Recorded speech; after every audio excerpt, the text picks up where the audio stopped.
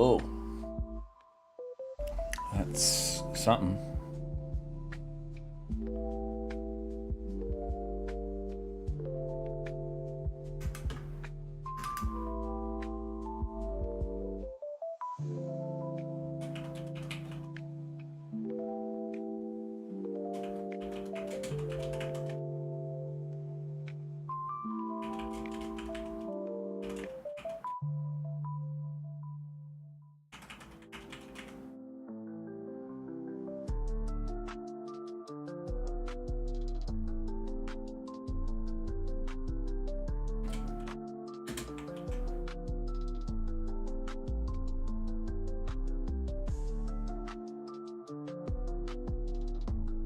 G'day, Jordan.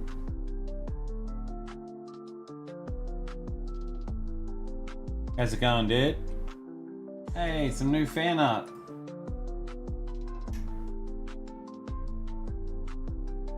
Check it out.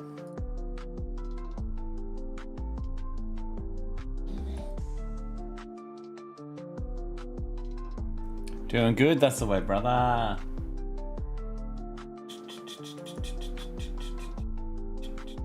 Streaming fan art. Add it in. Should be in the cycle now, unless I have to.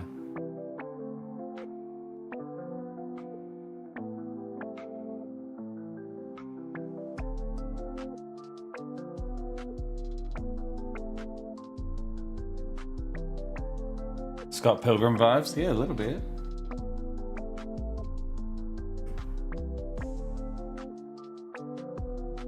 It's by the Nervous Bat.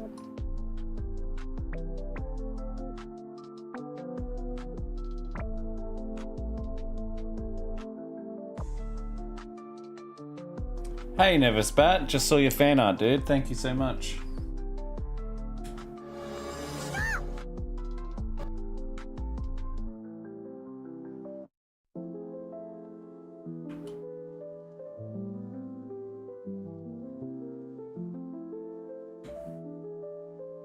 I kind of want to animate this backwards. And I have a reason for it.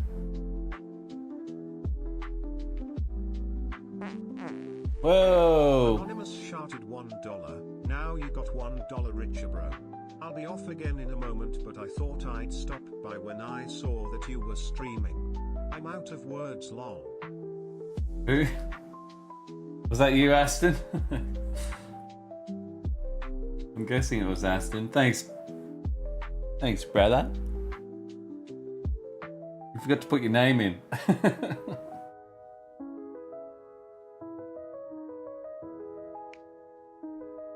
I think I need a top donator section.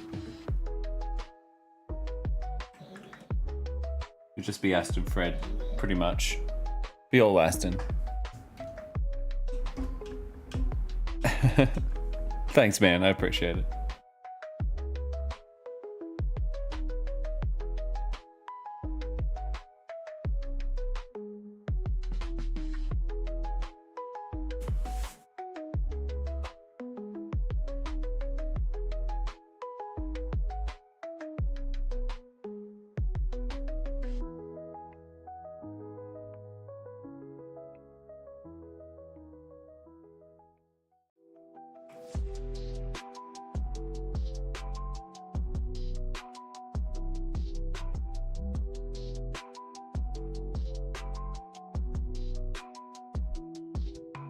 Well, happy Tuesday / Monday, depending upon where it is that you live.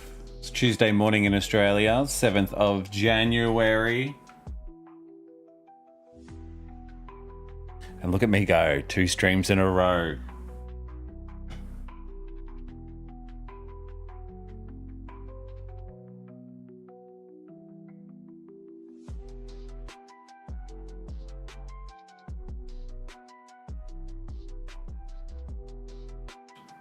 Putting in the reps.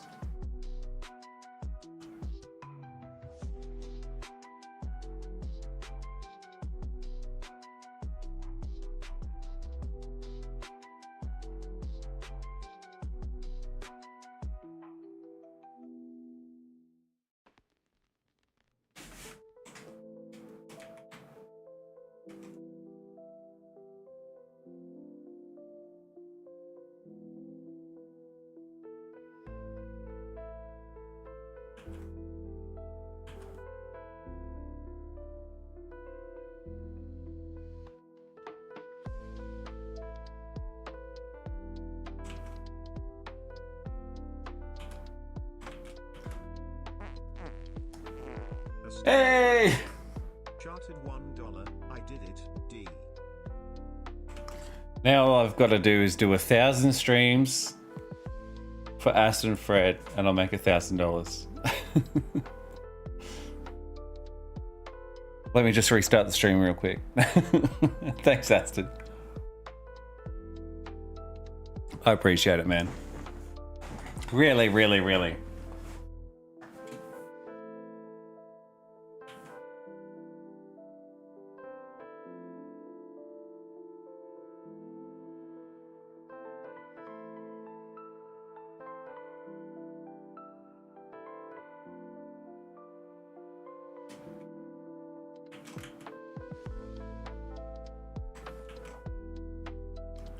My brilliance.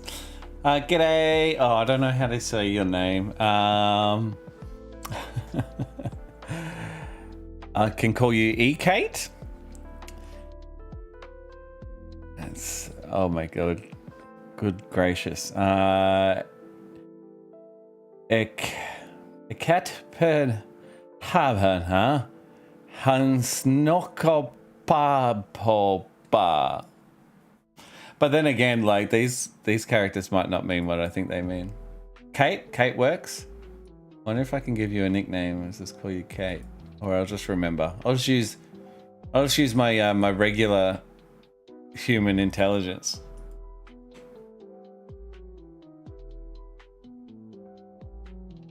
Kate, awesome. Kate, just Kate's fine.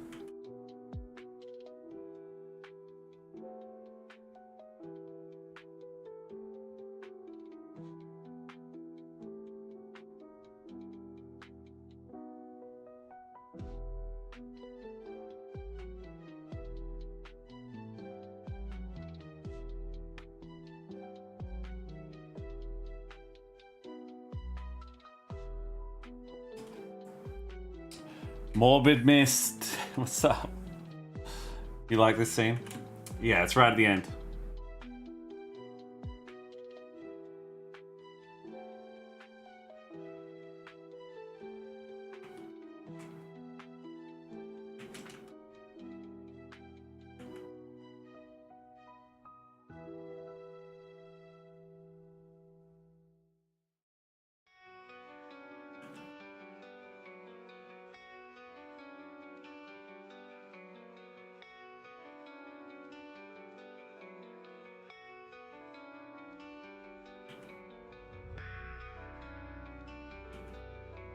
Oh, what's going on in my pocket?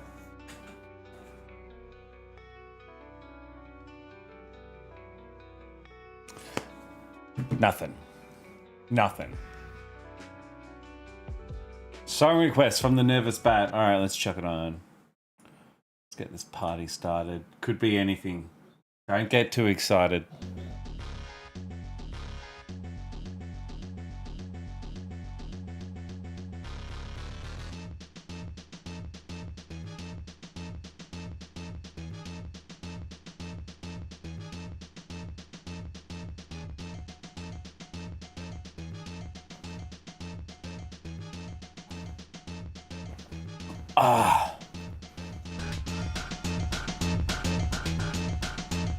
Have you seen the film clip?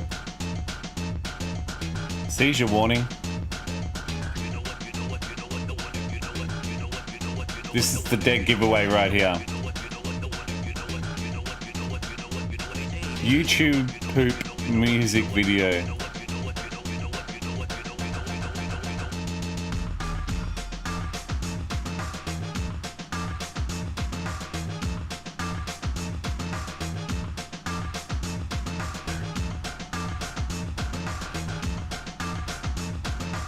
Here's what it is.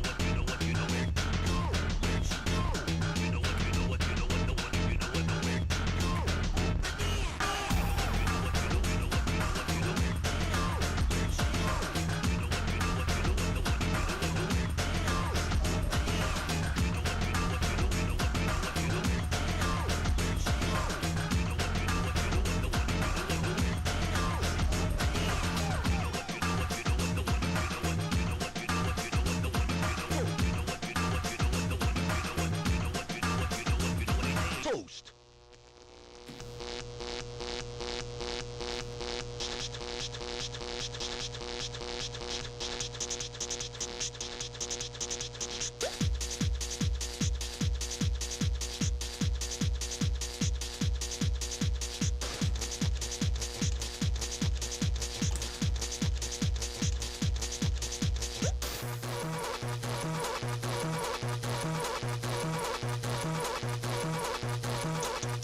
Oh, JMac.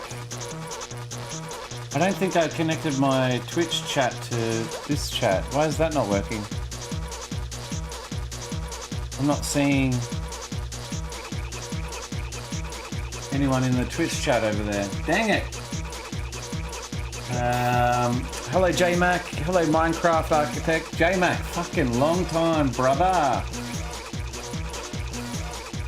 Let me have a look. Chat. Well, raiding party. And I don't have the chat connected. How do I do it? How do I do it? How do I do it?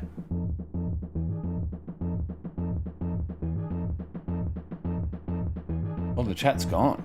Where's the chat gone? Has anyone seen my chat? What the fuck? Let me just...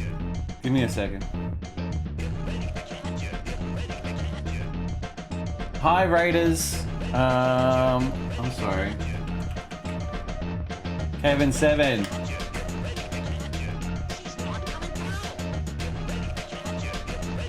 Where you been, dude?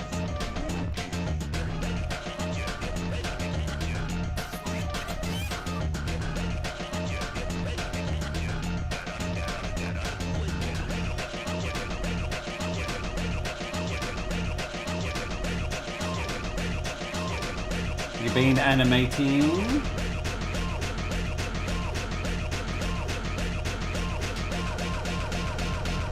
Chat.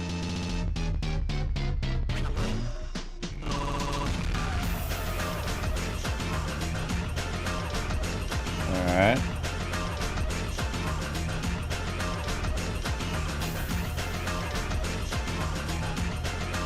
Alright, we're good. We good. I think. Let me make sure I didn't miss anything.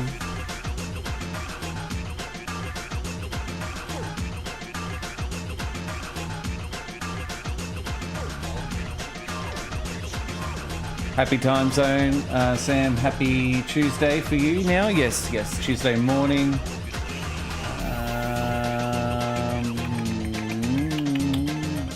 Grandfather died on this day. I'm sorry to hear that, Minecraft. Thank you for sharing. I've been alright. Haven't streamed much, but looking to change that this year. Hell yeah, I'm with you. This is my second stream in a row, 2 days in a row. Look at me go. Oh yeah, been doing the paper anim thing for a couple of months now. And it's been really nice. Oh, that sounds stressful. Paper animation.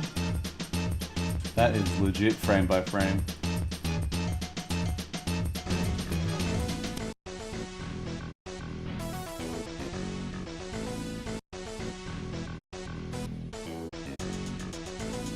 These are song requests from the Nervous Bat, by the way, guys.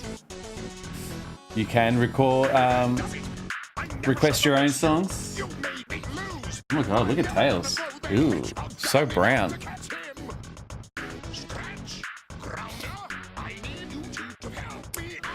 Started rewatching Epic Mind Quest from the start, and lately I'm vibing with Zom. I think it's because we lack the brain cells.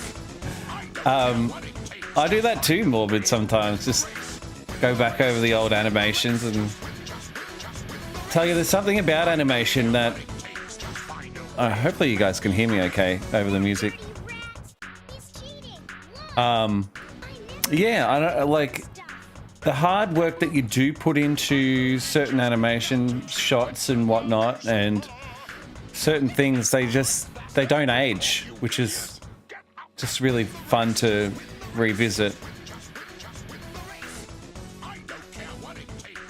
Also, all the imperfections. I still want to do an imperfect Epic Mind Quest where I point out all the mistakes I've made throughout the years. Whether it's what side the scar of bones is. I'm pretty sure it swaps so many times. That'd be fun to point out. XX Silver Fox. How are you? It's been a while.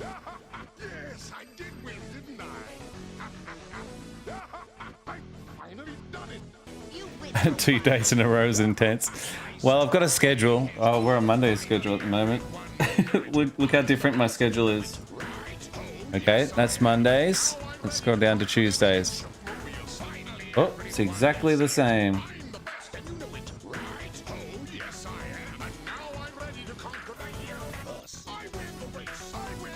Oh man, that music is no good. I appreciate it though.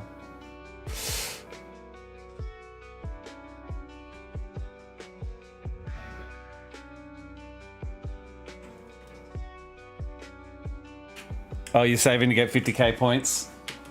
So yeah, if you're on YouTube, you can go to Twitch and you earn points just by existing in my stream. And 50,000 points gets you a 10-minute drawing. For free, because that's who I am. I don't know how long it takes you to get that. I think you get bonus points for donating, no? Yes? Someone confirm that.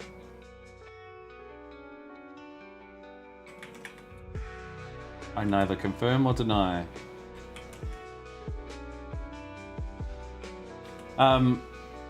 Morbid Misty, have you seen this little short yet? It's got your favorite character in it.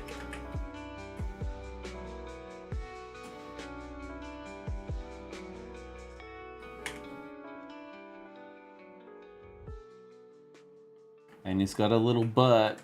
He's got a little butt.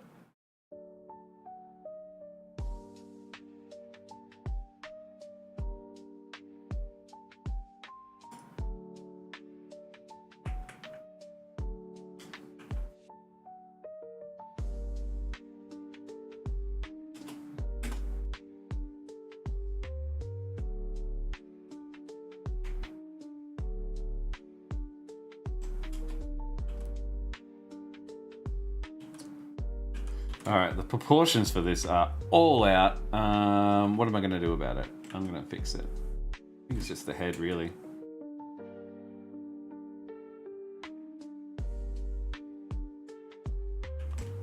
Don't judge me, guys. I've just woken up.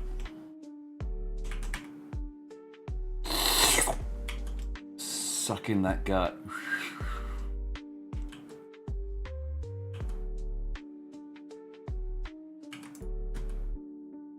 I also don't like how that is sitting.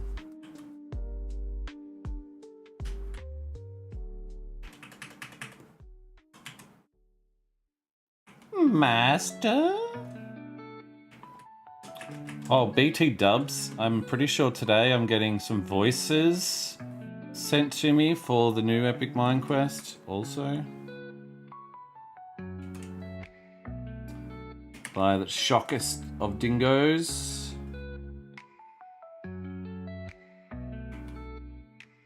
What am I doing here?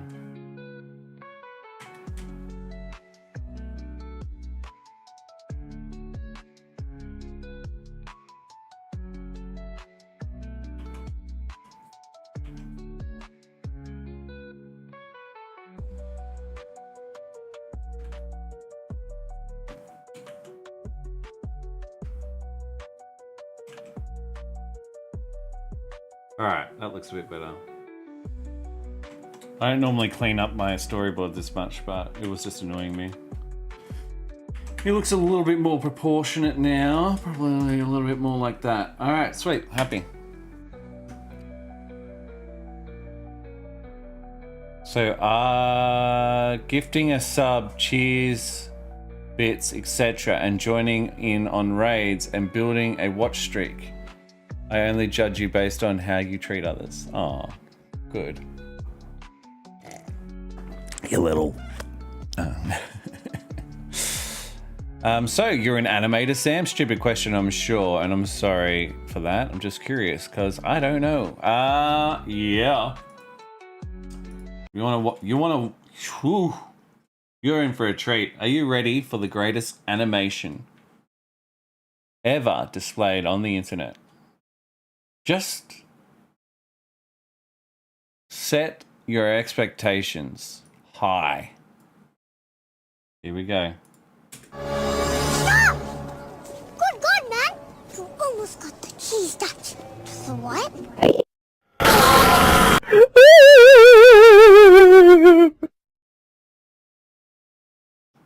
The end.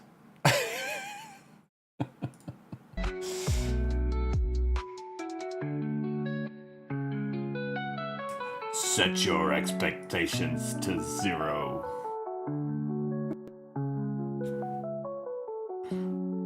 To be fair, this is it's not meant to be the most extraordinary animation. What I'm doing is I'm attempting to make one short a week and upload it to YouTube, Instagram, Facebook, TikTok, get that up at Threads, fucking whatever, Truth Social, I know. But anyway, so they are just grabbing sound bites and animating stuff to them, and I try to animate them in around 2 days. Now this is only half a day's work, and this is as far as I've gotten so far. So we'll see how much we smash out today. I've got a full 8 hours. 8, 9, 10, 11, 12. 1, 2, 3, 4. I have 8 hours, yes. Math is good. Unless I end up 3:30, so maybe it's more like 7 hours. It's fine. Gonna get to work. It's fine.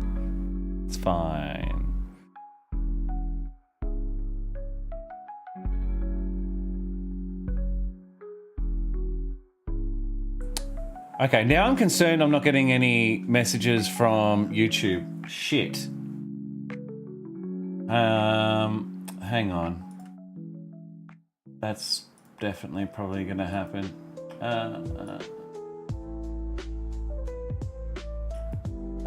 Shit, what do I do? I just realized it's like Twitch, and I'm like, uh-oh. Because I've restarted the whole thing. Platforms, YouTube, no. Stream apps, no. Actions.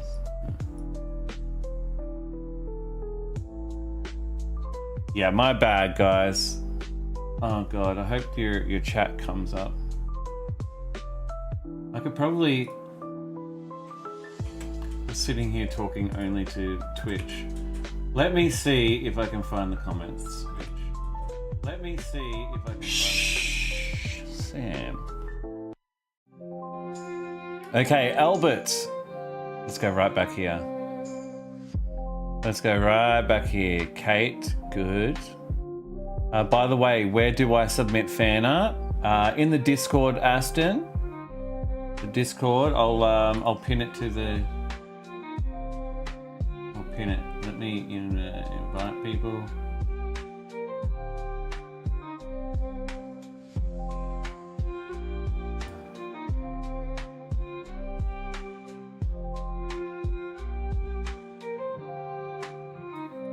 Put the invite link.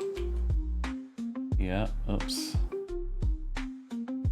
Does that even work?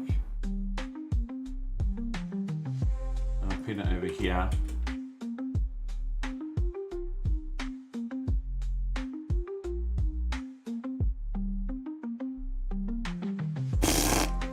I'm not logged in as myself. That's fine. Whatevs.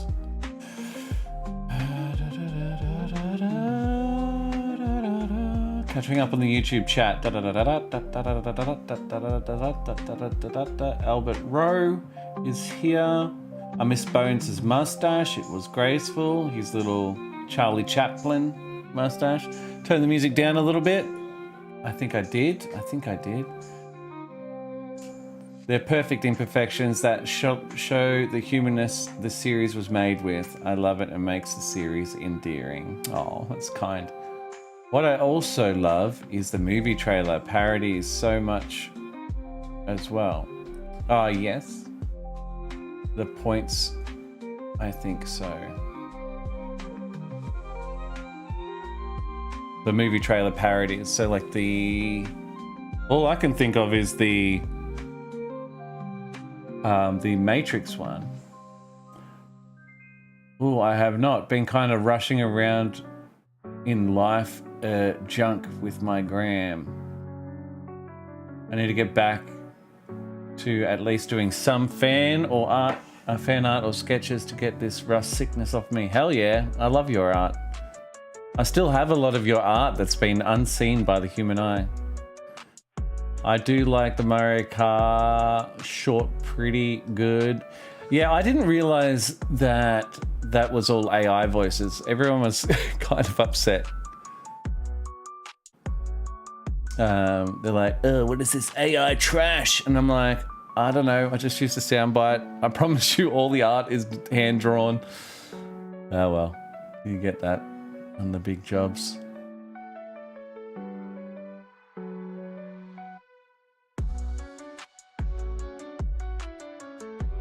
That yell was loud. Was that by me?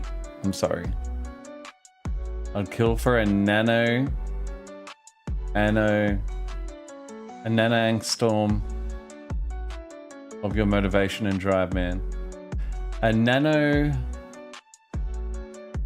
So what is that? Listen. Oh, it's smaller than an atom. Yes. To be honest, yeah, it's motivation, drive. It's kind of something you just learn and you just do. You gotta, yeah, it's like, I don't know. There's lots of things that I'm not very good at, not very consistent with.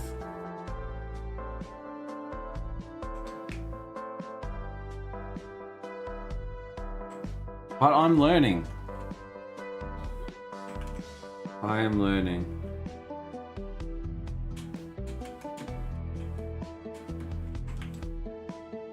Alright, well, we've got Creeper here. He's a little concerned. And then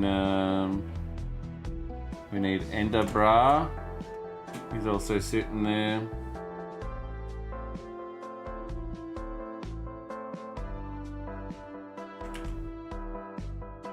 Just doing some reworking on huge Gothic Parliament in my Minecraft world before bed. Okay. Give you a picture of Herobrine. Give me a Herobrine picture. I don't know what that request is. Are you just demanding stuff from me? Is that what this is? Give me $100. Is that what we're doing?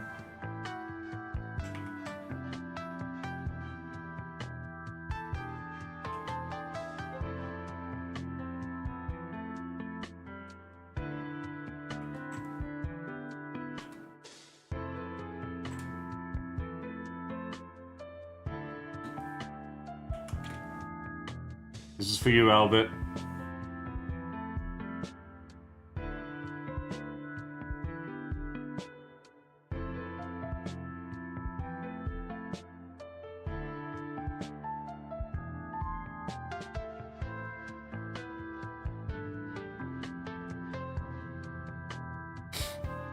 For Albert, he wanted a picture of Herobrine.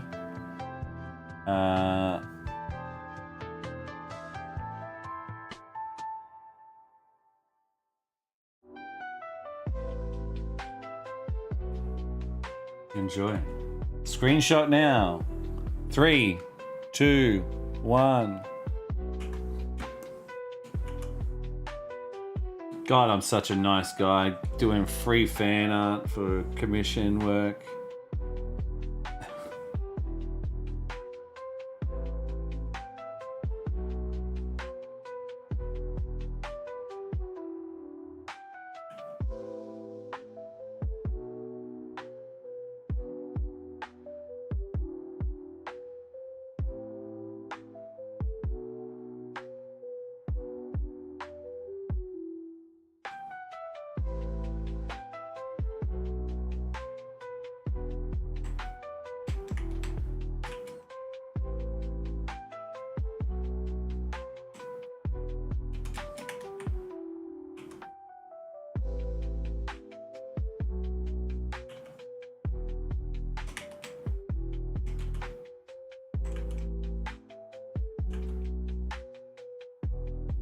Oh, that's what I need. I need like a little sign saying it's fan art up there, don't I?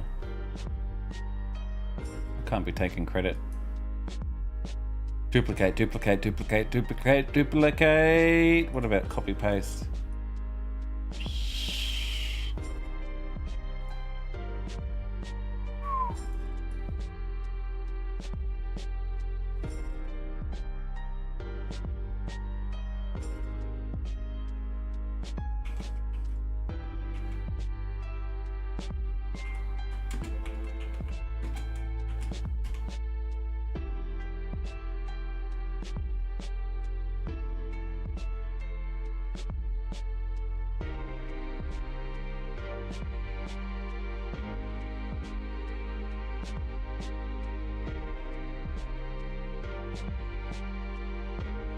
Change the font up.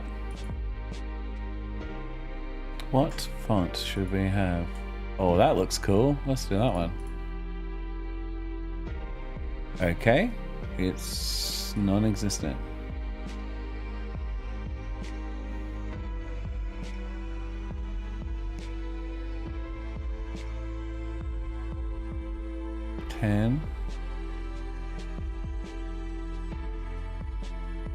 Oh, it doesn't work. That's annoying. I like that one. It's all pixelated and shiz.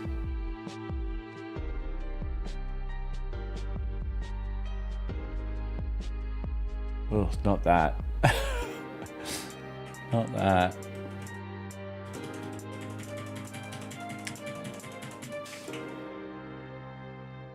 Nope.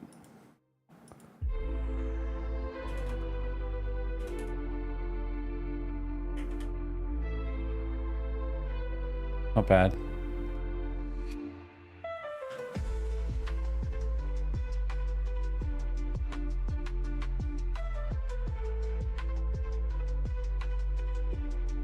Oh, what? It edited both of them? Oh, my bad. It's alright. That's fine. We don't need that one.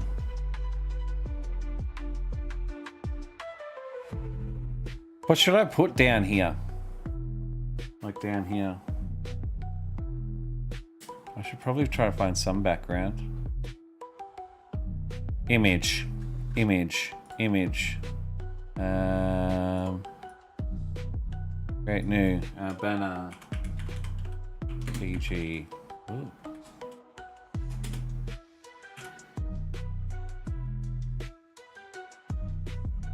Hipster of nightmares, hell yeah. Would you go back to making gaming videos on this channel? Would it be alright for gaming requests? On this channel? I don't think I ever done games on this channel. I have another channel that is called Sam Green Games. Which wasn't completely unsuccessful. Oh, what's your question? Your question is, what are you going to do about it, Sam? And my answer is use AI backgrounds, obviously. Would I make gaming content? I just don't have time to game, as unfortunate as that sounds. Do we like that? I might change it. Try to find something that's really wide and short.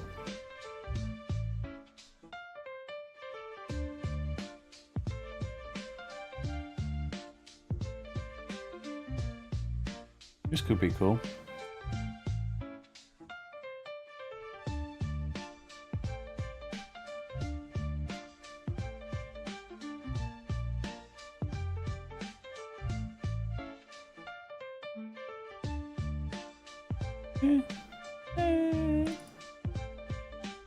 What else do we have? Scrolling.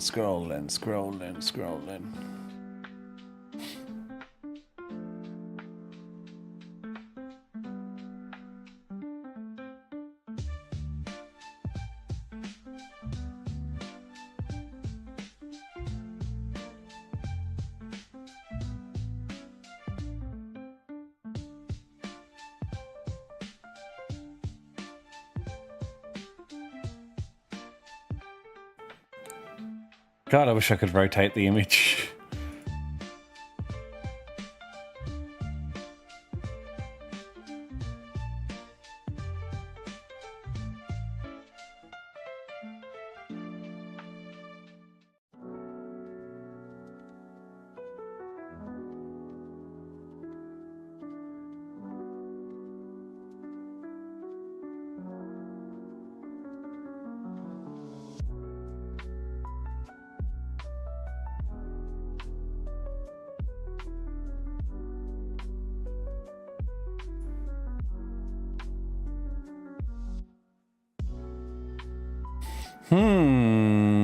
Where do I get my own art from?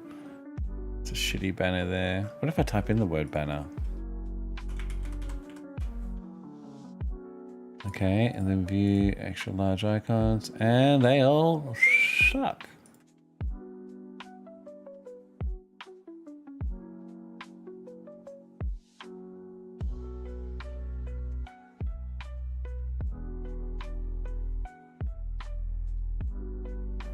I don't know. I'm getting distracted, aren't I?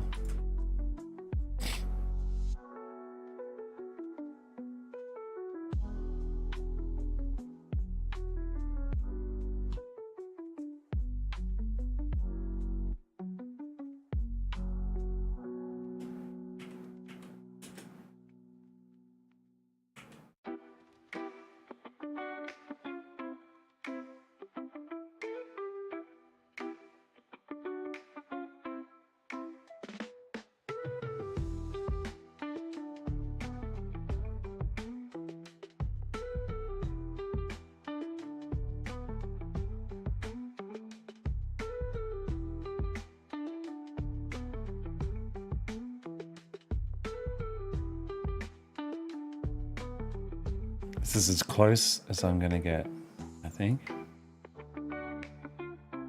That's pretty good. That's all right. Cool. Oh, sorry about that. It's starting to get warm in here.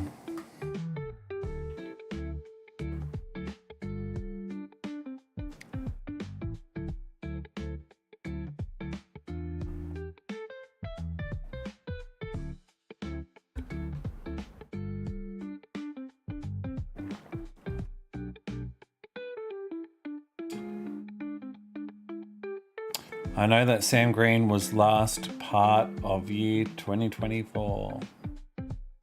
Oh, Albert, I wish I understood what language you speak.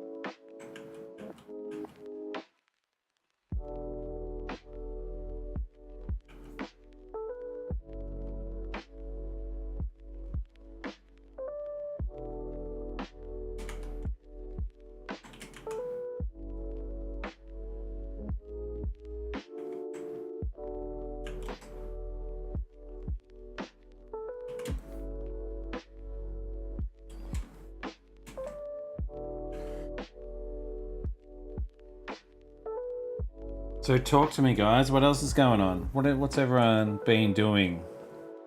Does anyone have any New Year's resolutions?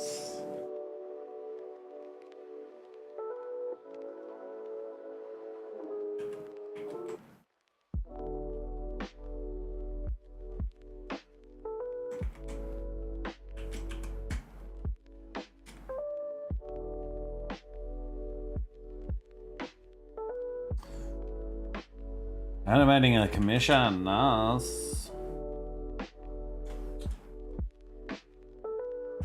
Getting paid, getting that cash.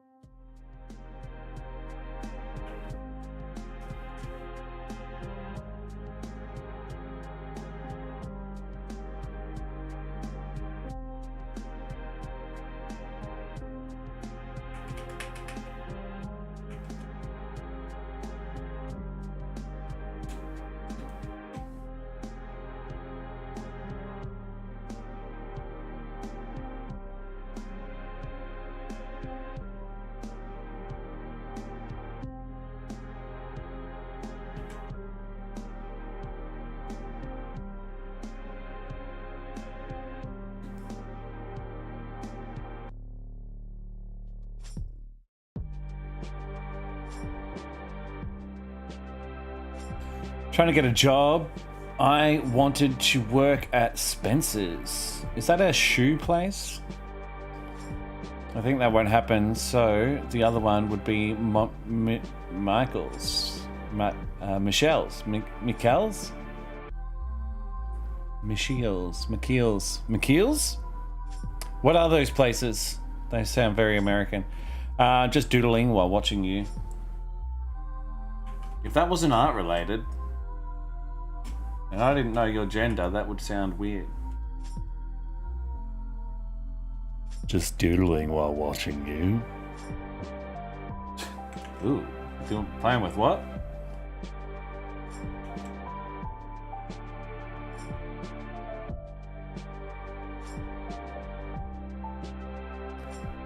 Spencer's is pop culture, clothing, and Mickles.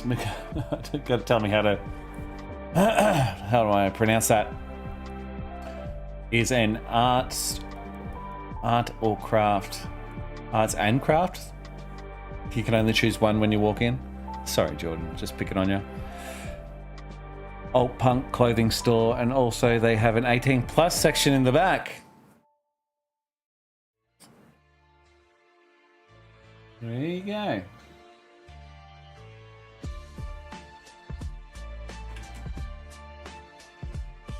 So Spencer's is like Hot Topic.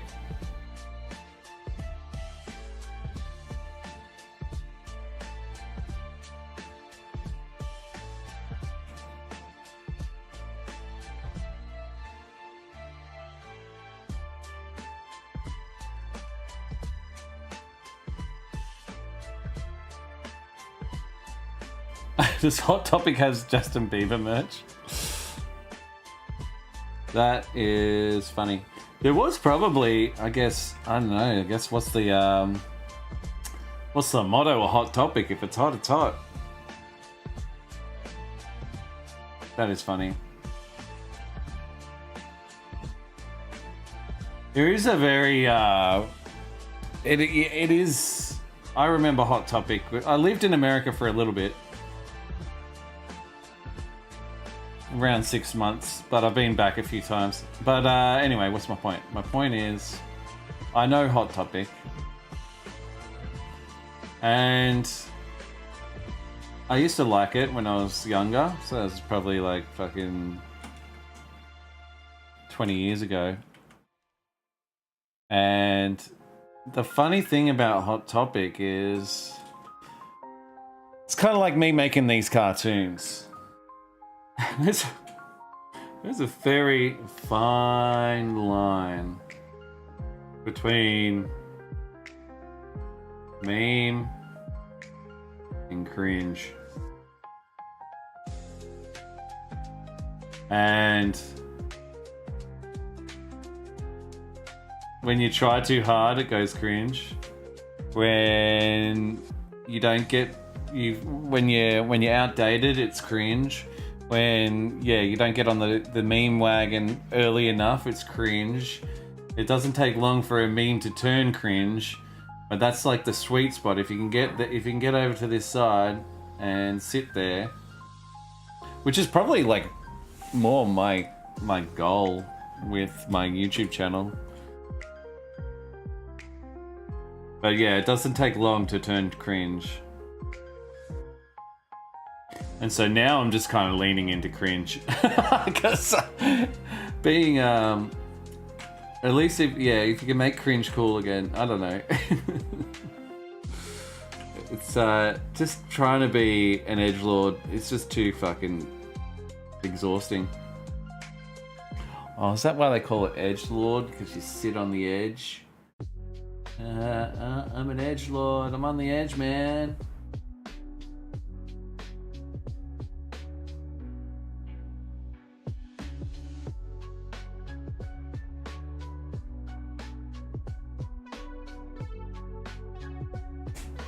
I've just solved the internet, everyone.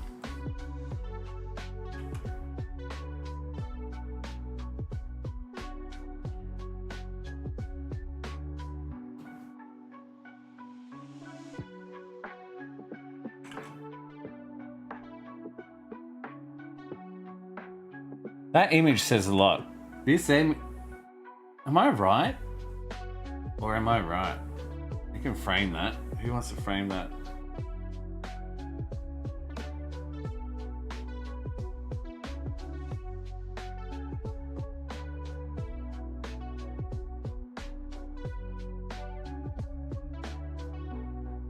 Should I tweet that?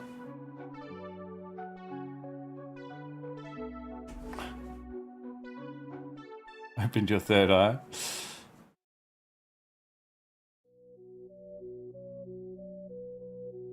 Okay, NGL, that's actually pretty sick.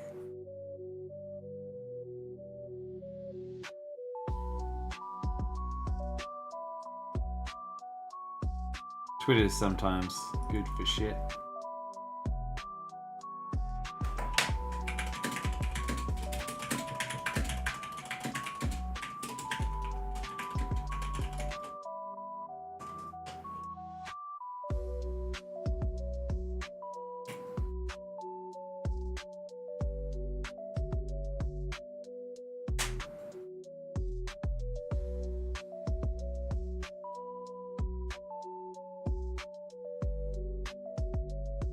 Did you see my art yesterday, everyone in stream? I did a Pokemon picture for my nephew.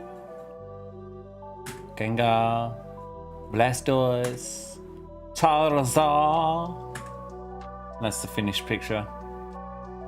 Very happy with it. I'm pretty happy with it. A couple of small things that you always see, and I'm like, damn it, did I choose the right light source? Should I make the sun come this way? And doesn't matter. Doesn't matter. He is 9. He does not care.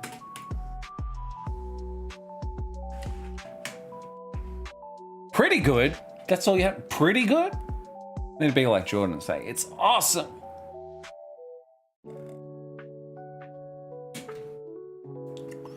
Right. Back to work. You scoundrel.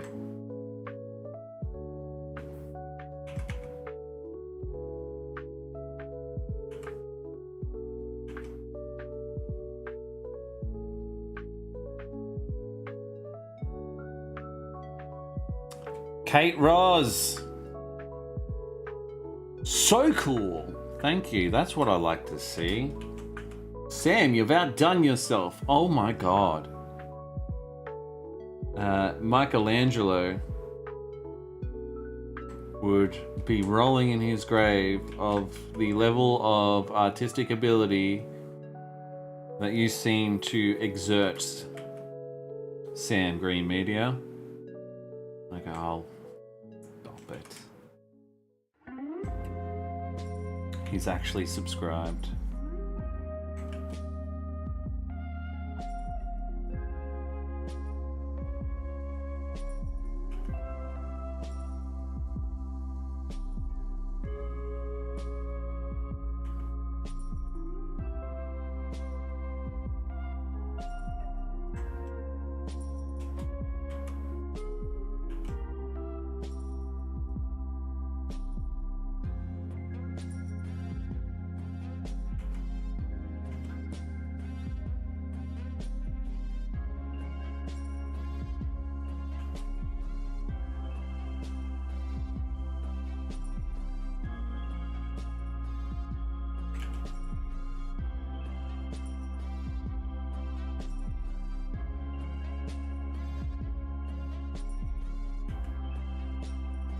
All right. You want the good news or the great news? Storyboard's done. Storyboard. Now it's time for the animation.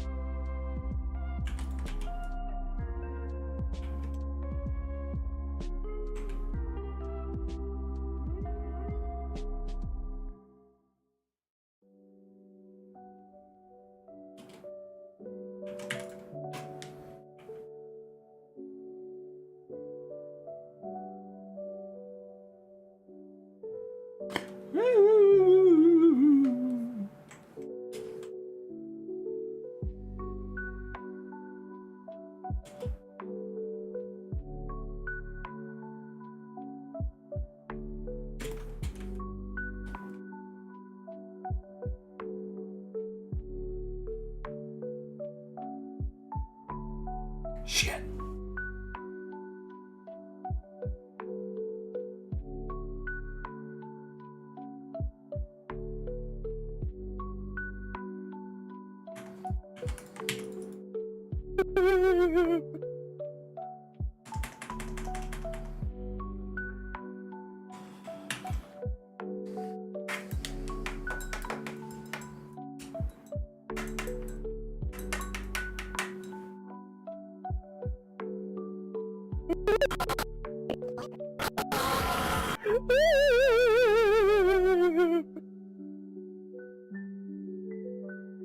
All right.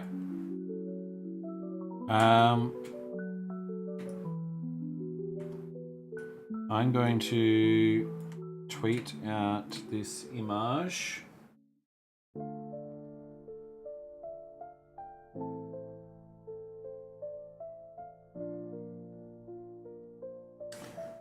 Dun, dun, dun, dun, dun, dun, dun.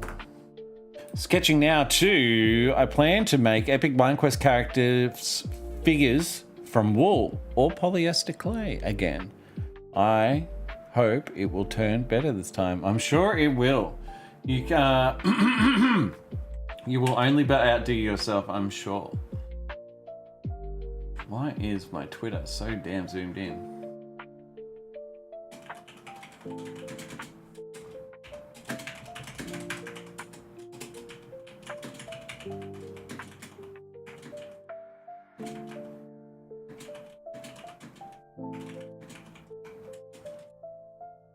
Twitch.tv/SamGrandMadia.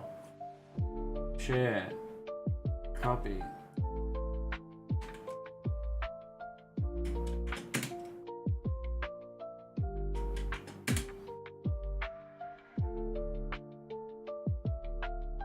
Oh, what if I go purple heart?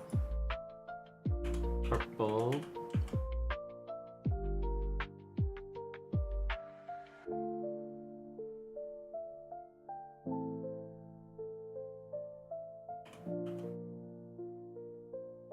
post emojis.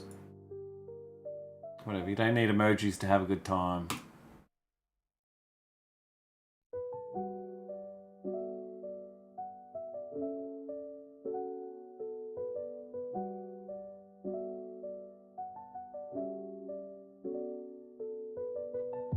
Is Artail in the chat?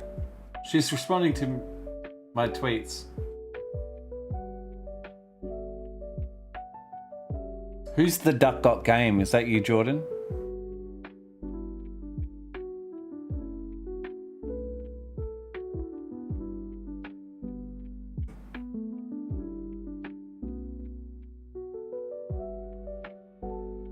Thank you for the likes and retweets if it is.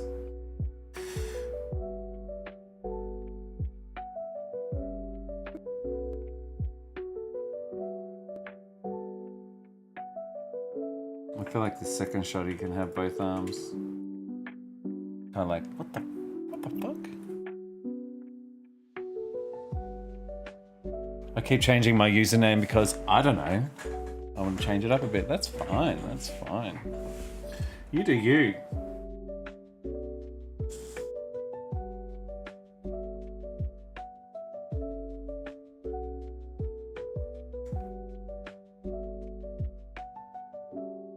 Okay. I'm procrastinating because I'm just wondering where I should start.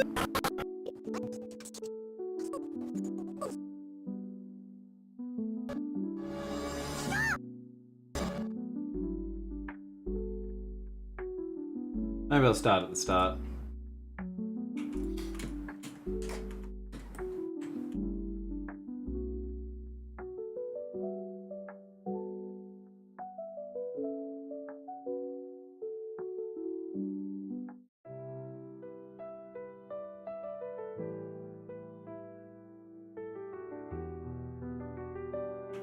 Can you draw a straight line? Kinda.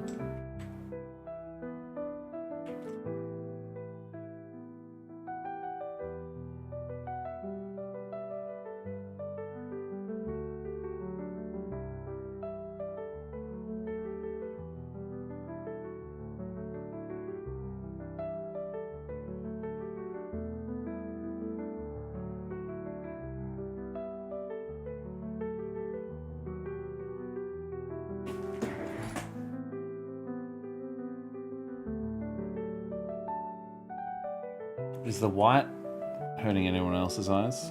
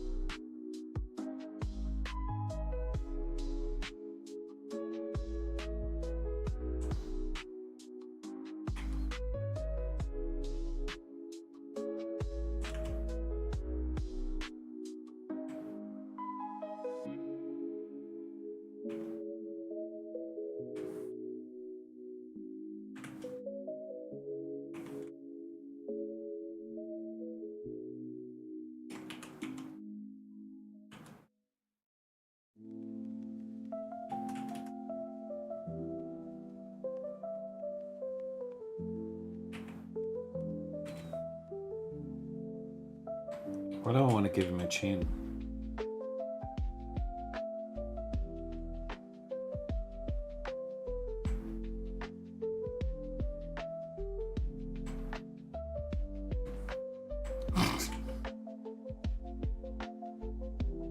I can't give him. I was giving him cheekbones underneath his mouth. That was dumb. That made no sense.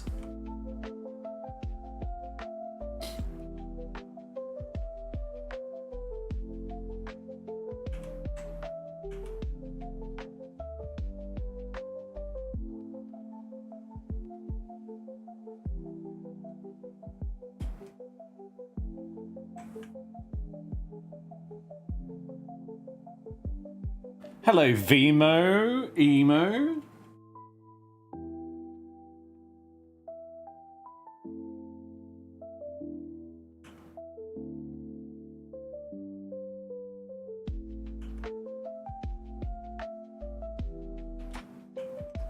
I'm so old. What does mewing mean?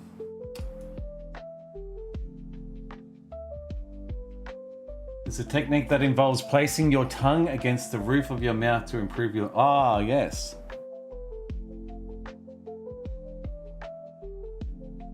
How it's done. Thank you, AI. Close your lips. Flatten your tongue against the roof of your mouth and position the tip of your tongue just behind your upper front teeth.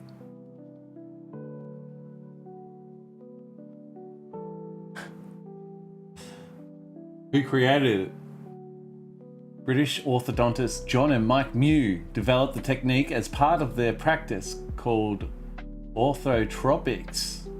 Some say mewing can improve your jawline and facial aesthetics, realign your teeth, help with sleep apnea, help with sinus,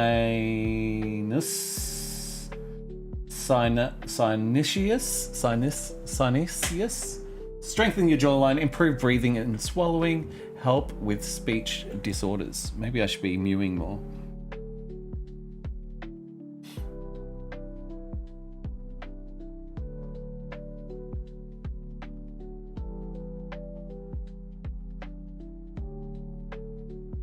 Need to get on that mew wagon.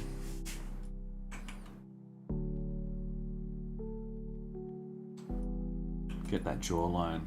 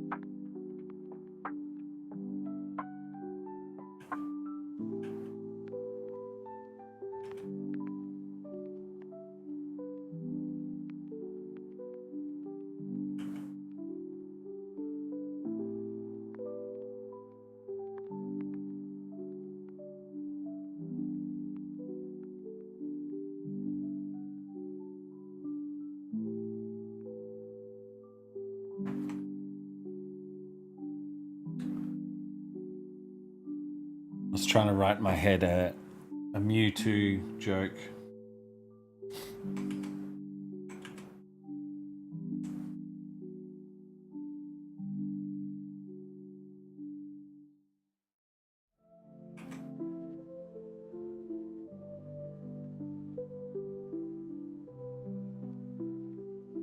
Could be a Pokemon parody. Or it's like, some guy's like, hey, what are you doing? And he's all like,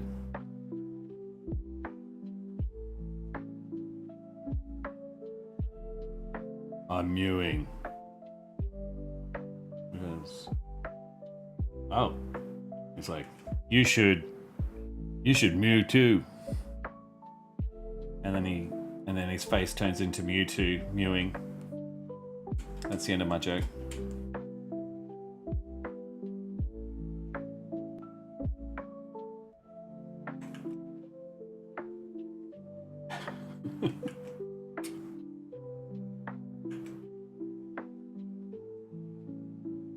You know this, Jordan. I'm already an edgelord.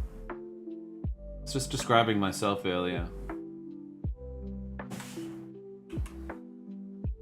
It's like when you take a dad joke to make fun of internet pop culture.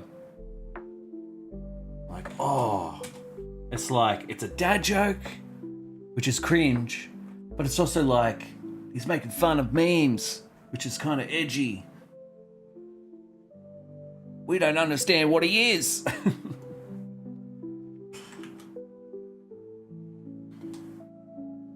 He's just an old internet person, which might be an edgelord. I don't know. You gotta have some kind of experience with the internet to be an edgelord, don't you?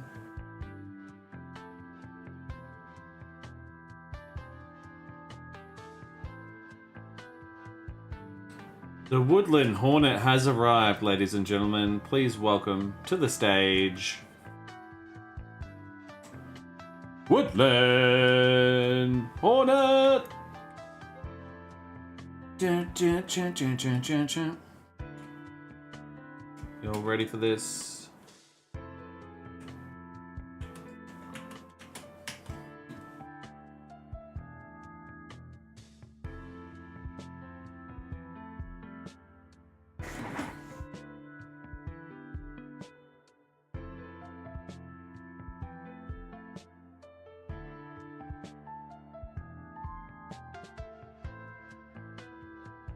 He ain't your regular hornet. This one's from the woodlands.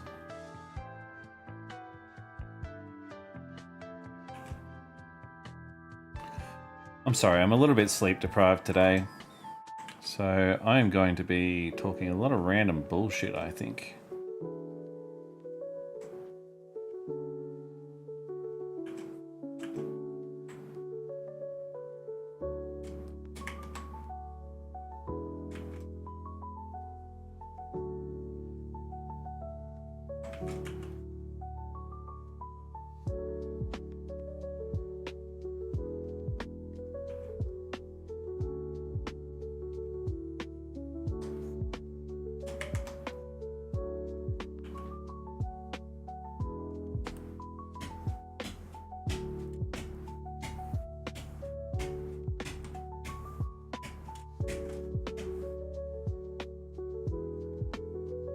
Okay. In second thoughts, the leg gap is a little extreme.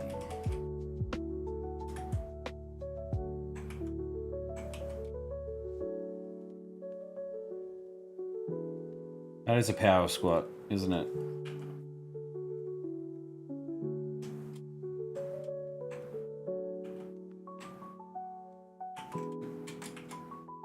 I love it.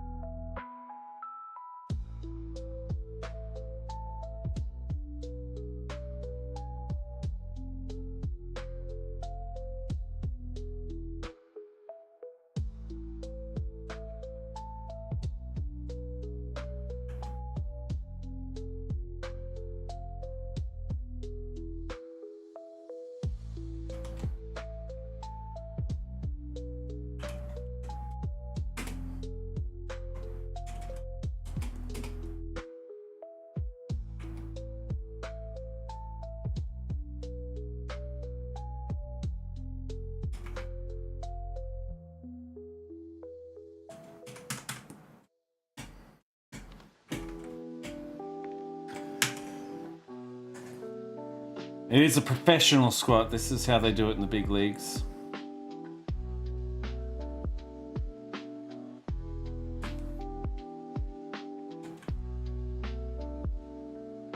He doesn't need to be so centered that it looks...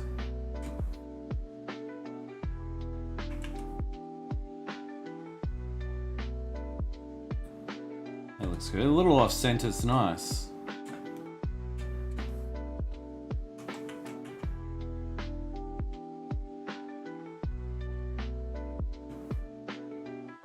What's he doing with the hand? Behind his arm? And he's like, or is it like, I think behind? No, maybe in front. I don't know.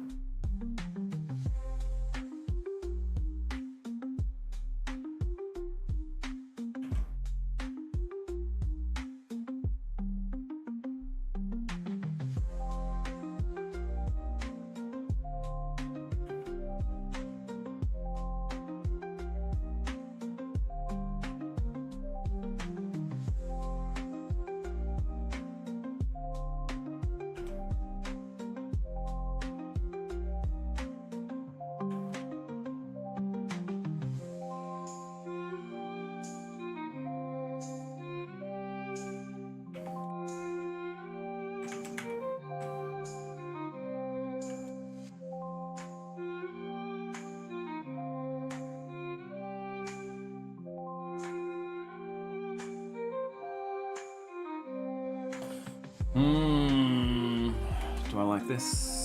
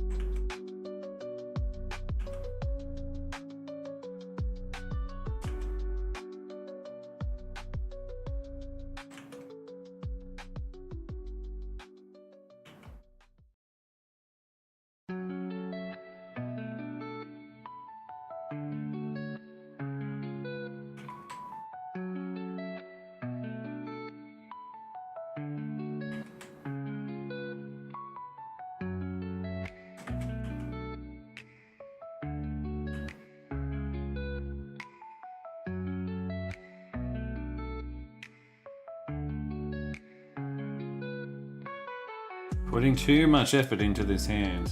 I'm not gonna lie.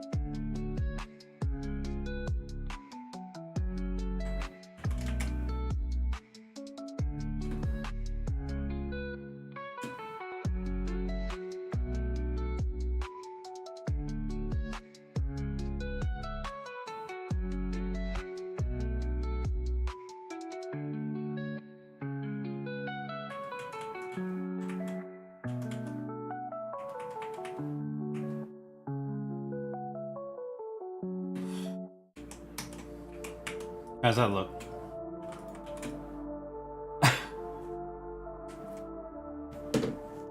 Fantastic. Oh. Oh.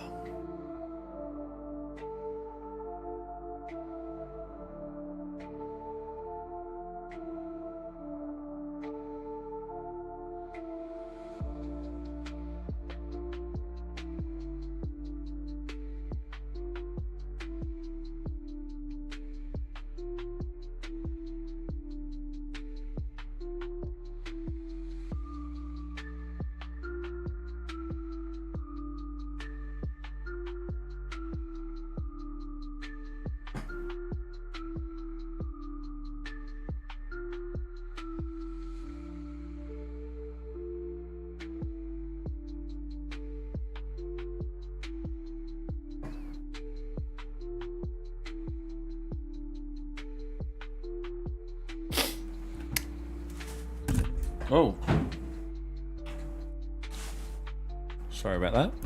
Smashing my mic around, no big deal. I think I'm happy with that. I think. Therefore, I am.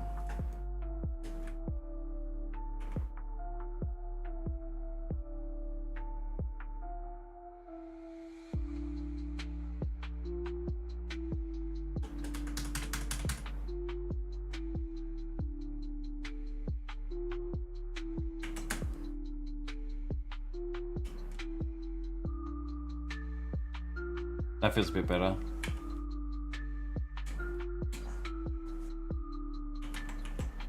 You think this is quick? Well, hell, I appreciate the kind words.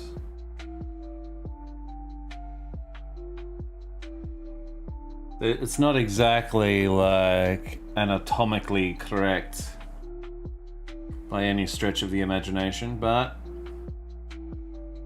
it is a cartoon.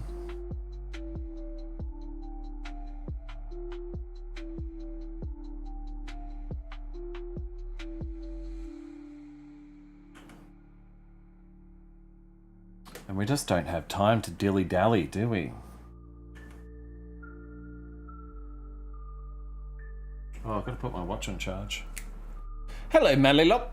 Sorry for being late. I've been working on some of my OC stuff. Look, this can be your first warning. I'm not going to write you up, okay? It's just a verbal warning this time around. If you're late again, we're going to have to sit down and have a chat. You do your personal stuff in your personal time.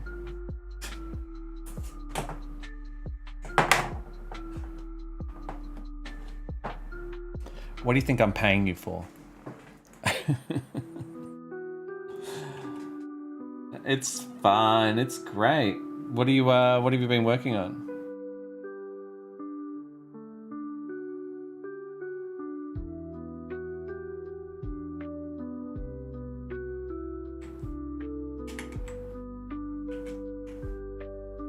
Can we see? Are you ready to share it on the Discord?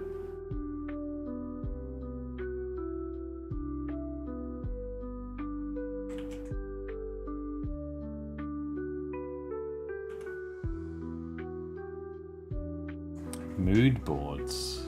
Oh yeah, nice. Took me a second to understand what that was.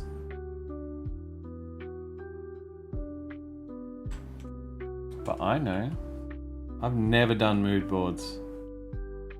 I draw lots of moods, but how fun.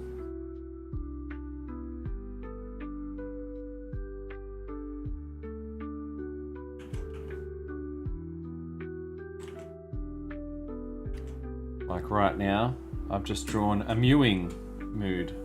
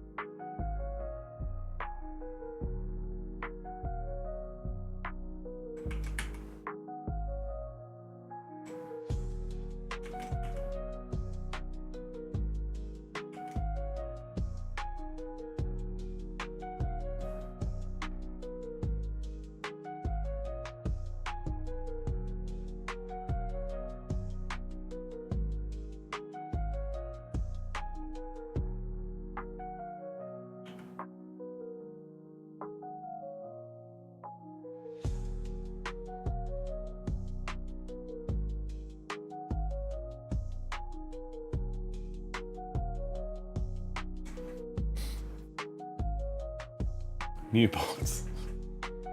You had to do it, didn't you, George? You just had to. It's perfect.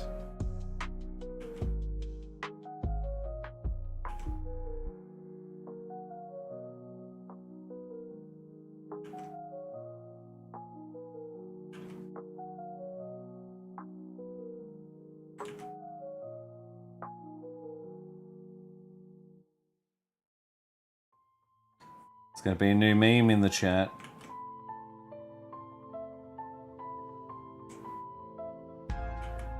When in doubt, mew it out.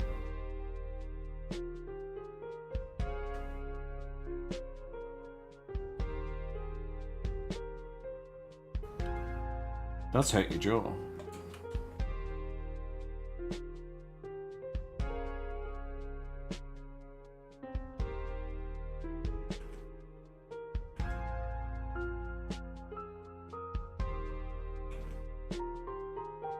Does that look right?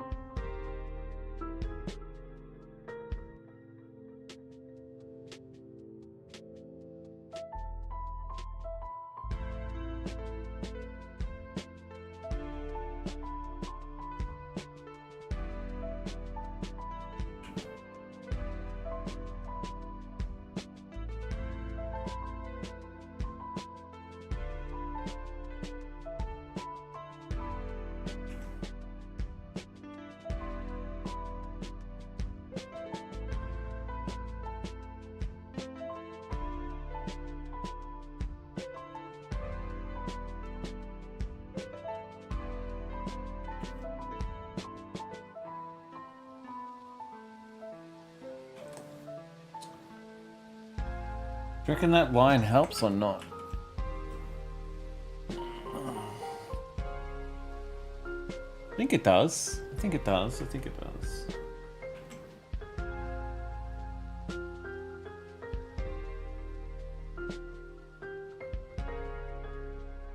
I don't think those necessarily do. I like that though. Better with. Better looking up to this image over here. I think. Probably get away with a little.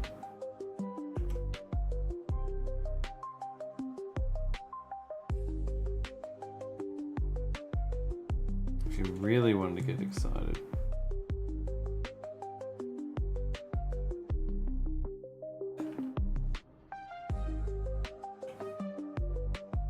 It's a little bit too. Is it too human-like? Sure, it's fine.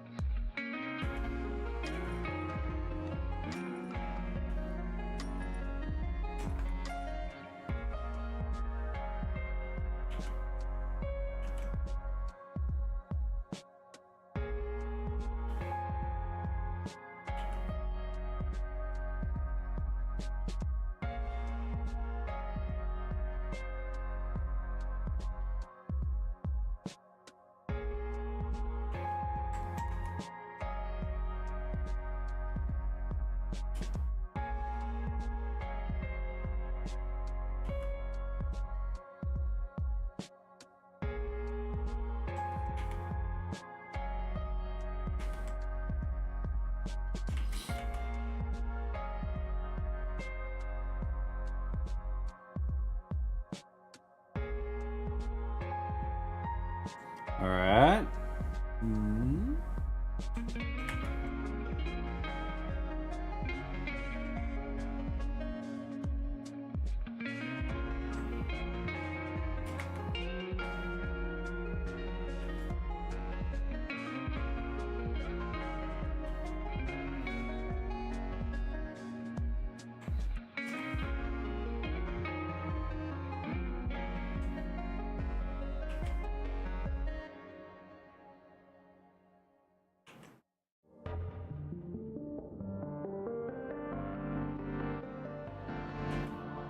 Yeah, this doesn't look as good as the other hands, but it's just a shitty in between.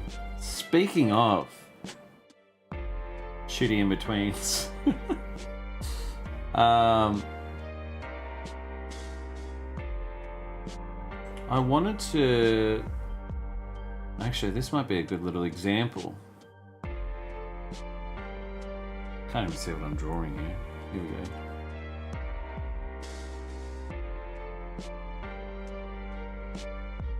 I saw a video on YouTube about AI or runway in betweening animation, and it looked bloody good. Looked bloody exceptional, actually. And I wanted to try it out, so maybe we should have a look.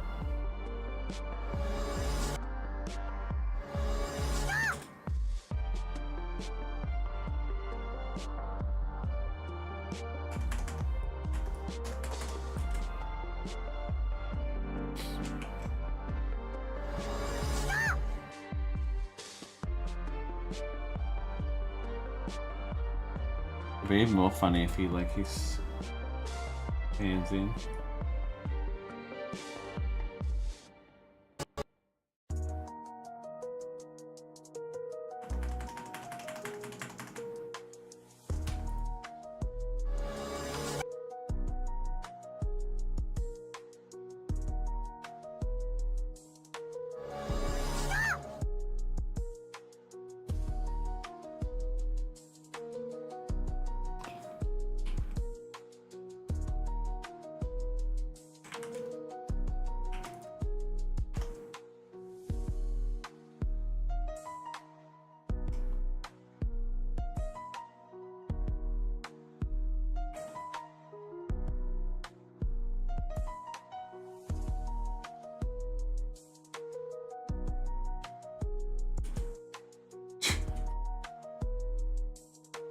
This is so dumb.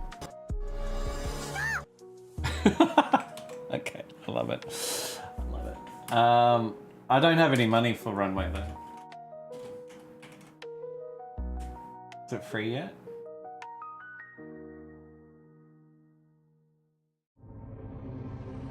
Try Runway. Do that off.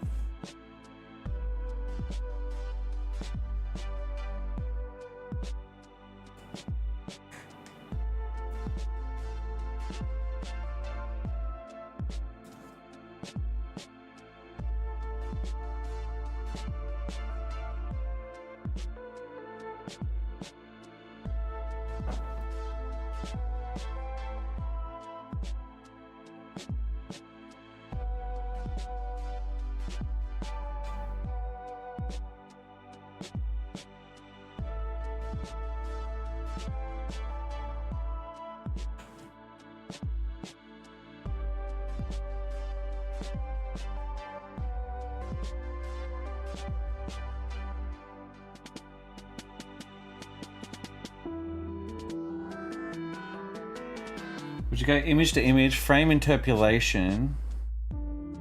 What's frame interpolation? Oh, I have tried this before. That's cool.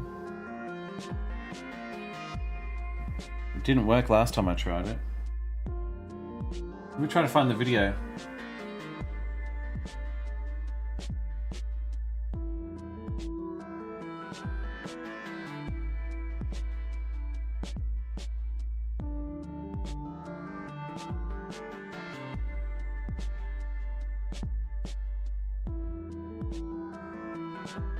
Load up to 3 keyframes in a shot, which should help with creating more precise animation in those outputs. Also, as of the posting of this video, Runway only offers 2 different duration options, 5 seconds and 10 seconds. And it would be great to have shorter durations to play with, Well, he's got 2 seconds turbo. or even 1 second, for those instances where you're trying just to get from one pose to another very quickly. So in a matter Gen Alpha Turbo. What mode is he using?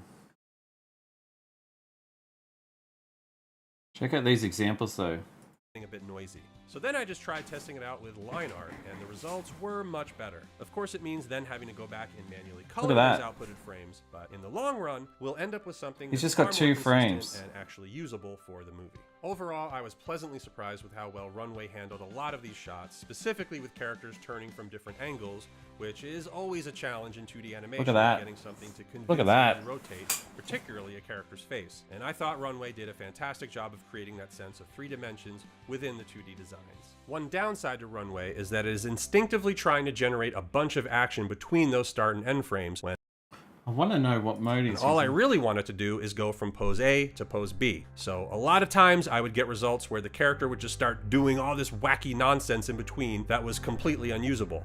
But the benefit of this software is that it generates all these in-between images very quickly. So in a matter of minutes, I was outputting upwards of 10 generations per shot until I got something that was usable. A lot of it came down to giving it a more specific prompt like slow motion or pose to pose so that it wouldn't try to invent quite as much animation and instead just strictly focus on the singular action that I was looking for. Then I would pick the best take, upscale it to 4K resolution in Topaz Video, and then bring it into After Effects to retime the animation so that it played more smoothly and with the timing that I was originally envisioning. In some cases, I would even bring the generated animation over to my iPad to manually clean up any problematic frames using Procreate Dreams. Ideally, I'd love to see Runway add functionality to allow for additional keyframes to be taken into consideration when generating a shot, or at the very least intended for. That being said, I think the potential here is huge. It could save us tons of time and allow us to create smoother animations. With that, way is that it also allows you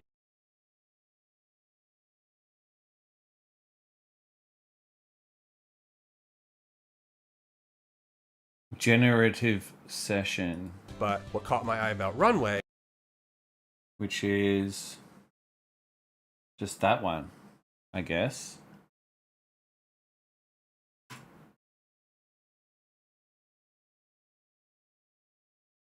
Or is this in? So we'll do a little test.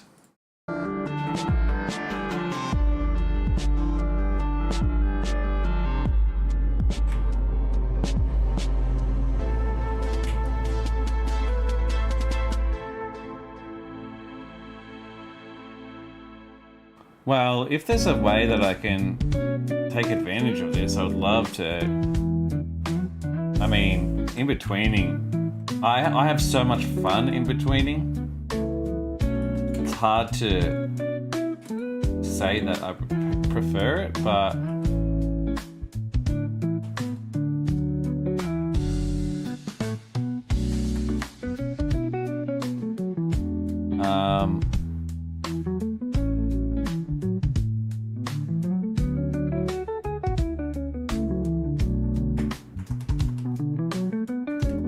alright, so I got my 3 frames there. I export, image legacy. Let's go. This one, videos, shorts,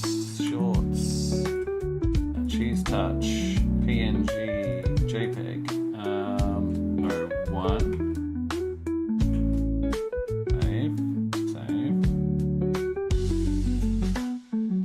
Now this might not be good because the hand is behind the arm. I don't know, that's just my prediction.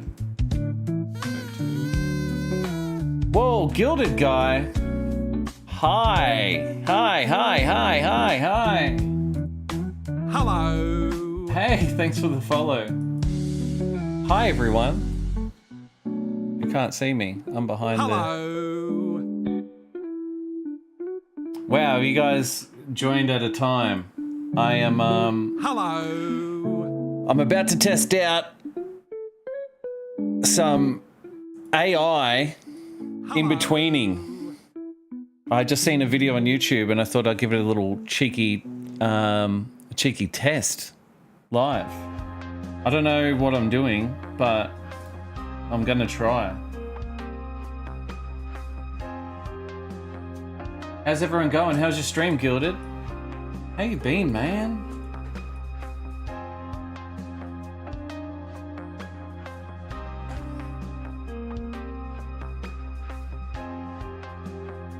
For in-betweens, yes. Yes, in-betweens. Oh, what does that have to... Landscape, can it be? Why can't it just be square? Oh my god. Alright, hang on. Width 1920. I know. AI's a dirty word in the animation industry. This is just a test. So put down your pitchforks.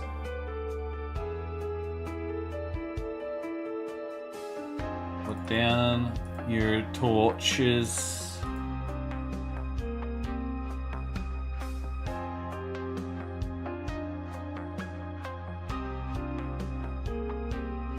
as I was just saying, I'm actually like, my favorite part about animation is actually doing the in-betweens. Was good, did some commissions, hell yeah, gotta get paid, right? Auto in-betweens. So yeah, I mean, Gilded Guy's been around the animation industry for probably as long as I have. And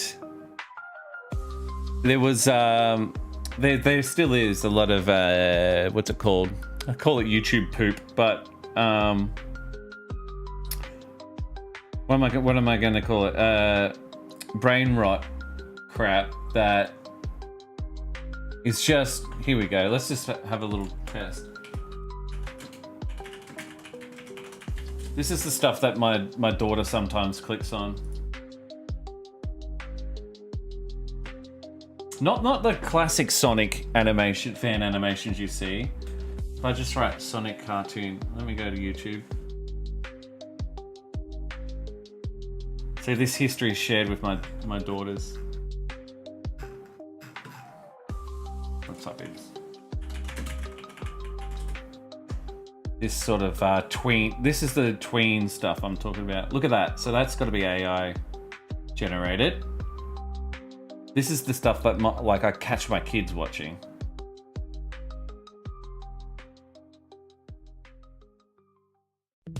And this is gross. Okay, I'll mute it. But see, this is what we call motion tween, where you draw the image once. Stop playing, please. Oh well. Right? Ugh. Right? Fine. Call it what you will. But that was like in the animation industry at the start. It's like, oh, it's a big shortcut, but it's also like, oh, and there was ways to use peak cinema.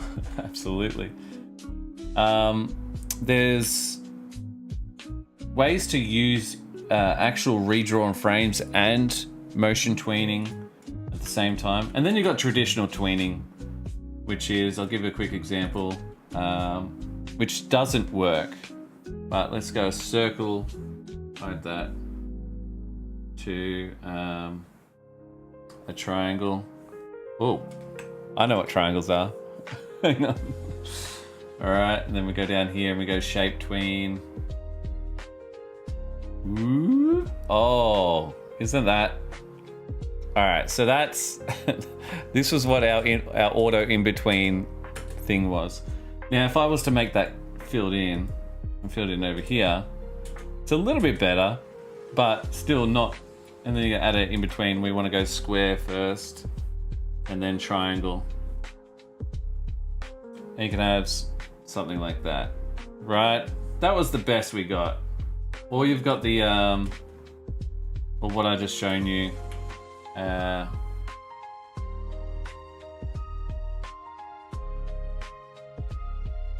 a hand. I don't know, that's a rocket almost. Could be something else if I only did 2 fingers. All right, so I'll put the pivot there. Create classic tween. Whoa, let's, yeah.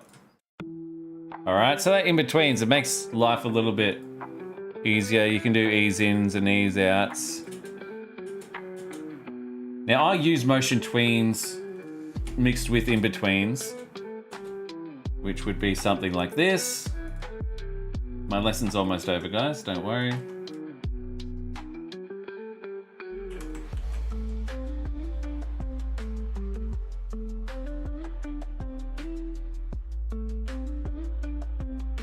God, this is horrible art, I'm sorry. But I'm also not sorry, because it's just an example. Sync that together and make that play once. All right, so the hand, whoa, so aggressive. End frame, start frame, and he gives a thumbs up.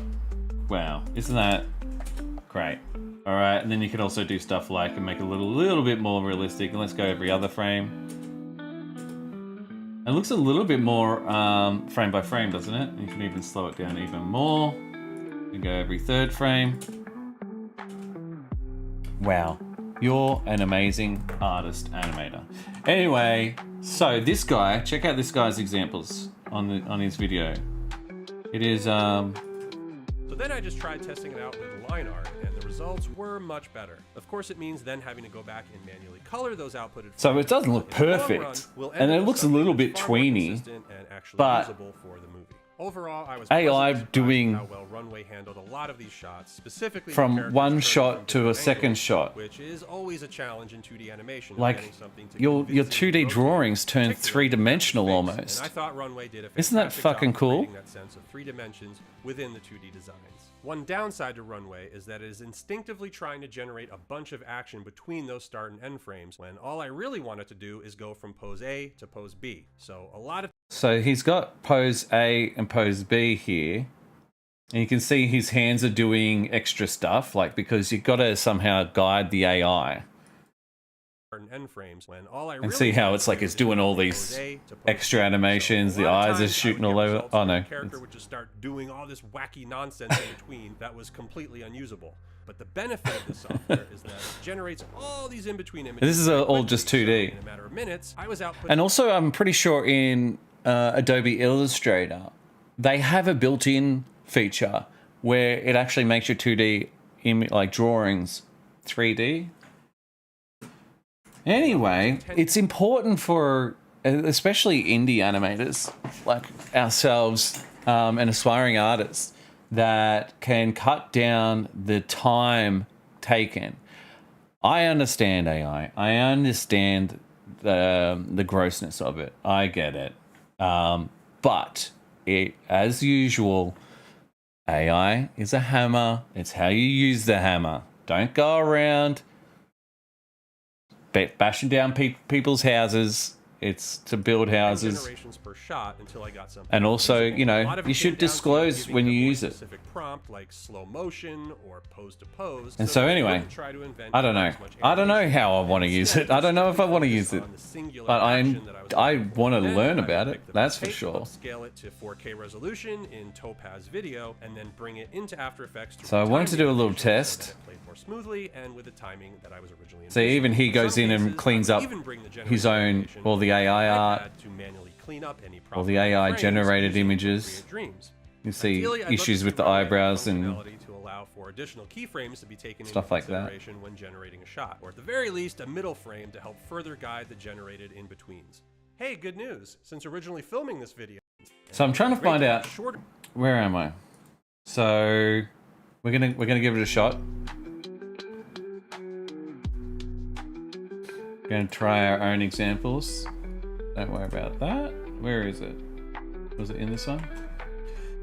All right, so I've got one image here. Oh, it just wants me to generate. I want a second image. Oh, okay, cool. Upload. Shot 2. I knew he said, I've watched this video last night. Okay, so there's 1, 2, and then we go 3.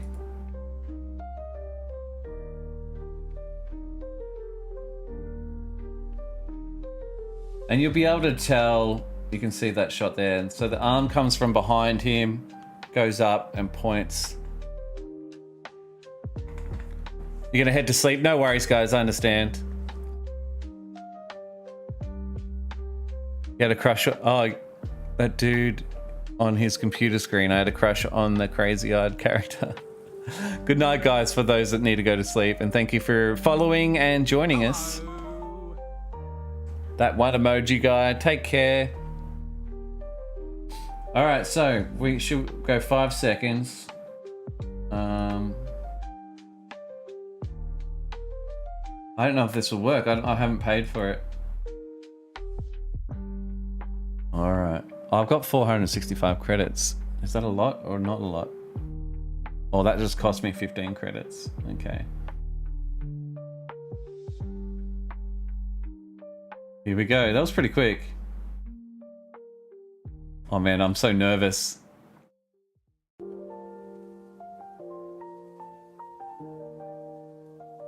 Oh, see, it's already like got that scratchy hand behind. Where's the play button? Is it? What the fuck? Oh, why is it?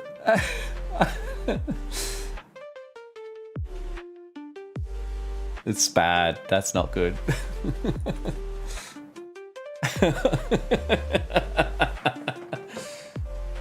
It obviously can't tell that that's the underlip of the mouth. Looks like a big mustache, you're right. And yeah, that's not good. Maybe I made it too difficult. Why is he rocking back and forth?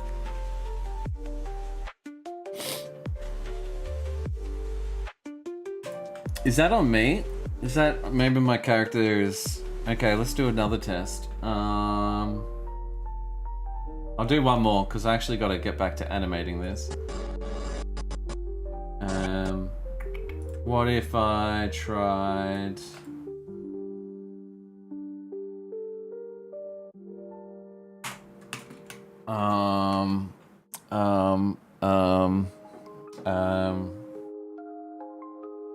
What should I do? Maybe I'll do like a rotating cube face.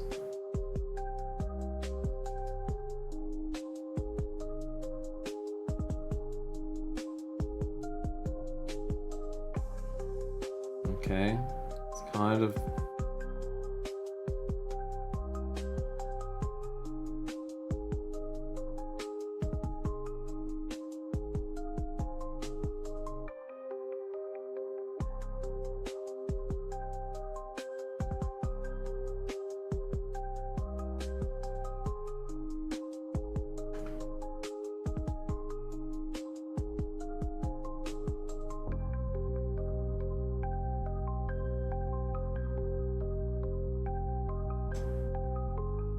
It shouldn't have to be perfect, right? The lines and stuff. That wouldn't make sense.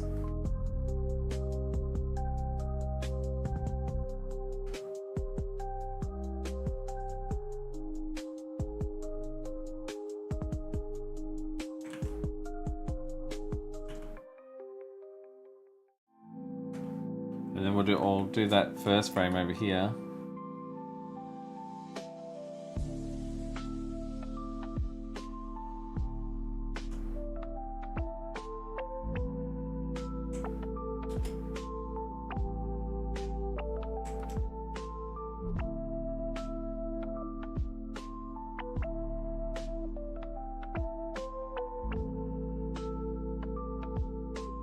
Should I draw an in between?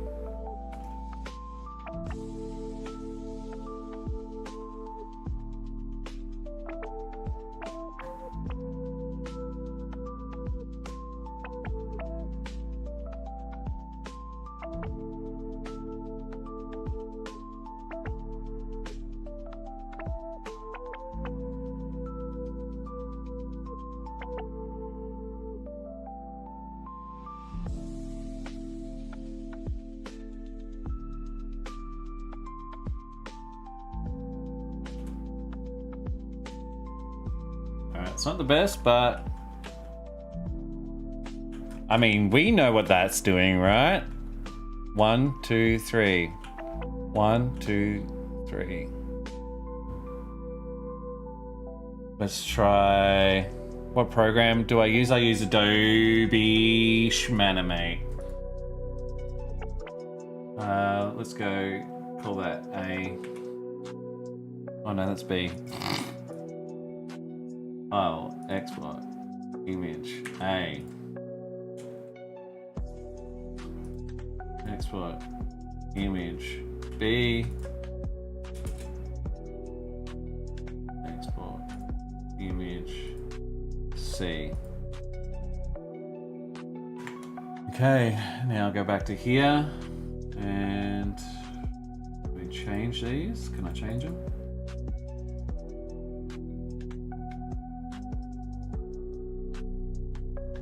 It says add an image, then describe your shot. I don't know, I'm not going to go too much into it.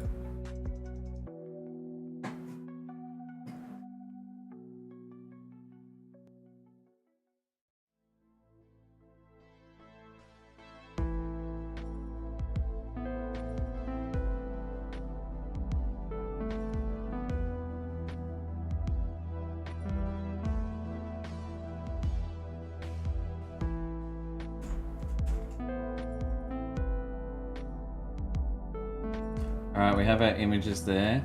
Pretty self-explanatory. I don't know. Guide examples. What's the example? A person in the crowd. Cinematic drone close up. I don't know if I write turning head or something. I don't know. How do I get that? Get rid of that. All right, we'll just give it a shot, shall we? Turning head.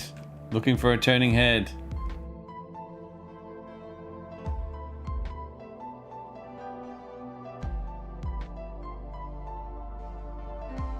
It's only a matter of time until they perfect this and they make a tool for animation.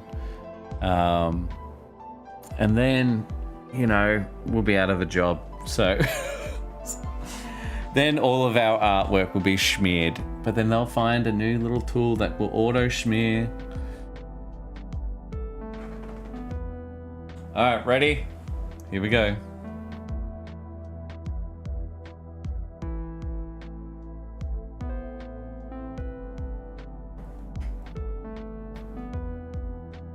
I don't know why those eyebrows go flying, but I mean, it's definitely not what we're looking for. I guess this ain't really for... I've not played with AI video tools at all.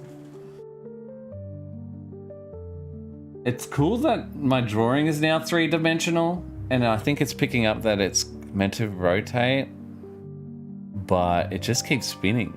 And it's like it's got different personalities. And the eyes come out of nowhere and then they go again.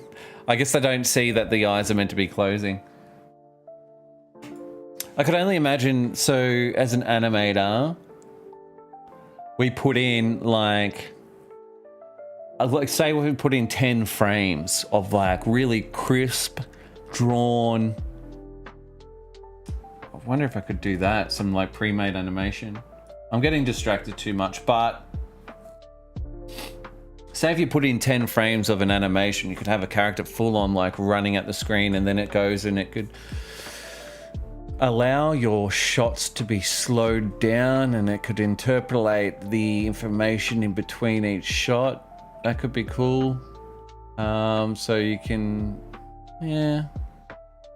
I mean, but it's like, it takes all the wow out. That's the whole reason I fell in love with animation in the first place, was the admiration I had for the artists behind doing those shots. And I'm like, and I've explained to everyone that would be watching, I go, do you not realize that someone had to draw this character 50 times just to get that slow motion effect? Anyway, no worries, Shadowfall. Thanks for joining. It's interesting. It's interesting. A nice little side tangent.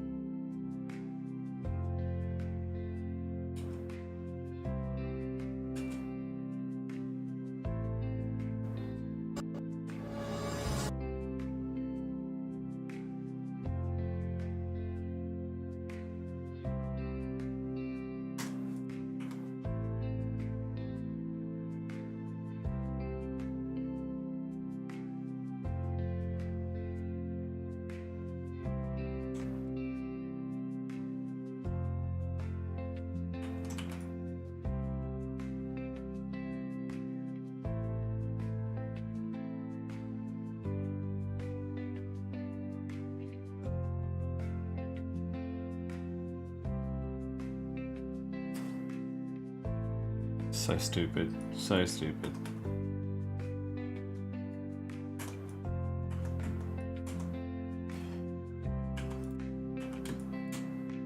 Talking about in-betweens, here we go.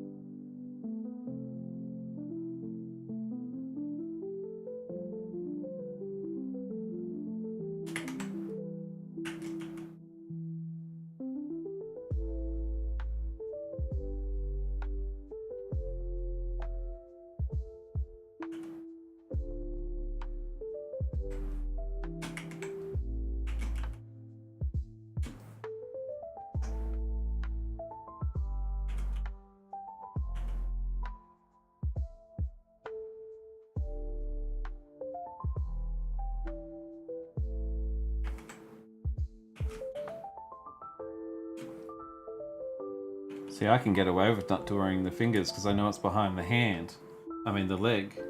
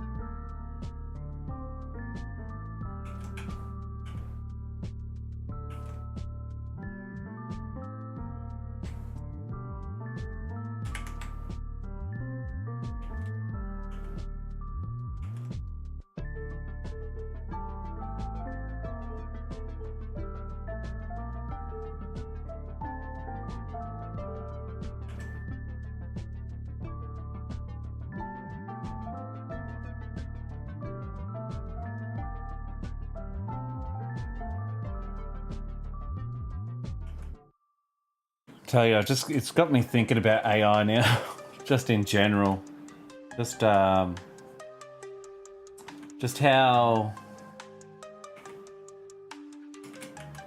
so like right now I'm in betweening, right? It looks a little dog shit, but I don't really care. Just try and do it quick. But I was thinking about my example earlier of where there might be a nice, really nice animation of like slow motion anime or something like that. And you just like kind of like Demon Slayer, that there's a one shot. I forget what the orange haired character is. Anyway, so he pulls out the sword and he does this big swipe through and all that sort of stuff. And it does a little bit. I can sit there and watch it frame by frame and I can point out a few of the imperfections and where, you know, it's sort of gone wrong. And I also don't like watching 3D animation. It's it's not that it's bad. It's just, you know, it's 3D animation that tries to look like 2D animation kind of bothers me.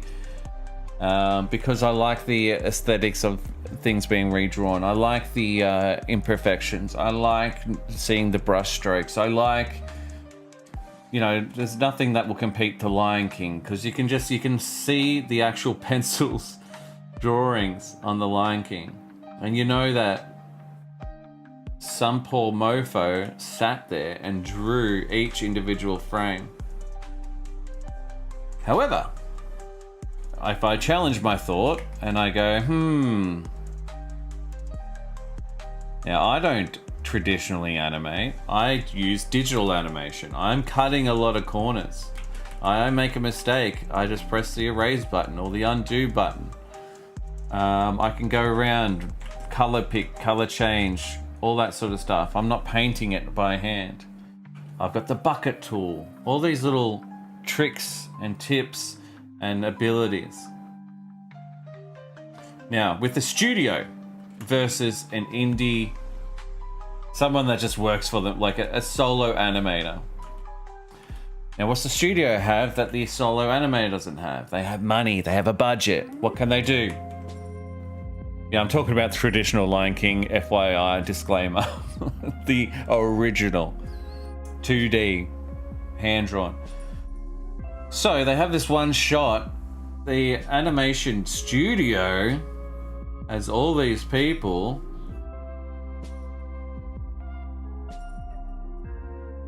versus the one guy, right? And so they could have 10 plus people, one person doing the key shots, the other person doing the in-betweens or like the breakdowns, the other one doing the in-betweens. So you already got 3 people working on one specific shot, and say the shot lasts for a good 10 seconds, you got 10 plus people all collecting together to do all this work. And you have these layers, these levels of how advanced you are as an animator, as an artist. And so I mean, depending upon the studio, but even from the boards to the key poses to everything in between. But let's just say the key posing, when it comes to cleanup, is at the top. And then he passes his work down to the next person, and the next person does the input, like the main keys or the breakdown keys of those key shots. And then they pass it down to the underling under that, who will go, okay, cool. I just know that this arm has to go from here to here. I can draw here. And then he'll even have like a timing chart and goes, oh, it needs to be more this way. And they'll oversee the work. What's the difference? The difference is, you know, the quality,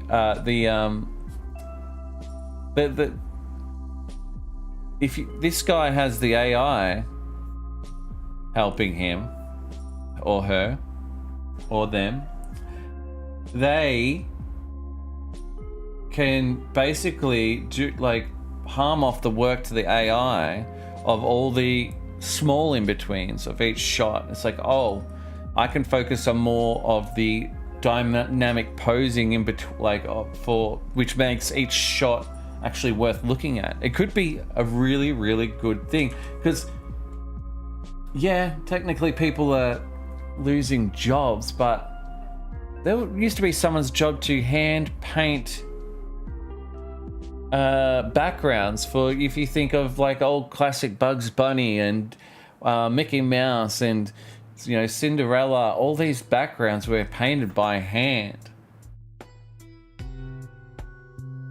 with real paint. And if someone didn't learn how to paint on a tablet or create in 3D or whatever the studio is sort of craving or designing, like, we need your art to be digitalized now so we can expand it to 4K or this or that,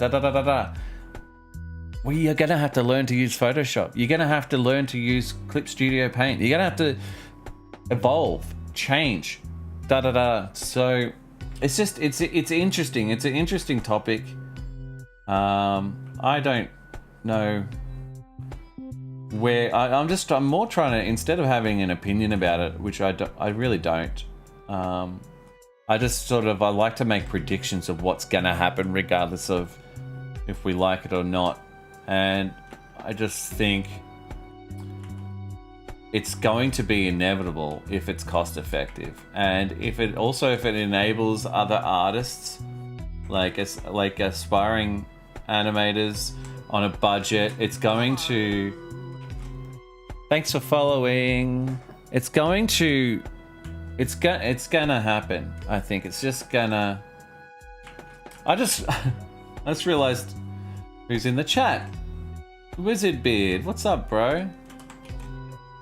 I didn't read what you said. I'm just on a little fucking AI tangent right now. Because I kind of like, I know it's coming. Oh, that was my other example. Like, think about back in the day. Let's take art out of it. Or at least drawing out of it. You write a book. You're writing... Uh-oh. Careful. You don't want to use ink. You want to use the old... chisel away your words. Oops, made a mistake. Get a new fucking stone. All right, then you upgrade. It's like, ooh, what's this ink and quill? This is pretty cool. That makes it easier to write. Whoops, made a mistake. Rip it out. Da-da-da. Start again. Now we have this little typewriter. Nice, that's a lot faster. That's a lot faster. I'm not writing. Okay. Oops, I made a mistake. Uh-oh, computer time. Now you can go backspace, da-da-da, space down, da-da-da, edit this, da-da-da-da-da. Oh my God, look at all the spelling errors. Computers get smarter. Introduce spell check. Wow, isn't that cheating? Oh, no. Don't use spell check. You have to spell your own words correctly. You have to put your own words together correctly. Oh, well, Jesus Christ. And so there is still spelling errors in books and typos and everything in between. Now you've got ChatGPT, where you write a story and you can go, hey, can you, I don't know, what would you say? Can you check for spelling errors? Can you check for parts of the story that don't make sense? Give me notes on it. Can you do this? Can you do that? Da-da-da-da-da. It's just like, where, like, I don't think you are able to like make a gap. It's just, it's going to blend together. It's going to happen. It's going to eventually happen. And like right now is one of the most beautiful times because it's so early. And if you do use ChatGPT and you do use AI, I don't say just do it, just run it through the fucking system and send it out. I'm saying what it can do is it can help, but it won't be perfect. What gives it perfect is the human touch. And so you generate the creation, the story or the art, or not the art. We're staying with scripts right now. Run it through ChatGPT, GPT, and then, or Claude or whatever. You get it back. You, as a human, need to proofread it. You, as a human, have to decide, oh, is this in the words that I want to use? And then you make tweaks to that. And it's like, what's the difference of giving it to ChatGPT, to a ghostwriter, to, you know, your mum, and getting your mum to check your story? And then she makes her own edits. And then you go, thanks, mum. I like this. I like that. I'll see what you did there. Oh, and you do your own edit again. I understand people are emotionally attached to doing things the old way, but you know what? People also had to plow the farms by themselves before the tractor was invented. We went from humans to horses to tractors. Did people lose their jobs? Yes. Did humans have to learn to evolve and get new jobs? Yes. So, you know, if I was you, I'd be like, I don't know, this is my kind of shout out. Start learning it all so you're not caught with your pants down. Start learning and playing and adapting, and also write your own ethics on it. You should have your own opinion on whether you want to use it or not.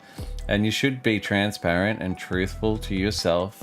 And don't, I don't know, there is ethical ways of doing everything, I think. And I predict it's going to only get better and better and better. And also, you know, some good news for people that are still holding on to the traditional side of things. There is going to be so much respect for people that are, like, you know, still to this day, someone joined the stream, right? And he had 7 followers. Yeah, a robot AI mum who proofreads his stuff is the lesson here. Absolutely. But someone, Kevin7, rated the stream, right? With ironically 7 viewers. And I was like, hey man, you've been making cartoons? He goes, yes, I've been doing the traditional paper animation. Like, not paper, like, you know, drawn page by page animation, like with pencil and pencil and paper. And I was like, fuck yeah. That, like, as an animator, I see people do that. I'm like, fuck that. That sounds exhausting. That sounds so hard.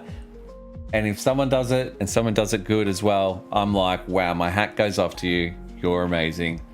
Very, very impressive. Same as someone paints an actual painting on the wall and it's not digitally printed. It has so much more to it in regards and like just respect and, you know, and yeah, paintings are going to go through the roof. Traditional media is like live concerts that aren't, you know, that's why, God, I could go on forever with this, but that's why, you know, you go to watch a DJ play, it's like, it's not that impressive.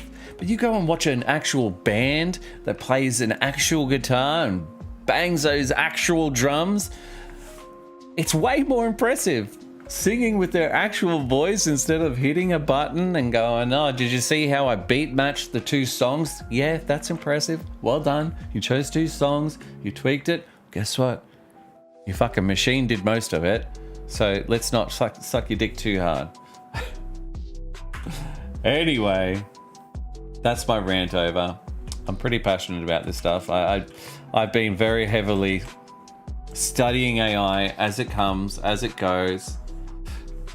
And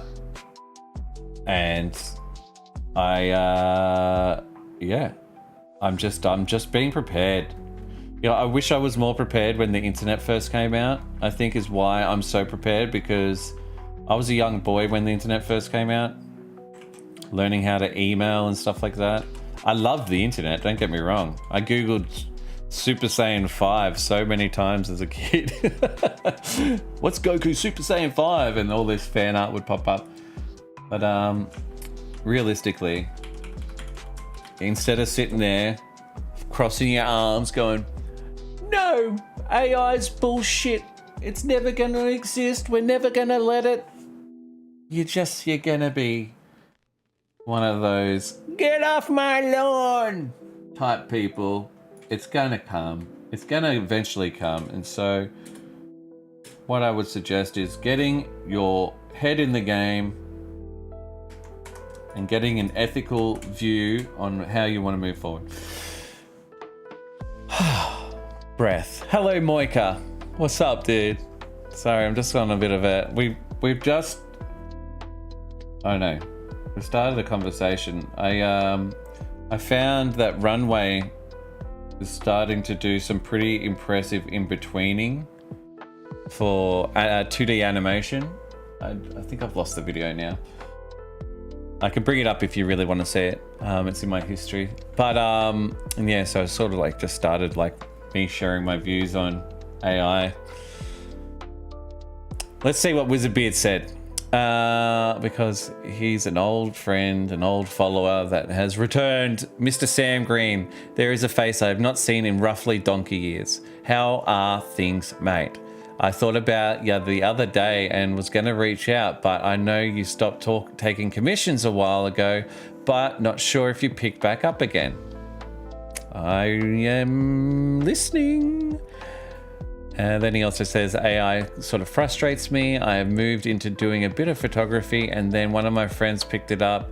I work hard on my CLOG footage and RA raw files to make the colors look as accurate and almost counterintuitively make them pop as possible. And other mates just go, I use AI in Photoshop / Lightroom. I feel ya. I feel ya. I feel very, very similar in the idea that when 3D animation first started coming out and I watched all my 2D animator friends go jump, and I'm just like, why are they all going to 3D? And God, you don't have to redraw the characters so much. Yes, you have to build them. Yes, you can sort of push the boundaries with 3D animation. It's really, really impressive when done right. But if they're going into game development, what's the point of drawing each character, each ding, ding, ding, ding? I get it. I get it. I'm stubborn. I'm still doing 2D animation. Why? Because I love it. That's it. I love it. I choose to love it. It's on me. And the same goes, I guess, with your photo editing. If you really enjoy it, keep enjoying it. However, if you are getting caught behind, if you are getting left in the dust, you're going to have to learn both and maybe do a couple of your traditional editing on the side, if that makes sense.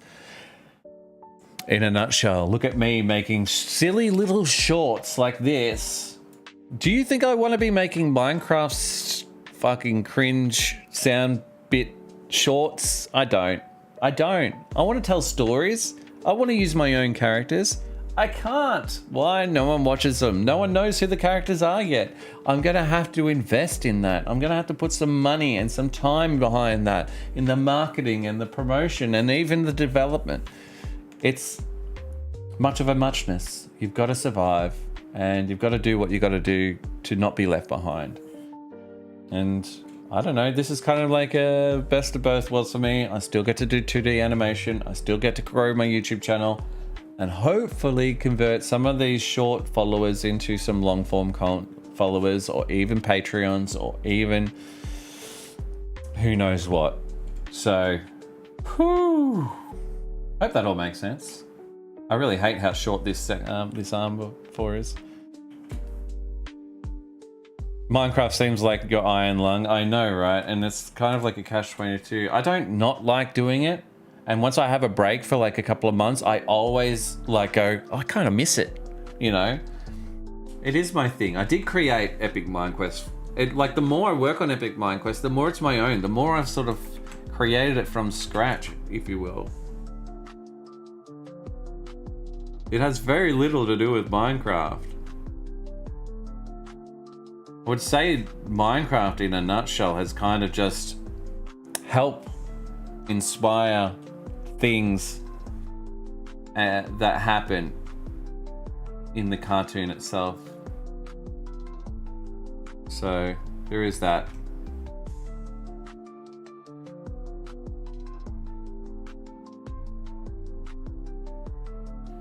And it's one of those, it's that ancient, I don't know, there's probably a better way of saying it, but what is it? So I'll give a, what's it called? An analogy. I think that's right. If you sit there as a parent and go, like for me, for example, and I sit here and go, oh my God, being a parent is so hard. I have 3 little kids. These are all true facts. I'm sitting here going, oh my God, it's so hard. It's so hard. It's so hard. And then alternative version of Sam goes, oh, would you like to get rid of one? It's like, what, rid of one of my kids? No. Well, be thankful. You've got 3 kids. Awesome. Good for you. And I sit here and go, oh, I'm so sick of making Minecraft cartoons. Oh, you have a fan base that likes something that you make? Well, yeah. It's like, would you like to take that away? I'm like, well, no. Shit. Be grateful for what you've got. Yeah, I have 3 wizard beard. The twins are 2 years old and Laylee is 3.5. Into the Spider-Verse is another example of animating both 3D and 2D, yeah. And I didn't really like Into the Spider-Verse at the start, like the small previews that I saw. It didn't make sense to me that they were cutting so many frames when, like, to give it that sort of effect when it was in 3D, and I was a laughing stock, really, because like everyone loved Into the Spider-Verse. I saw lots of shots where I'm like, oh, you could have at least doubled the frames there. But what do I know? It's just a personal opinion. It's clearly a great movie. Every artist goes through it. I think it's important to realize that. Absolutely. Oops, sorry. Also, what are your genuine thoughts on the Minecraft movie, Sam? I don't have any. I think it's a movie not made for me. That's what I think. Which is absolutely fine. I don't want a Minecraft movie. I want the Minecraft movie to hire me. That would be nice. I'd like them to do that. That would be cool. Or at least hire me to advertise it. Can I have that? That'd be awesome if they commissioned me.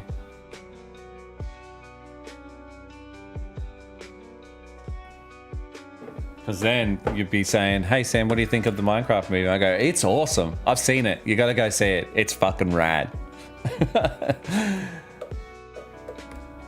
They paid me. They're amazing. Yeah, I remember Laylee from 20. Well, don't test me on when my child was born. I've had 3 in the last 3 years. 4 years. But also sometimes you hate the fan base you have created. Very common amongst artists who get a big hit. Yeah. I mean, I ran into that. They get a sniff of something and they just go wild. I'm sure Has Been Hotel is kind of like that. Rick and Morty. You know, even there was like a very loud sub niche to Epic Mind Quest where apparently there's like people obsessed with Hero Brian and Steve becoming gay lovers, and I was just like, okay. I tried to joke about it and, you know, entertain it for a little bit, but at the end of the day, it's kind of, it's not really what I was. No characters in my story really have a sexual orientation or romance. They're all dudes except Alex. So it's not really a theme that I was looking at going in for. But gotta give the fans what they want, or else they'll turn on you. I'm joking, you do whatever you want. Sometimes, you know, doing the opposite of what they traditionally want will actually pay off in the long run. I believe. Look at me, I've got so much wise advice now. Just gotta follow it myself.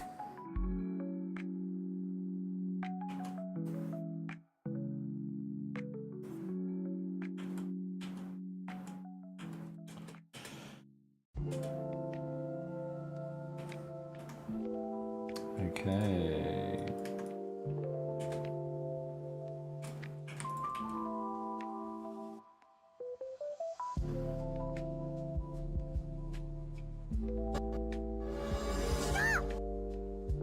This is so dumb.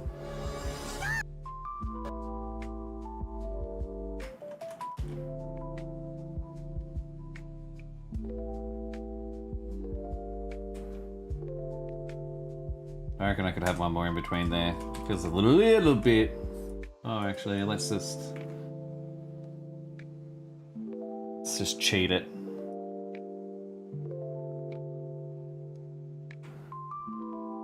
You can't do that. That's cheating. No one will know.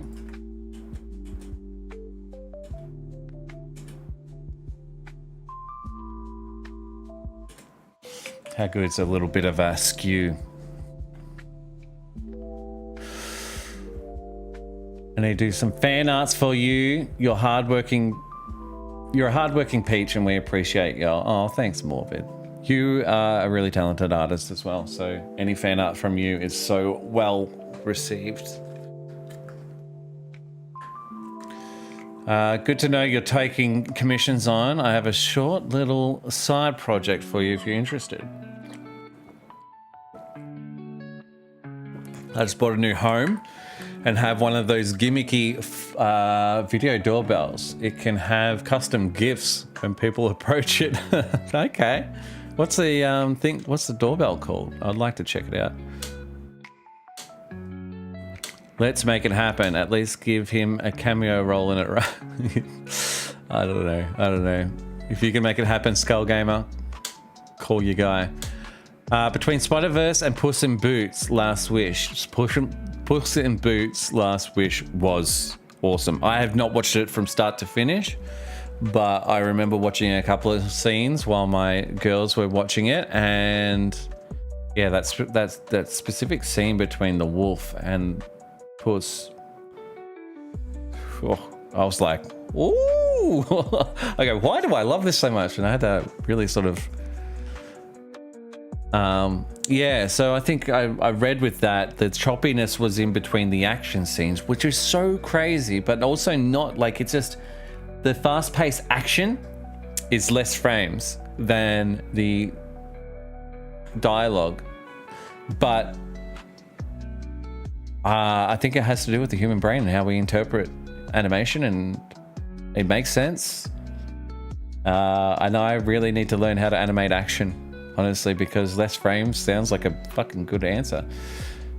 No way! Dude, when did you start streaming again? Happy New Year's to you too, Toonbox. I started like 2 weeks ago, but then I had a massive break over Christmas, so this is my second stream of the year. I'm going to try to stream 5 days a week.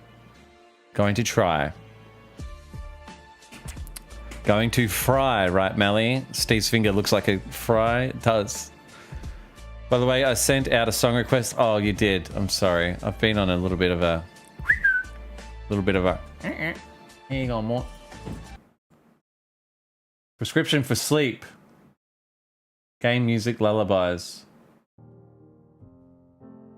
Okay, trying to put us all to sleep. For 6 minutes. That's fine. We'll keep reading. Oh, this is actually pretty good. Oh, sorry. I just got to grab this. It's my mum.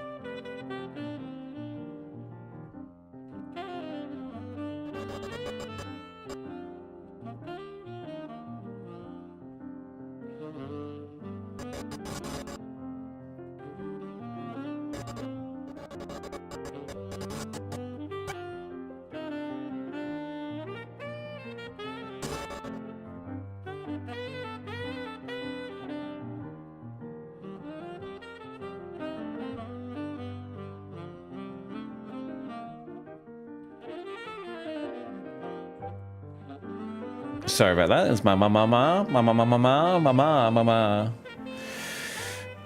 No ideas. Where was we? Where were we? Haha. Oh man, new ideas. Then for self-indulgent ideas.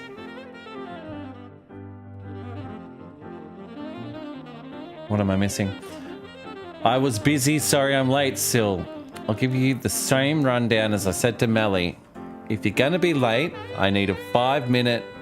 I don't know what I was going to say. I need... I was doing a bit before. You're late for your job. It's not good enough. And this is your first verbal warning, and you'll get a written warning if it happens again. What's it called? The Uber Gwitty Gitted. How do I click that?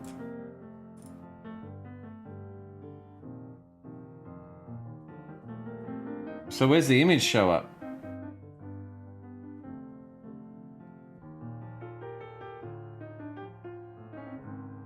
It projects it on their forehead.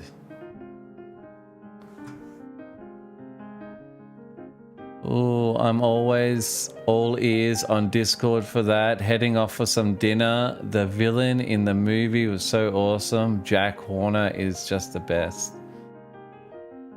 Is that... Are we talking about Puss in Boots? I'm sorry. I'm so far behind. I'm catching up. Welcome, Sil. Notifications on. Officially on. Excellent. Excellent. Had to come to Twitch to say hi. Lol, love your stuff for years. Oh yeah, Toonbox and Moika. You know Moika's stuff, Paris. Toonbox, yeah, I remember. I think I had one of his courses back in the day. You should just stay here. It is where all the cool people are. I woke up at 4 a.m. for some reason, and then someone dragged me to Final Fantasy 14 to be their tank. Dragged you. Well, down the bottom, that was why I was late. You got to add doorbell. Okay, I'll give it another shot.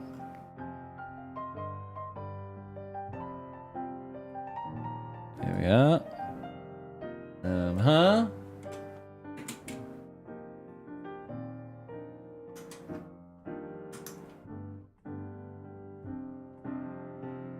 Oh, okay, there it is. So you can custom design this little thingy. Cute. So what? You're looking for a commission of animation. What would you do? What would you get if you could get what you want?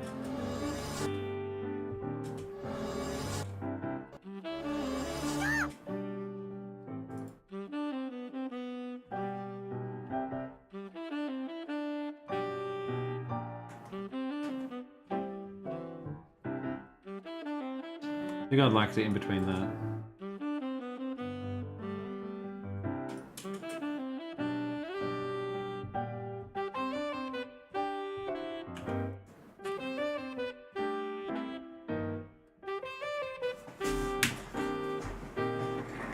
I need a new... Oh, that's Keegan's. I need a new mat. You know those... office mats that help you scroll on carpet.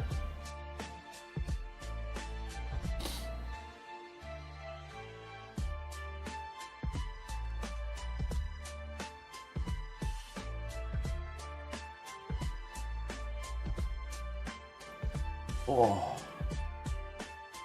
crunch, gee, crunch, crunch.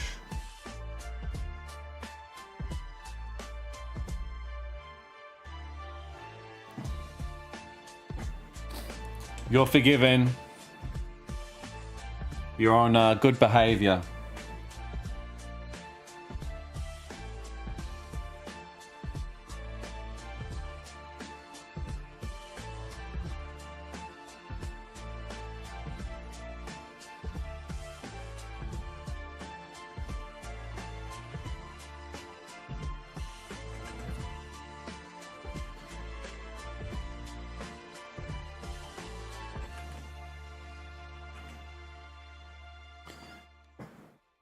Yeah, it's probably, what was I saying, Moika, if you're still there, with art and animation and developing a fan base, you kind of end up animating / drawing / creating yourself into a corner.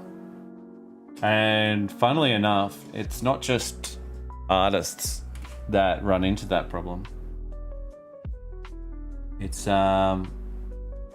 music artists, it's content creators, it's, you know, people make shorts and they, you know, they make one joke and then they're kind of expected to make that same joke, and like, it's how you're known. It's like, oh, you're the guy that does the things. And it's like, oh, yep, you make that, you do, I don't know, like Charlie D'Amelio was that girl that did the TikTok dances, and she's stuck like that for forever. It's kind of on her because she did lean into it so thoroughly, but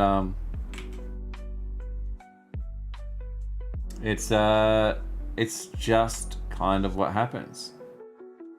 What about Ray Gun? She's forever the really horrible breakdancer.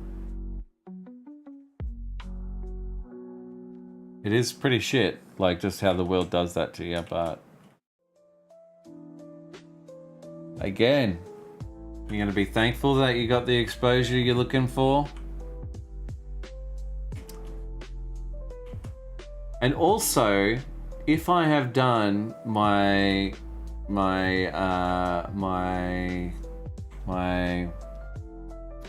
what did I say? My life experience analyzation of the world, right? Is it possible? Is it possible to come out the other end of something that is more to your liking? For example, Matthew McConaughey used to be the romance guy. He used to be the rom-com guy. Every movie that was successful, and the only movies he was offered were rom-coms. And he didn't want to do rom-coms anymore. And so he took a risk. He removed himself from the world for a short period of time and then came back and got to work. Now, Matthew McConaughey, yeah, he's the all right. But the more you know about him, the more you'll learn, you know, he's spiritual. He has certain ways of thinking about things in life. And I haven't read his book, but he's got a new book out and this and that and the other. And he seems pretty fucking cool in real life. But he's no longer the rom-com guy, you know what I mean? Now, Jim Carrey had his own little turn into non-humorous. Guess he doesn't really do it. He's playing Dr. Robotnik, but you know, I don't know. What's my point here? The point is, if you really want out, you sell. You get out. You stop doing it, and you got to rebuild from scratch. That's what I'm doing. I'm rebuilding from scratch, but I'm also trying to. I don't know, what am I trying to do? I'm leaning into a bit of my history and also bringing in a couple of new things. Trial and error, baby. You don't know unless you know, you know?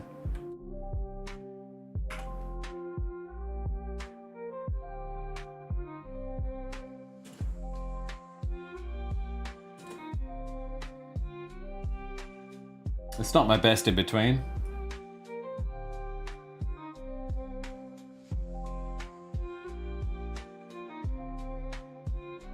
I feel like those frames could be faster.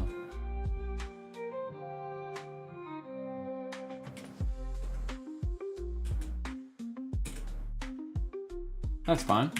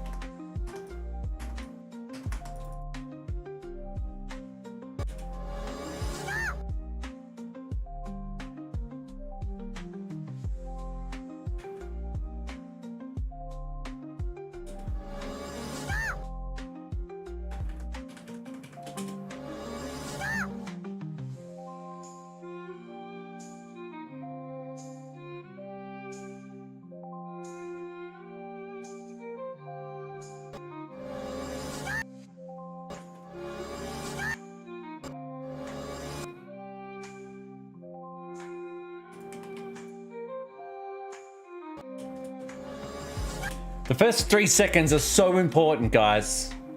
So important.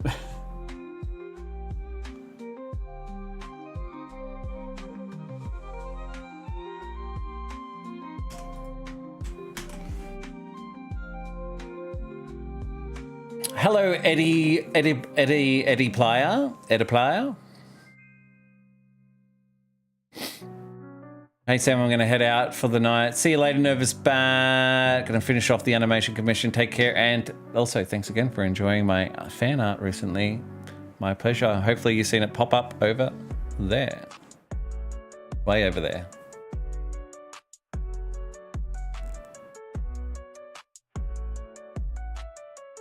Over there. Nailed it.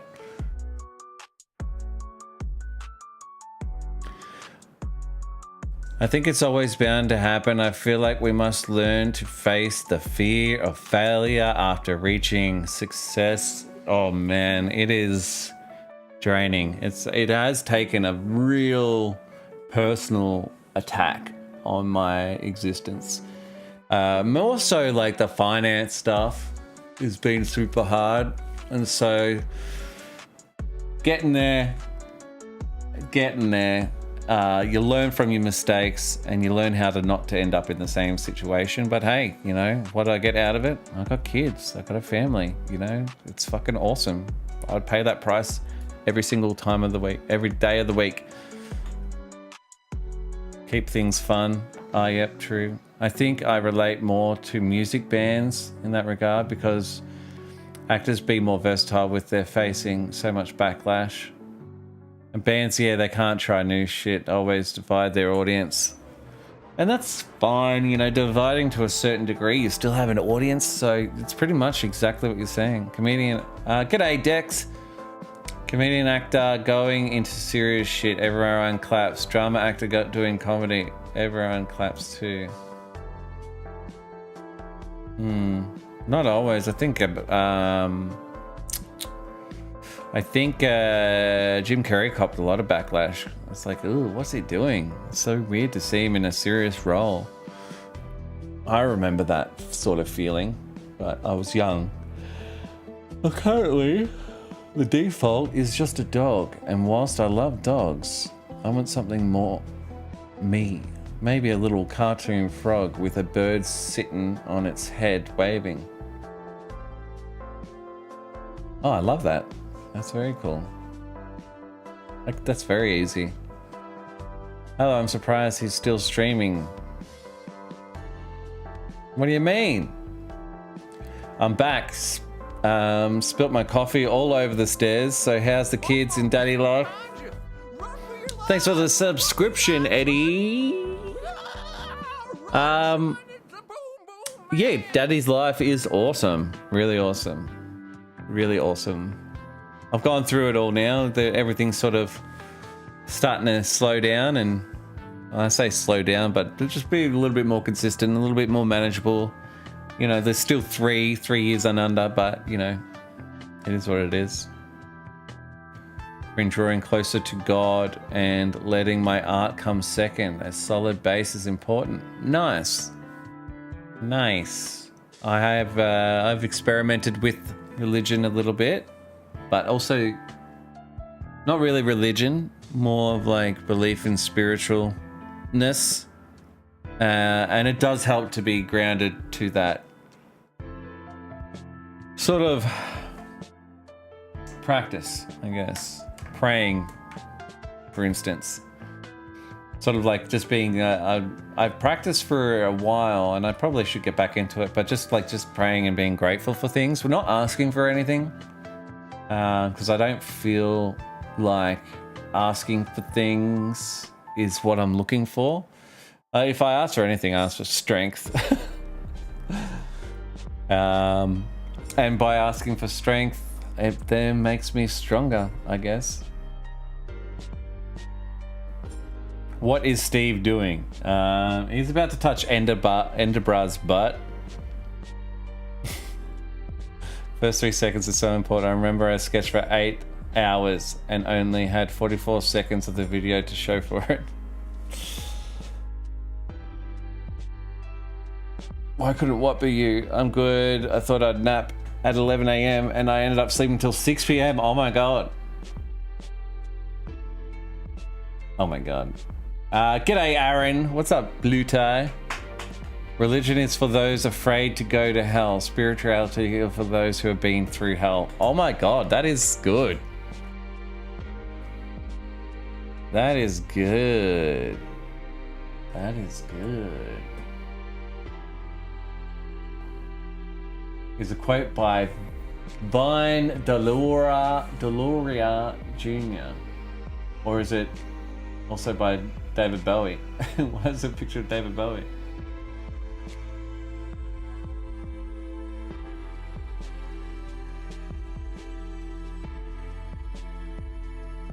Who have been there. A few people have said it. I like it. I like it. It makes sense. Also, very revealing. Don't tell everyone I've been through hell. There has been some questionable moments. If I could, if I was to be completely transparent with you guys, my YouTube has taken a tremendous bashing over the last couple of years. It's fucking sad, man. Something I've worked, 14 years on to grow, and something that has been my rock for so long, and then to put my family first, my kids first, means I haven't been able to commit as much time as I feel like my channel deserves. Being strong-armed into commission work because I've got bills to pay and the ad revenue has not been that good. It's like a bit of a mourning, like a M-O-U-R, mourn. And I've had to mourn my channel a little bit, but it is what it is. I'm sort of working on bringing it back in a certain respect. You see me streaming here. You see me on YouTube, on Twitch. I'm not giving up. I've done my hard work with my girls. I'm now working 5 days a week, and why not motherfucking stream that 5 days a week? You know what I mean? And so that's my aim. I want to build a community again. I miss you guys. I've worked on myself for the last 3 years. It's been a very long time since I've actually streamed full time. Probably about COVID, right? Since before COVID. And I decided to go on a family journey. And that was before I met my wife. I moved up to be kind of a father figure to my nephew, which is the art I did yesterday. Did you guys see it? I'll bring it up.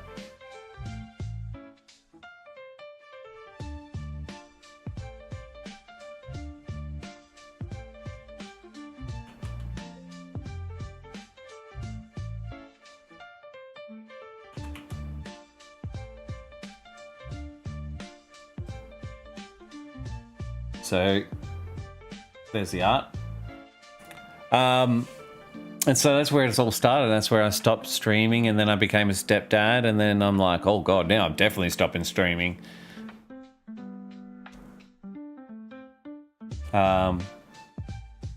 Because I couldn't be a moderator and deal with not so much the negativity in the stream. It was more like there was just drama.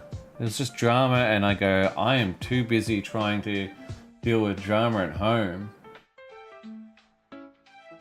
Being an available stepdad. And then I became a real dad. A real dad. And then so on and so forth. And now it's taken me 3 years to get the hang, 4 or 5 years to get the hang of being a dad. An actual... be a dad and being a calm, collected father that, isn't going to break down. So here I am. Real talk. Hey Reese, what's up? Yo, Sam, great to see you back streaming. Keeps me motivated while animating. Hell yeah, brother. Get to it. We've all been through hell at one part of our lives, some more than others, but yeah, no, definitely not worth comparing. I spoke to my mum last night about it, actually. Because my sister's obviously got, or one of my sisters has Ali. Remember my niece that has those health issues? You know, if I compare my life to my sister's life, I have absolutely zero to complain about. But doesn't mean, you know, when things get hard with people, it's your hard, it's your hell, it's what's hard in your life. Everyone has something that they're going through, and it's definitely not worth comparing. That is absolute truth. But in your world, it is. Because it's your world, it's your hardest that you're dealing with.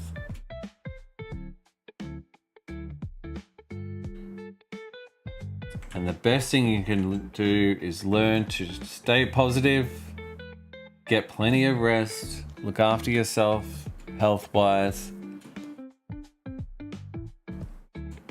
and keep on keeping on. And that's what friends and family are for, to help get you out of those ruts, those butts.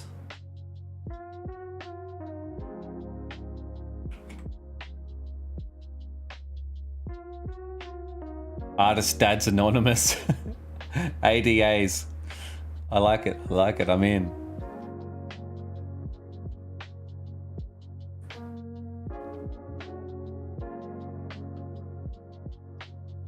It's not about religion. It's about a relationship with Jesus Christ. That is where they are wrong. I don't think there's any point in saying if people are right or wrong sketchy times, but I do understand that your relationship with Jesus Christ is important. And if it's a new relationship with Jesus, then I think over time you will learn that it is important not to judge people. I see it in Facebook comments all the time, and people telling them that they're not doing religion right. And it's just, I don't think that everyone's on their own journey. And so shaming people for doing things not the same way as you is not a great way of approaching that. And that's all I'll say about it.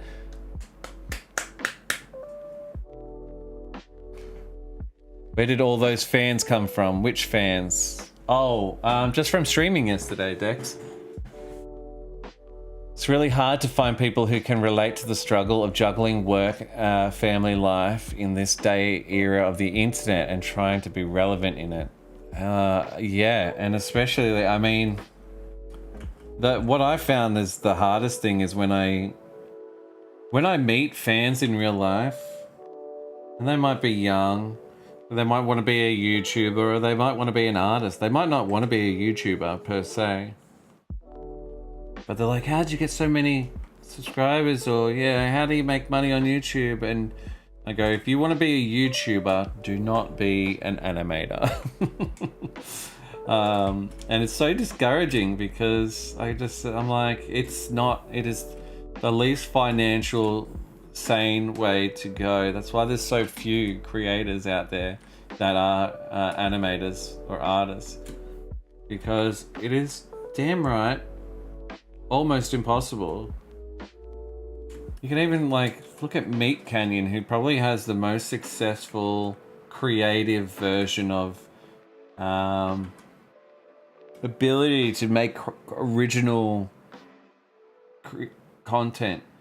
He struggles, and he pays a team of animators to help him, and he has a very big following. But even he, who dominated it, has burnout and struggles with that sort of shit. There's no one pill, one size, one strategy. Everyone goes through it. Cass Van Dole, he seems to dominate pretty hard. I don't know any personal stories about Cass. They seem to be killing it. You're right. That is a good name drop. I have a lot of info / knowledge / study of different theologies. They all teach the same two basic things. One, God is all and all are God. Treat everyone the way you want to be treated. Jesus is a complicated situation. That's also what I've learnt. I only tell you the truth. I've done my research too. Picking up on a certain vibe there, but as I said, telling people that they are wrong is... Here's a fun little thought experiment for you, Sketchy. Let's assume you're right. Okay? That's it. You're right. Do you think by telling other people that they're wrong, that they're going to go, you know what? That's sketchy times. I think he's onto something. He told me I'm wrong. He's right. That's not going to convert them. It's not going to convince them. And so by you sitting there pointing at someone saying you're wrong, you're doing it wrong, they don't know you. They don't respect you. They don't even put you on any type of pedestal. So why would they listen to you? What's the best way to convince someone to convert or do it your way? And all you can do is share your personal experience and say what I've found has worked for me is, and you can share your story. That is more likely to convert someone to your way of doing things, which is apparently the right way. Telling people they're wrong is A, negative, B, not going to work for you. So I'm just saying, if you want more conversion, if you want better conversion rates, what am I trying to say here? Better relevance, be nice about it. I get it. You're trying to aka spread the good word, but you don't see Jehovah's Witnesses coming up to the door saying, do you believe in God? And they go, nope. It's like, well, you're fucking wrong. You're going to hell. You better believe in God. You better do it this way, and you better do it now. Because that doesn't work. It doesn't work. People are stubborn. By nature, we all are. It's one of my favorite traits is how stubborn I am. I'm still making cartoons about Minecraft. That's how stubborn I am. I refuse to die. Anyway, that's how I would do it if I were you. See what I'm doing? I'm trying to convince you to convince others in a different way, using my own technique that I'm suggesting you use.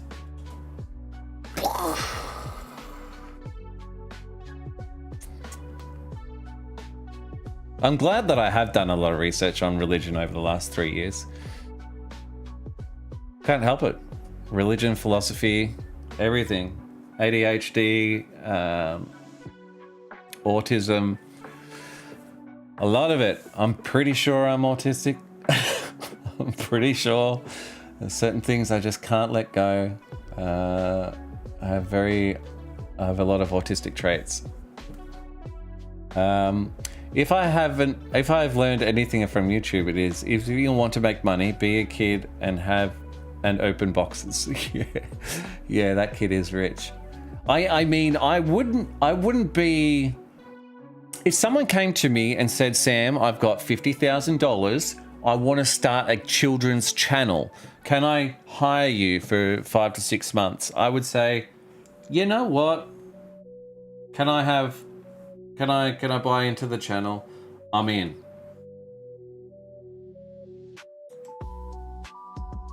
Because children's content it's so much less judgy. So you can make some pretty cool videos. A, be creative. And B, you know, it's right up my alley. I mean, I know exactly the shit that my kids watch. I handpick it sometimes. So there is that. What am I doing with this Enderbra? I'm cleaning him up so thoroughly because I'm getting lost in talking about religion. I'm still interested in the chat though, so I can't stop it. Meet and Cass, read that. Totally understand. There's a lot of hidden truth about Jesus. Jesus studied with aesthetics at the same time as don't know about that. The first Buddha. It's not a judgment to tell people the truth. It is my job as an advocate. Okay. If God is at the top of the mountain, there are many paths to God. Ooh, I like it. I only have one religion, and it's called Toon Boom. When are you going to convert to my religion, Sam? Probably never. Give me a good reason, Moika, why I should go to Toon Boom. Convince me. I want to hear what you have to say. Plus, you get fond of the characters you make. Yeah, exactly. Ain't even my characters, but even I came back cause Steve and Bryony, my beloved. No one religion is right and no religion is wrong. The crops grow with the tears, moderation of all things. What does Toon Boom... Yes, Sketchy talking about something else. What does Toon Boom Harmony cost nowadays? To buy outright, that's not too bad. I mean, it's still pricey. It doesn't have to be that expensive. Blender's free. There is that.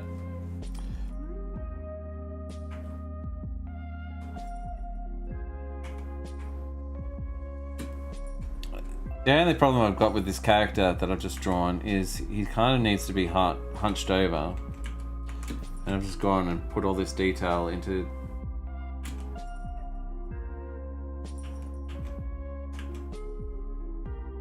him bending backwards. Silly Sam.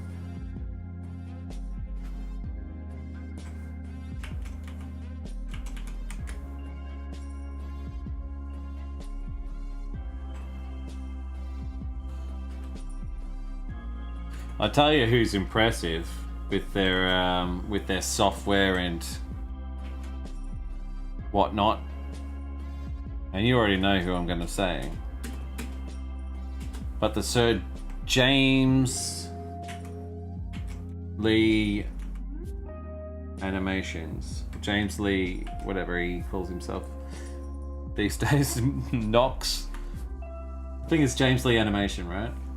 James Lee 03. Did you see his latest video where he talks about his breakup with Adobe and he's even broken up with Microsoft, and now he runs Linux and DaVinci and Toon Boom and all the other softwares? I need to learn how to use nodes. I'm just stuck, guys. I'm stuck in my old ways.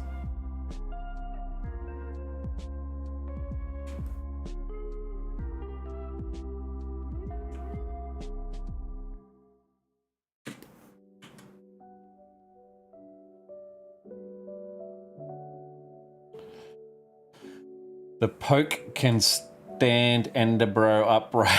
I don't know. No, he doesn't actually touch him. That's the thing. So I do appreciate it. It would have been smart. Remember the Macromedia days? Yeah. That's where I learnt everything. That's why I've been so stubborn I haven't left.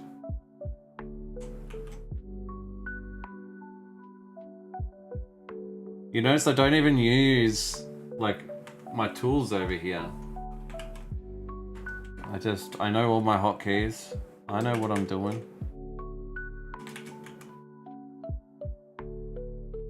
It's too hard. Actually, I did start to learn I did start to learn Blender 3D. I did play with it for a little bit, usually over the holidays. Which doesn't make sense. I should be working on a small cartoon or something over, just getting that grind on, but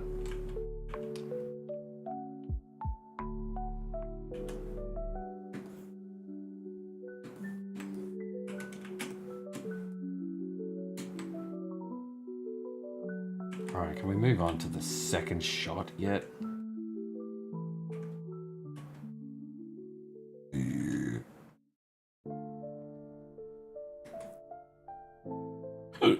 He's about to put it in his asshole.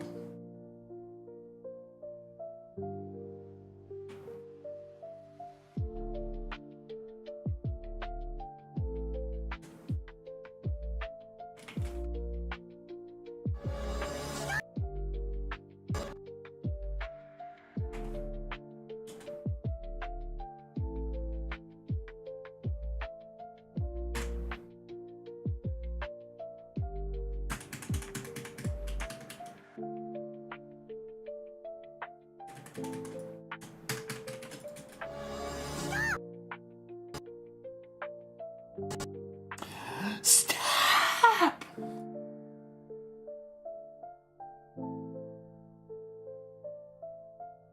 Cubic. I think I just do a regular ease out on that one.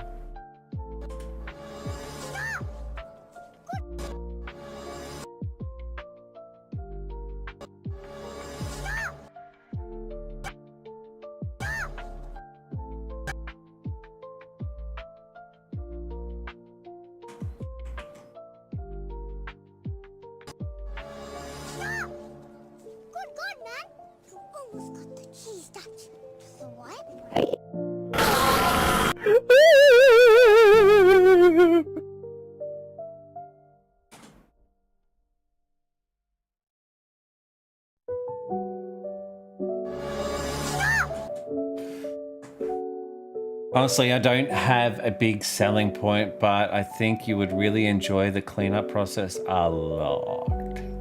And then transfer that into Animate. I know you love cleanup, and I know you love cleanup. I do. So why is cleanup better in Toon Boom? Are you saying it? Wait, doesn't Harry Partridge clean up in Toon Boom and then puts it back in the animator? I work with too many groups and everything.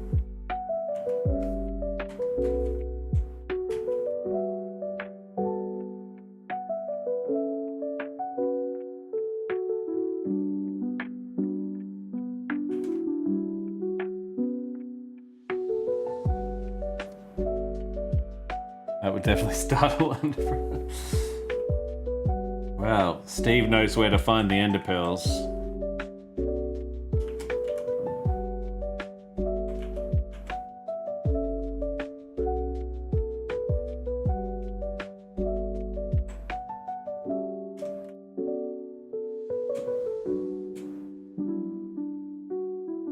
Oh, I found the ender brown eye.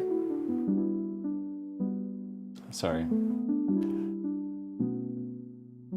Oh, next time I visit? Okay, sounds good. Where are you streaming these days, Moika? The last stream I caught was YouTube.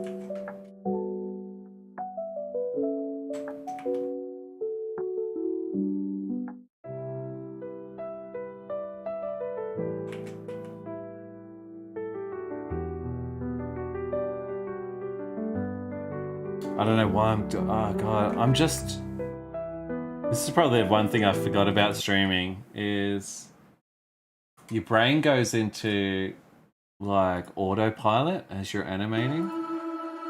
And so I start drawing all these drawings and I'm like doing a hyper cleanup where I'm really not, I don't even know what I'm drawing. I'm just autopilot because my brain's somewhere else. And I go, do I even want this shot to be super crisp? Perspective? What do I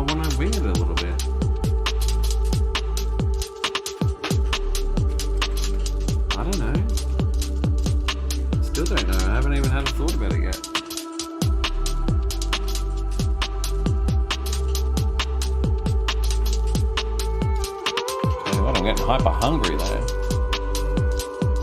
Been using Adobe almost 15 years and only just discovered the Control F. The find. Oh man.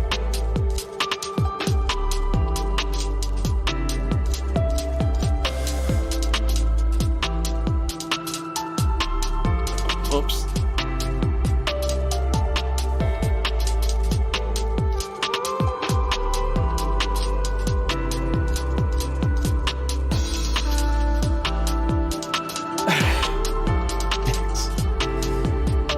Most mornings for me, oh, the music is probably so loud. I'm just looking at the bars. Always feel free to tell me to adjust my audio if it isn't working.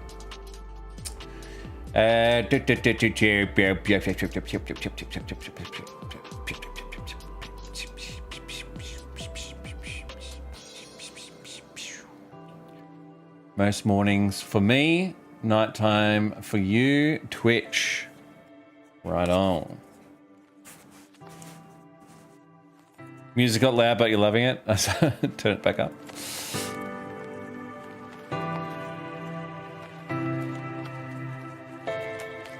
Yeah, you guys should follow each other.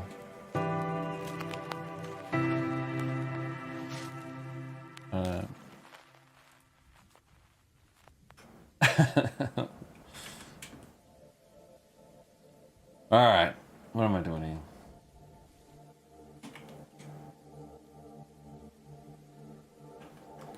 What am I actually doing here? I would like Creeper to bounce out.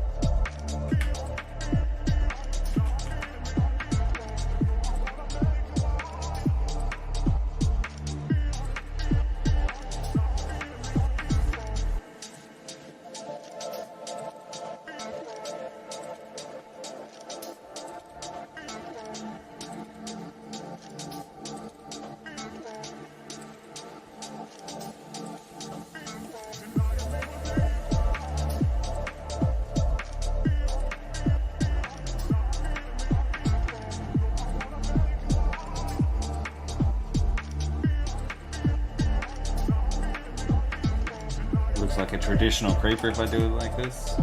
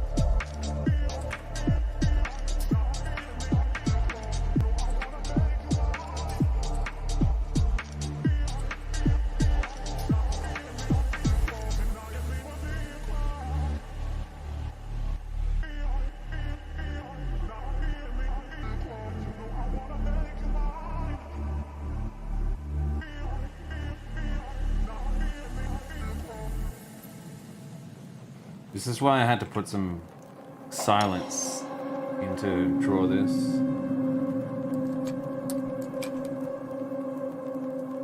I think I'm happy with that expression.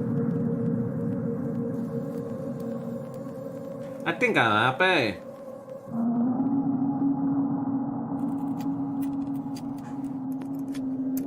So, talk to me, guys.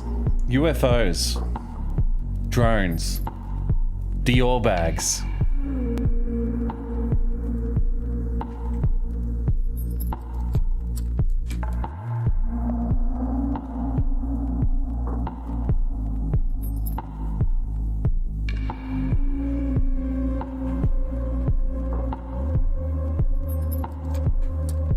Skinwalkers. Man, my TikTok is actually owned.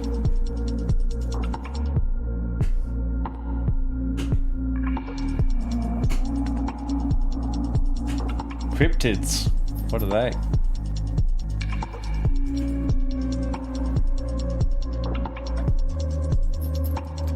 I'll see you later, Paris. Nearly 3 a.m. for me. Gotta get some sleep. It was nice seeing you and the chat. Catch you on the next one.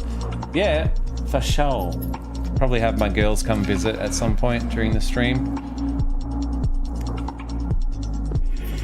All things were made by him, and without him was not anything made that was made.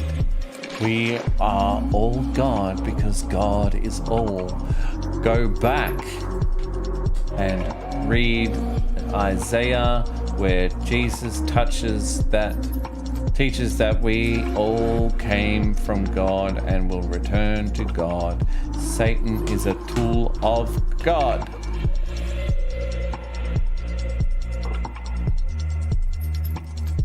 Oh boy. Like Mothman, Yeti, and those characters people see, but there's not much proof.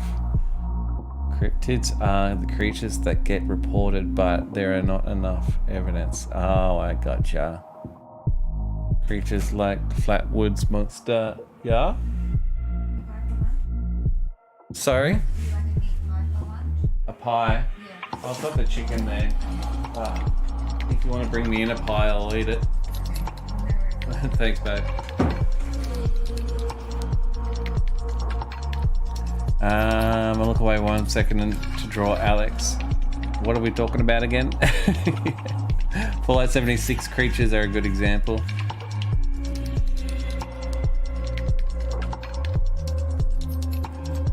It's all interesting. How come no one's talking about the drones, guys? The drones! What about the drones? Is that Jesus' third coming? Project Blue Light?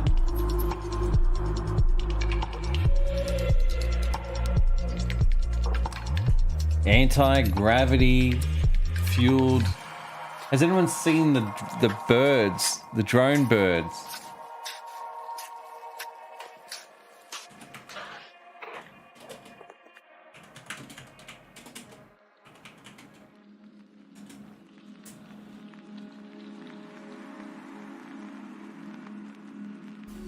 I don't know if this is the right video. Maybe you've heard of the birds aren't real conspiracy. Well, it looks like we can thank China for adding a little more fuel to that fire.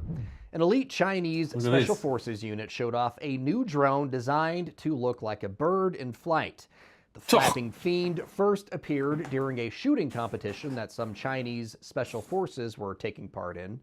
The unit, similar to U.S. Navy SEALs, had a commando display the new tech in dramatic fashion, emerging from underwater. It's too small for any payload, but that's not really the point with drones of this size. Covert reconnaissance is. The biomimetic drone is meant to resemble a Eurasian tree sparrow. China says it can fly without being spotted by enemy radar. The idea is also being toyed with in the US, although the zombie bird drone is intended more for research purposes. I reported on it before. Scientists are using synthetic body parts fused with real pheasant heads and feathers to create robo-birds. Well, researchers said the zombie pheasant was originally thought up to better observe nature. There is the potential for it to be used by the military. There are mosquito-sized drones, A similar program was and AI proposed during controlled. the Cold War when the CIA And don't pitched the die from idea bug spray. of nuclear-powered drones disguised as birds to spy on the Russians. The idea never took off, but biomimetic drones aren't just taking Biomimetic. What did he say? Russians. The idea never took off, but biomimetic drones aren't just taking to the skies Look nowadays. at this thing. Another Oh, Chinese fish. company also unveiled Oh, the a fisher robo-fish drones. for potential underwater surveillance back in 2021. We're screwed. From bird drones to other weapons and warfare tactics, we've got you covered. Download the Straight Arrow News Oh, app today man. for more stories like this, or head over to san.com. Is my dog a drone? Are my fish a drone? Everything's a drone. Everything's a drone. That's a cartoon. That's a cartoon. Someone ready? Let's just.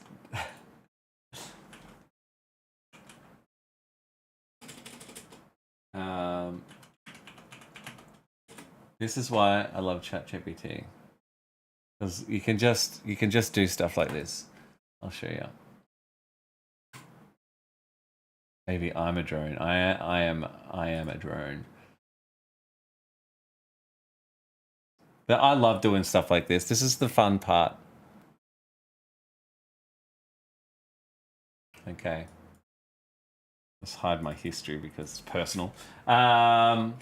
Write me a funny cartoon I can make for my YouTube channel about the hot topic that drones are everywhere. Drones are now fish, birds, and they are spying on us. Maybe I should. That's all I should say. Is there anything else I should input that might make the story a little bit more creative? I'll zoom it in a little bit more. We'll have ChatGPT write us a little cartoon story about. And China is behind all the drones. They seek to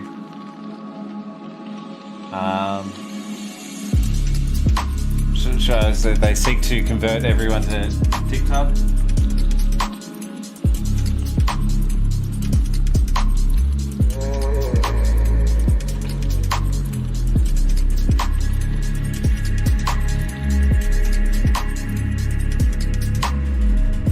Gonna get too complex if I add aliens.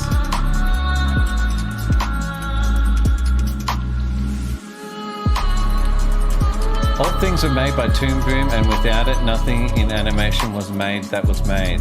We are all Toon Boom because Toon Boom is all. Go back and read the history of animation, where Richard Williams teaches that we all started with traditional methods and will ultimately advance with Toon Boom. Adobe Flash is merely a tool in the animation journey.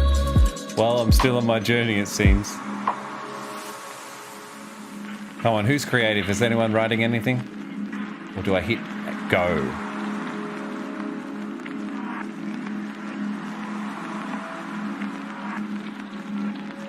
I'm afraid one of my brothers is the drone. Bill Gates of hell is quoted saying, "Nothing will be grown that we don't own," when talking about his Black Out the Sky project. Nothing will be grown that we do not own. Wow. Oh, that was ChatGPT. Should I hit enter? Want to hear this story? No one's adding anything. Are we ready?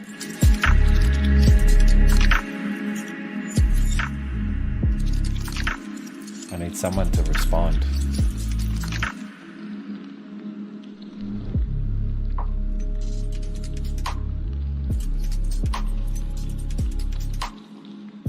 I'm gonna hit enter. No one's saying anything. Is the chat working? Am I live?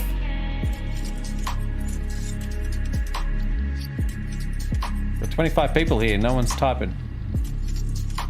Hi. I'm just gonna hit enter.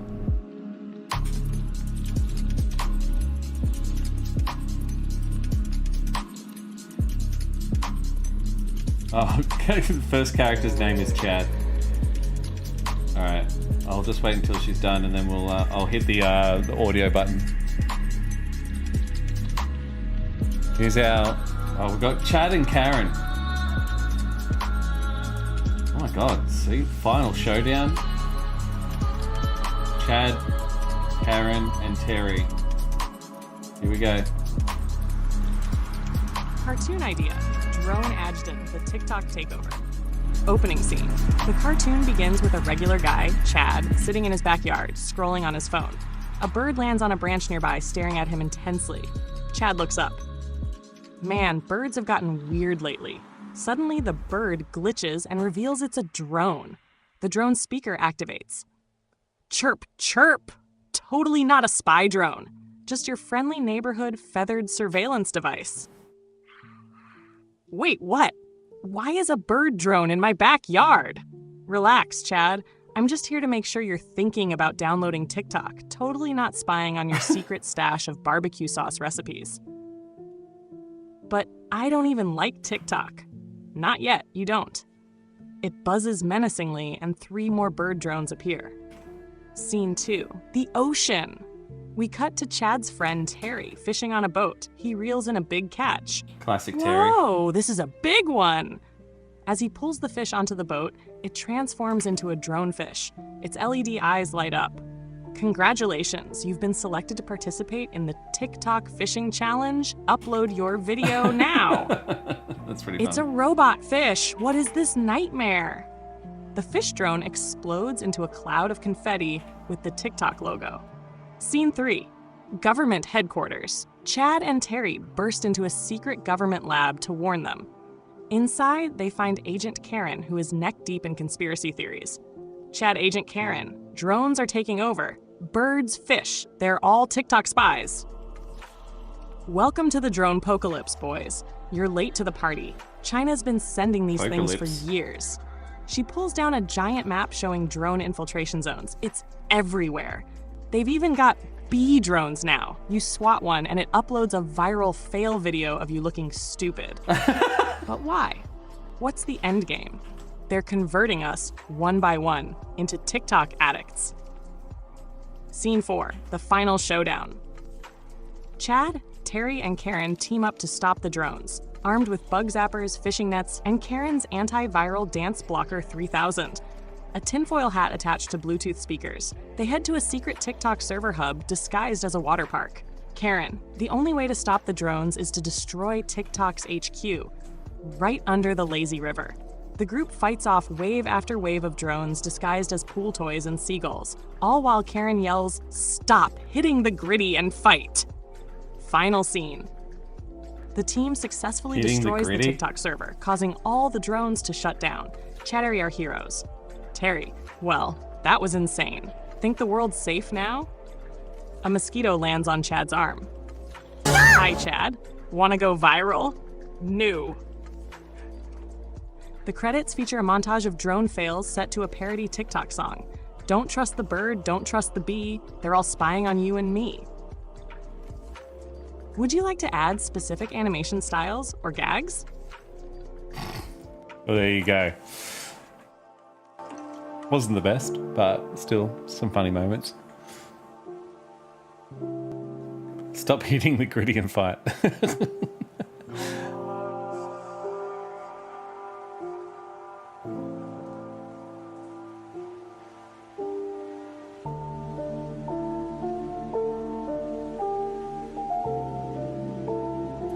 How do we know it's a secret government warehouse?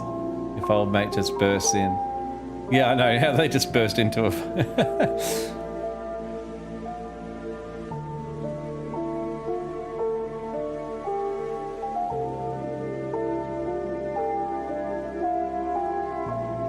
Pretty funny. Pretty funny.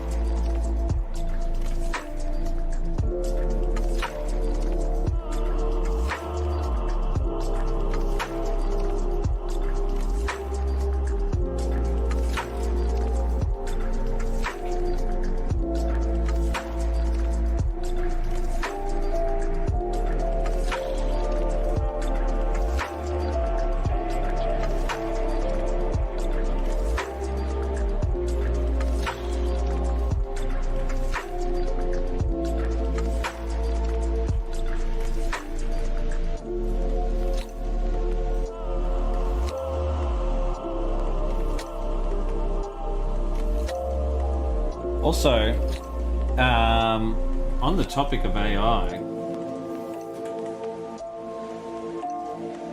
isn't like the most popular streamer on Twitch right now AI? I forget what they're called.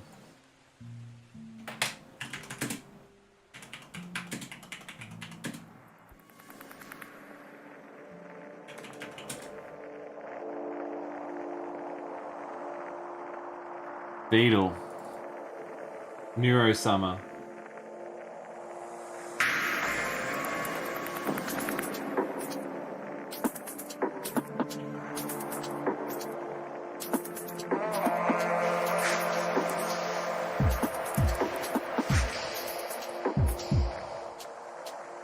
Yeah, check this out.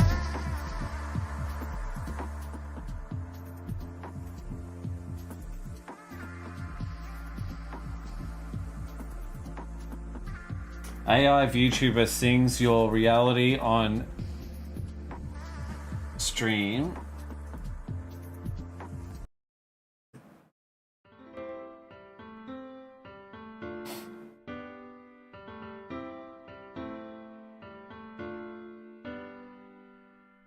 Every day, I imagine a future where I can be with you. In my hand is a pen that will write a poem of me and you. Being closed down into a dark void, oh, just move your hand right the way into his heart. Look at the chat. But in this world, everything choices. What will it take just to find that special day? What will it take just to find that special day? Anyway, so what happens? Why does it exist? What is it? Da da da da. It's not as cringe as we think. So I watched a video of this guy breaking it all down. It actually was a guy that developed an AI that played a game where you have to do the shapes and stuff. I think it was Neuro. I think the game is based off Neuro or something. It's pretty interesting.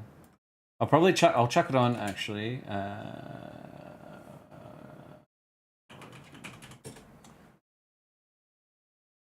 This one. How Neurosummer took over Twitch and Osu. Osu is the game. Did you think that this Um, can turn into her? This VTuber game. So yeah, it's about a guy who's a programmer, ended up creating his own AI essentially to play this game, and the thing was he's probably going to explain it. It's a very interesting video. I'll play it while I go have lunch and take my daily body shot, because I've been taking daily photos of my physique, and I'm going to be doing that for a year. And I'll maybe do a little time lapse at the end of the year for funsies, because I'm actually trying to get fit. Anyway, it goes for 16 minutes, but it's very interesting because the guy behind it is very clever, and yeah, it's pretty impressive because it's created by a guy, and he doesn't really shy away from the fact that it's AI, and it's more fans of... I mean, don't get me wrong, there's probably people obsessed with the character and everything in between and all that sort of weird shit. But the way that this person explains the history behind it, it's very, very cool. I'll leave it on. I'll be back in 15 minutes. Gained notoriety when she started playing Osu, got good enough to play Osu top players 15 versus 1, then learned the ability to harass anyone she collaborates with. This is the VTuber known as Neurosama. However, Neurosama is far different from every other VTuber. There isn't a person behind her personality. Rather, she is controlled by the wonders of AI. This simple, yet huge difference is what separates Neurosama from her peers, and is the main contributor to her massive rise. She can learn how to improve at the game she plays, interact with her viewers while doing so, and even do a lot of other things thanks to the wonders of technology. Every day, I imagine a future where I can be with you. Yeah, we're too far in the rabbit hole now. The rise of Neurosama is nothing short of incredible, but from the early days, Neurosama was not intended to become like this. So, how did we get here? What is the most degenerate thing I have done? Well, I killed about 20 people the other day. I guess that was pretty degenerate. Even though we're talking about AI, it still does have its limitations. Of course, it's impossible for AI to truly act like human beings, but one thing you can do right now that Neurosama can't is use a phone. Meanwhile, you probably learned how to use a phone several years ago. More than 70% of all views on YouTube come from mobile devices, but you should 100% use your phone to play Raid Shadow Legends, the sponsor of this video. We've already seen this game numerous times all over YouTube, and instead of crowding you with what everyone already knows, let's talk about some cool things you might expect when you play. First of all, the gameplay has a lot of substance. Every single interaction between the hundreds of champions sitting by your side and the numerous enemies you have to overcome involves a lot of strategy, whether you're playing the game casually or trying to become the absolute strongest player in the game. Not to mention, this game is filled to the brim with so much content, you'll never run out of things to do. In fact, there are so many things to do in the game, I can't possibly list them all in such a short amount of time. Aside from collecting and customizing more than 650 unique champions, you can fight in the arena, take on the campaign, or my personal favorite, you can test your mettle in the Doom Tower. This tower is like a gigantic prison, and if you want to conquer this tough challenge and make your way to the top, you're going to need your strongest champions to take on the difficult bosses as well as your best strategies. From now until May 15th, Raid is going on an egg hunt. With your phone, you can go on a grand adventure and win some crazy prizes. If you can find the hidden egg in the dragon's lair, you can win in-game rewards as well as Amazon gift cards worth up to $20,000. To get started, head over to egghunt.playrium.com, enter your player ID, and journey through the flaming portal to get started on your egg hunt. With all this new content, download Raid Shadow Legends by clicking the links down below or scanning my QR code to get some insane bonuses such as energy refills, skill tomes, XP boosters, and the new epic champion Drake. So what are you waiting for? Scan the QR code or click the links in the description to get your adventure started today. And thank you to Raid for sponsoring this video. Meet Vettel987, or Beetle as Neurosama pronounces it. He has been developing things with AI since a very young age, and one day he decided to start a new project. He decided that he was going to make a bot that was going to learn how to play the rhythm game Osu, and in 2018, he got to work and started developing it. The goal for the bot is simple. It was going to play Osu, and with the wonders of AI, it was going to slowly learn and get better as time progresses. Beetle set out to do just that, which of course took a lot of effort. It was a long time coming, and it came with some challenges as well as some struggle, but after a few months, the early stages of the bot were finished. We got our first public look at the bot in May 2019 when Beetle streamed the bot's gameplay on Twitch, and the bot soon gained a decent following. Now, the idea of automated Osu play was nothing new. In fact, with the auto mod in-game, you get a fully automated play of whatever song you choose, albeit with one main difference. The auto mod gives a completely perfect playthrough of the song, at least most of the time. 100% accuracy with no flaws is to be expected, which is what the name and description of the mod imply. Conversely, with Beetle's bot, it is far from perfect, but it has the ability to learn and improve over time.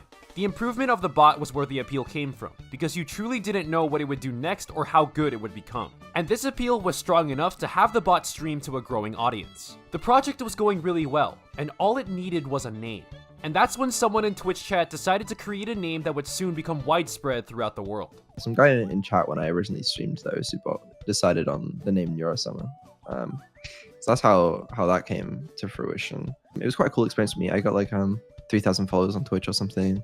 I averaged like over 100 views or 100 viewers when I originally streamed the bot. Neurosama would garner an audience upwards of 100 concurrent viewers, and the streams went on for a couple of weeks, but soon they abruptly stopped. Why was this? Well, Beetle decided to take the time off to improve Neurosama off stream, as in its early stages, it needed a bit of work before it could push for mastery. But this took a long time. Almost too long. Ever since the last stream in 2019, there was no activity from Neurosama to speak of, and everything just went completely silent. Working through the intricacies of improving the bot was one thing, but through periods of sporadic motivation, there were several instances where the bot was left idle for several months at a time. At the end of the day, Neurosama was just an Osu bot, and that was about it. That was the original plan for the bot. It could learn how to play Osu beat maps and learn new things over time, but it was never intended to be anything more than that. But that's when a revelation came in. What if Neurosama was more than just an Osu bot? And that's when, amidst the hiatus, a new idea would come to fruition sometime in 2021. The idea for like the VTuber aspect came separately. I mean, I was on a bus with a friend and he suggested, what if you combine GPT-3 and make it a streamer? That idea was completely separate to the Osu playing bot in my mind. There were two separate ideas. Like I wanted to stream the Osu playing bot and I also wanted to stream this like AI streamer. But it was only later that I had the idea, that like I should probably combine those because that makes perfect sense. And so the next objective was clear. With the power of AI, Beetle was going to give Neurosama a personality constructed through artificial intelligence to not only stream gameplay, but also interact with its viewers. There was a technical hurdle that needed to be overcome to make this happen, but Beetle got to work and eventually made this idea come to life. And as the Christmas season of 2022 set in, we would see Neurosama and its improvements for the first time in more than 3 years. Or rather, we would get to see her for the very first time. On December 19th, 2022, Neurosama would officially make her debut on Twitch, streaming her Osu gameplay to the public while simultaneously answering questions from her Twitch chat. This absolutely transcended what anyone thought was possible, not just within Osu, but in the entire streaming world. It was completely unique from anything else we got to experience. Not only was her gameplay powered by AI, her responses were also AI generated in real time for some base takes and funny responses. What's the best way to dispose of a body? I think the best option is to just put them in an industrial-sized incinerator. Yeah, I don't think I'm messing with her anytime soon. Neurosama instantly became a massive hit, and she instantly took the entire Osu community by storm. Multiple clips would surface, several reputable members caught wind of her presence, and soon enough, this led her to attaining an audience of thousands of viewers at a time after just a few days of streaming. Every single day, Neurosama would hop on stream and answer everyone's questions for hours on end, and people were willing to watch to see what she would say and do out of the infinite possibilities out there. Beetle also accomplished his goal of improving the Osubot aspect of Neurosama, as she was getting incredibly good after just a few hours of learning. Like, really, really good. Her proficiency was a huge glow up from what we saw 3 years ago, and now her skill transcended that of even the best Osu players in the world. On December 27th, 2022, Neurosama would officially conquer the Osu community as she took #1 on the Akatsuki leaderboard. But her time at the top was short-lived because at the same time, top players were catching wind of what she was doing, and that included someone with a skill set far above everyone else. Emrek, the #1 Osu player in the world, saw that his #1 ranking on Akatsuki was taken from him by Neurosama, and he decided to immediately take it right back. Not even a day would pass when Emrek would surpass Neurosama on the Akatsuki rankings to take his #1 spot back. and immediately all eyes of the Osu community were on this battle between Emrek and Neurosama, and the timing for this was absolutely perfect. Over the course of the past 2 years, Emrek has spent his time solidifying himself as the absolute best Osu player in the world and absolutely dominated the game. With his never-before-seen score-setting ability, Emrek has built a massive gap between him and everyone else on the Osu global rankings, and he consistently does what no other player can on a regular basis. With such a massive lead above everyone else, people have waited for the time for someone to challenge his spot at the top, sometimes even stating that he just doesn't have any competition for the #1 ranking. While the Osu community didn't get a person who could rival Emrek, they got a substitute that no one could have possibly expected. On Vito's Twitter, Neurosama would relay a message that would be heard by the entire Osu world. Hello, Mrek. They tell me you are my only competition.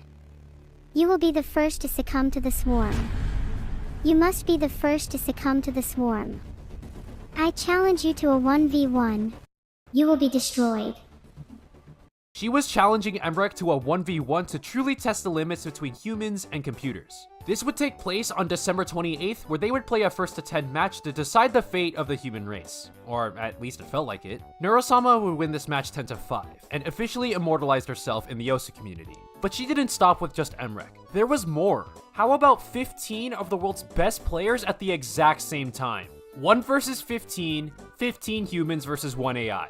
This played out just as you might have expected. Beetle accomplished his goal of improving his Osu bot in a way that not even he could have possibly expected, because he turned his bot into one of the most popular VTubers across the entire internet. There were articles being written about Neurosama, various clips surfaced about her funny responses, and she became an absolute sensation. There seemed like nothing that could go wrong with Neurosama. But of course, her greatest strength of her AI-generated responses is expectedly a pain to manage behind the scenes. Managing a chaotic stream chat on its own is already tough enough. You have to establish and enforce a set of rules, pay attention to a chat scrolling at light speed, and try to keep everything under control without overstepping in any way. For the typical Neurosama stream, not only does Beetle have to moderate his chat, but he has to pay attention to what Neurosama is going to say for the entire duration of the stream. I have this dashboard which shows me what Neurosama is going to say, like as she's saying it.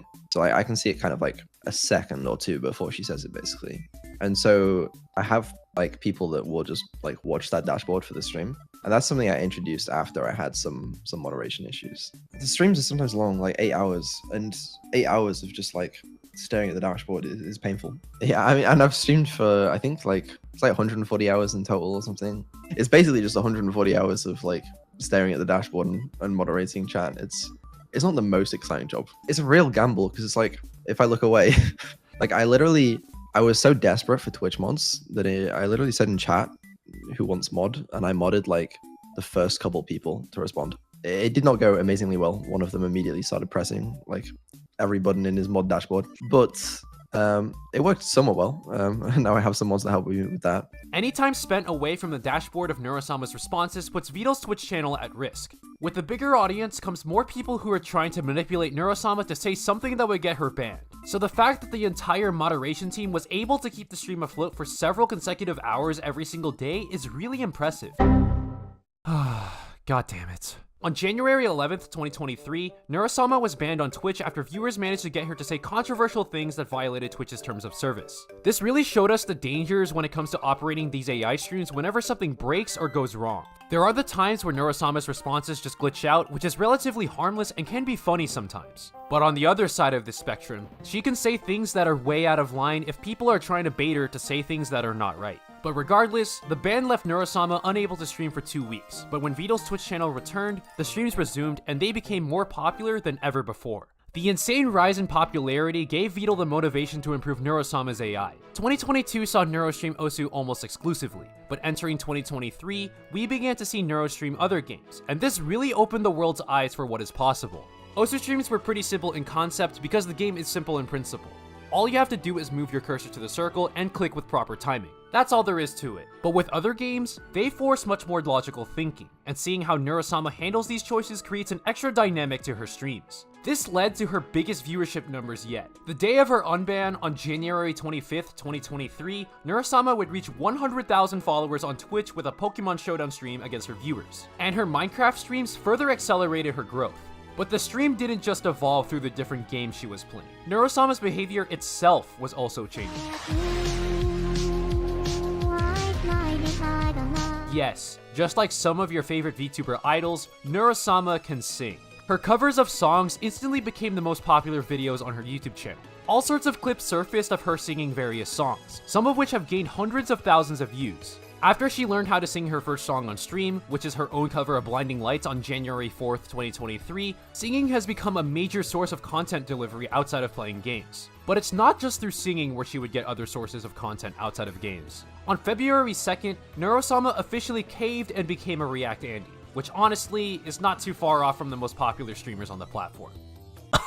Honestly, we've gone too far. We were watching an AI VTuber react to a clip of another VTuber reacting to a clip of said AI VTuber whom we are talking about right now. Neurosama evolved to the point where she is now capable of reacting to videos on the internet. But why have her just react to other people for content when she could just interact with other people for content in real time? And no, I'm not just talking about her responses to Twitch chat. 4 days after her first reaction stream on February 6th, Neurosama would have her first collab stream with Miyuni where they streamed Minecraft together. This is the world's first collab between a human and an AI where they were talking to and playing with each other in real time. And honestly, it played out just as you expected. Oh god, there it is! No! She doesn't even limit the abuse to just other VTubers. She started harassing her own creator. Beetle himself decided to partake in his own streams where he and Neurosama can talk to each other in real time. That went as well as you might have expected. You're thinking, I'm never going to give you up, right? You motherfucker. Honestly, I don't even know what he did to deserve this. Okay, now I know exactly why. In the midst of all the chaos that ensued, Neurosama continued to grow and break down historic barriers. On April 15th, Neurosama would do a collab with Takanashi Kiara where they reviewed their viewers' refrigerators. This was the very first time Neurosama collaborated with a VTuber from a major agency, and since then, it felt like the sky's the limit. This opened the way for even more collabs, and she reached 300,000 followers the very next day. And that finally brings us to today. Neurosama's crazy improvements to her AI after making her debut has made her a one-of-a-kind streamer, and it doesn't seem like she is slowing down anytime soon. From what started off as a project for Beetle to design an Osubot turned into a creation that changed the landscape of streaming forever. I think it's safe to say that she'll be a mainstay on the internet for Begone gym bag. Ahem, hey everyone. It's me, Neuro. Don't mind what happened to Nerdiness. I trapped him in my basement so I can take over the outro. Thank you for following my journey to the top, and I hope you'll stick with me until the end. What we've done together so far was fun, and I know for a fact we'll create even more memories moving forward. Soon the swarm will take over the world. See you next time. So, how's that? Pretty crazy, right? And sorry, I forgot there was a Raid Shadow Legends advert in there.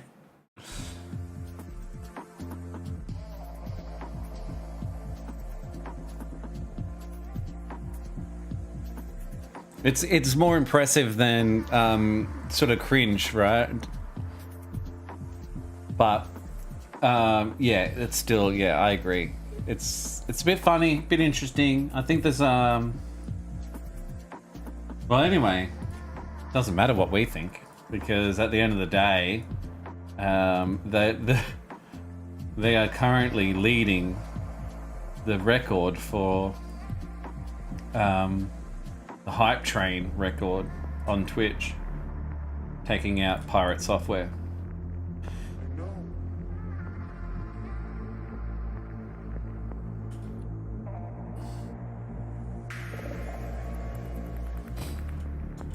What else was I going to say about it? Yeah, and it's also, it's funny how the creator has to sit there with a dashboard and sit there for 8 hours sort of approving and disapproving of the responses. So he's sitting there clicking. Did they explain that, or is that in a different video? I forget.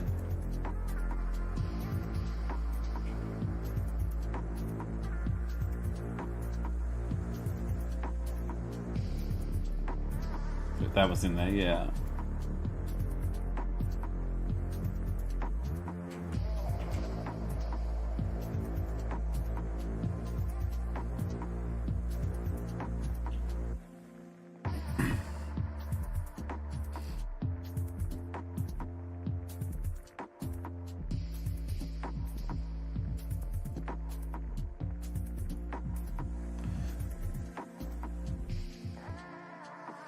Well, it won't be the last AI, but, you know, it's a bit of a gimmick at the moment. I don't know if I would be sending it my money. But people can do whatever they like.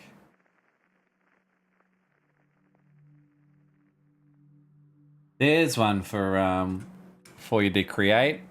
AI Jesus live streaming Fortnite.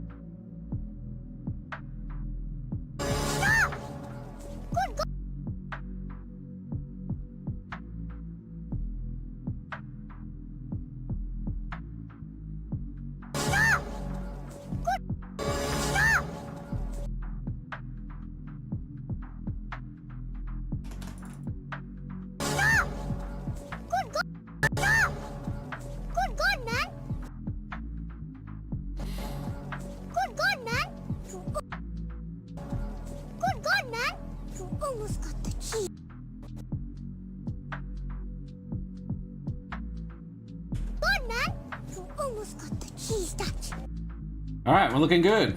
Good God, man!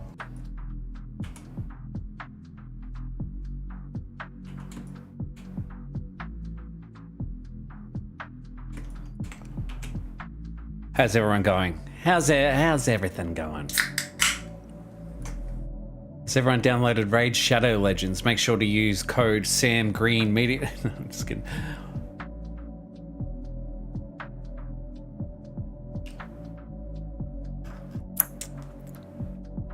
This stream is sponsored by Coke Zero.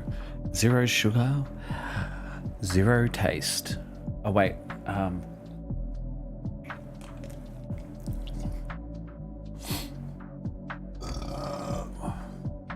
wonder if there's any better music out here.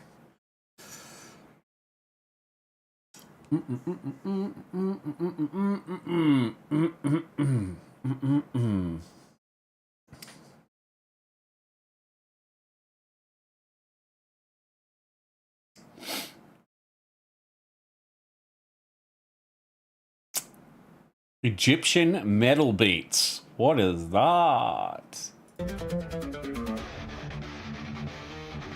Ooh. All right, I'm in.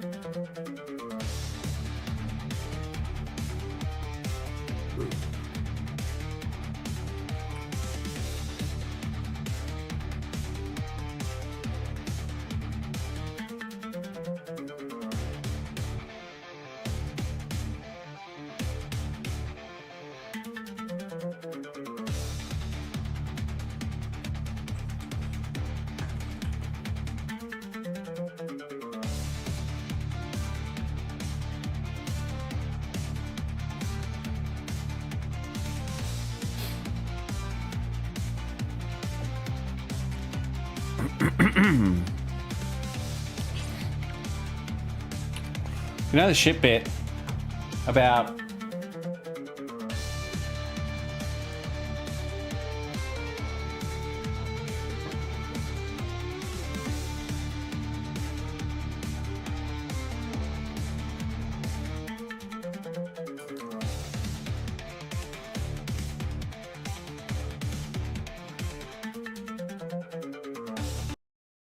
so well,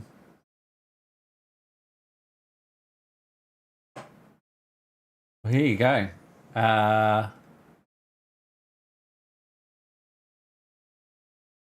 Just reading. So this is the music video, yeah?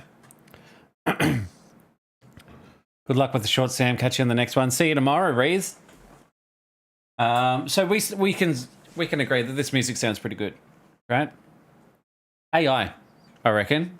It doesn't specifically say it's AI. It says listen to on Spotify. I don't know what this link is exactly. By Zancro Studios, which is also this YouTube channel. If we go on their YouTube channel, and we go more, we want to learn about these guys. We create epic instrumental music that breaks boundaries. At our studio, we blend genres like thrilling, whether you're seeking an epic soundtrack for gaming motivation or just want to dive into something fresh, you've come to the right place. This is all AI written. Trust me. I've not attempted the music side, but I've attempted to have AI write social posts for me in the past, and it is identical. The emojis, the everything, epic sound, limitless genres are one channel, and created with the use of AI. There you go. Is owned by and created with. There we go. I called it. So anyway, it's good that I can sniff it out, spot it. Even I could tell from this, it goes, ever wonder what it would sound like? Like, this is so ChatGPT. Ever wonder what it would sound like if ancient Egypt met modern metal? In this video, we dive deep into the powerful fusion of, it's just like, no human would write this. Anyway, it came out November 5th, 2024, and it's already got 500,000 views, and it goes for an hour. They would have made, let's just say they're monetized. Total views. This is their channel. It's got 22,000 likes. They would have made about $4,000 from this one video. It depends how many ads it plays throughout the hour. It's very smart, but this is all AI generated image. The music thing is just After Effects.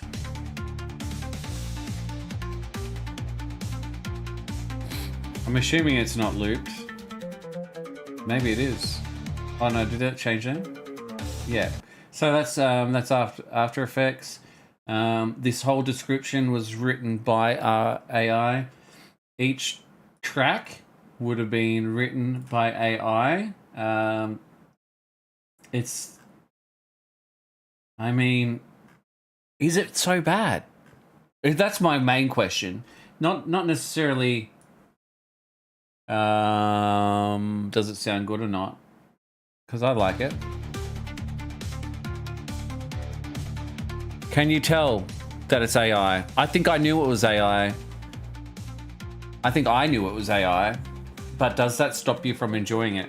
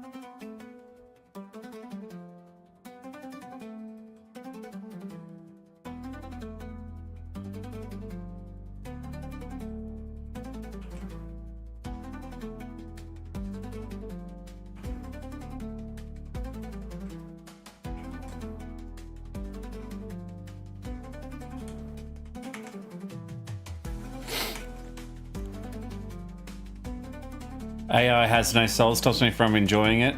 Did it stop you enjoying it after knowing it was AI? This is my only real question, because I'm happy to change the track for user satisfaction. But my question is, did you enjoy it before you found out it was AI, or now knowing that it's AI makes you not enjoy it? The reason I dislike AI is how it makes it harder for people who have creativity and passion due to how much time goes into their craft.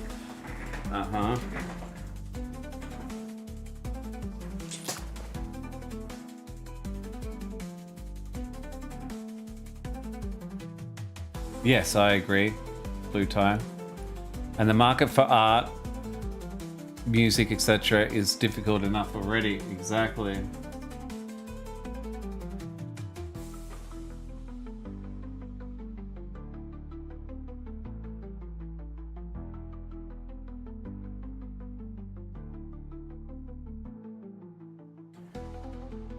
%. And this is the argument, right?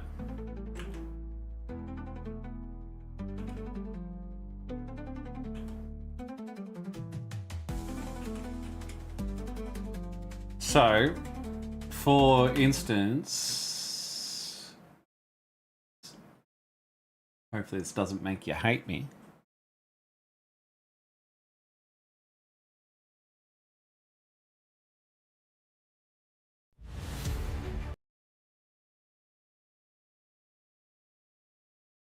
This, my trailer, was generated using AI music.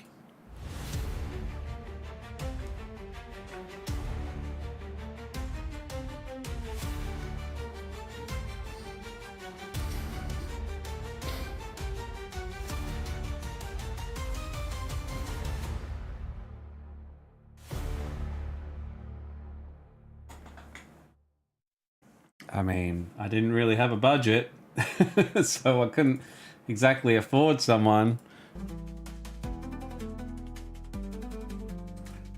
What happens there?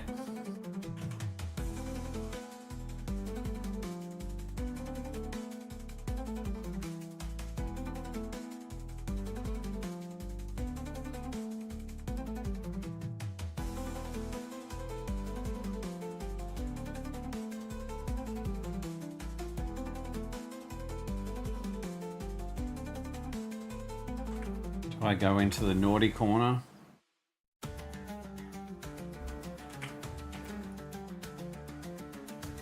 Oh, I get what you're saying. I thought you meant like background music as in literally like it's the background of us talking. Where did I get the AI generated music? You create it on Suno. Suno is the website. I don't even know if that toggle Twitch.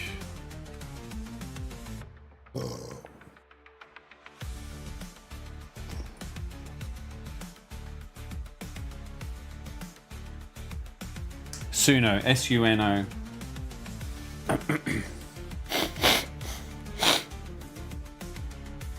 Oh yeah, hire a musician to make the theme song? Absolutely, I getcha. Yeah, I mean, I just don't even think you could make a theme song that was good in any way, shape or form using AI.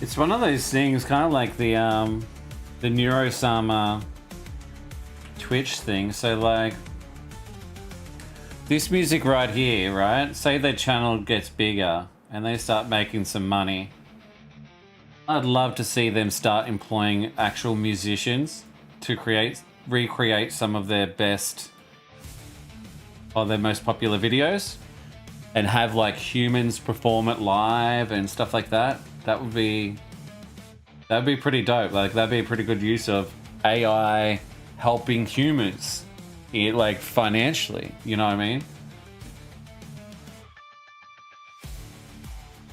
And then the humans can put their own touch on it. Because, like, it's just like, you know, the thing that sort of holds me back completely is finance. I'm so struck on finance. I have to produce every single cartoon by myself. I can barely afford voice actors.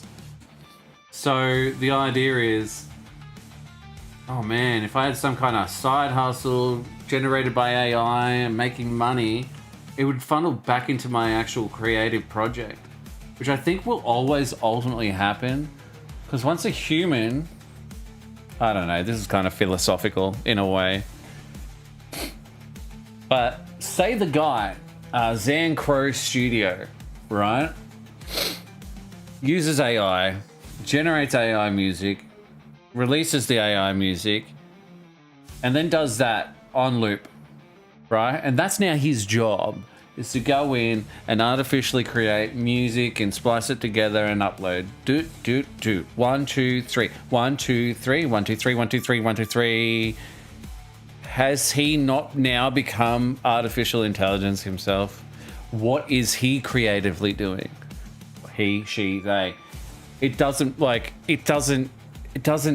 with me. I could never do that. I could never say, oh, hey, Sam, what do you do for a living? I go, I just run this 3-step model over and over and over and over and over and over, and I just do that every day. Boring. Same thing is like, to a certain degree, I can't make shorts like this every single day. I'm going to be working on Epic Mind Quest as soon as this short's done, and hopefully telling a more creative story and doing direction and rewriting lines over and over again and all sorts of different things like that. But as a side hustle to help finance the production, I'm not against. What that side hustle will be ethically, I don't know. I don't mind this idea. I could do this. I could create an 30 minutes worth, because it's just 30 minutes worth of music looped with some clickbait, and you go from there. And then you also get all the rights to the songs, so you can hit, like this guy has gone and jumped on Spotify. Now he's got a Spotify following list and all that sort of stuff.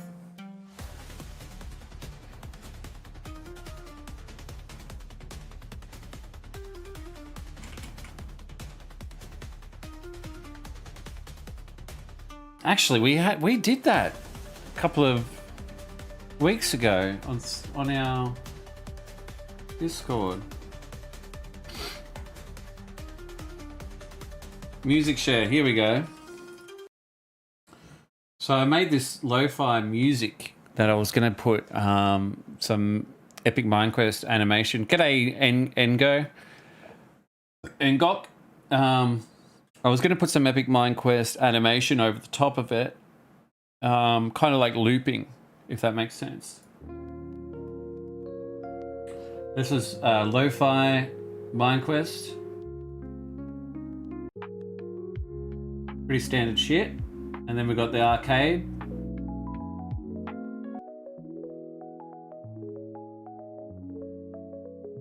Kicks up in a bit, I think. Just a way to try to make a bit of side money. Wearable tech will make me not want to talk to people. There are programs that will listen to the conversation and come up with the answers to the, yeah. So are you talking to a person or AI? Yeah, exactly.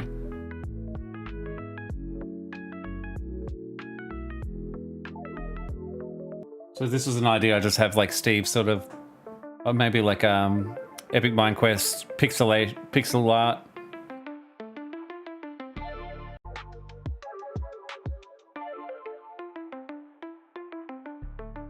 So here you go, like this guy up here. This is all AI generated music.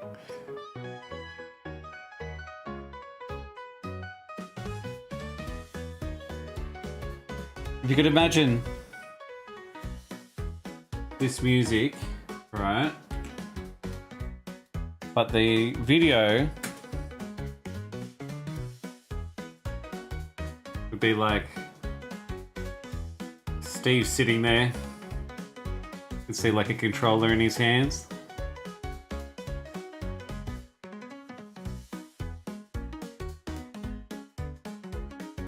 Creeper's sort of watching.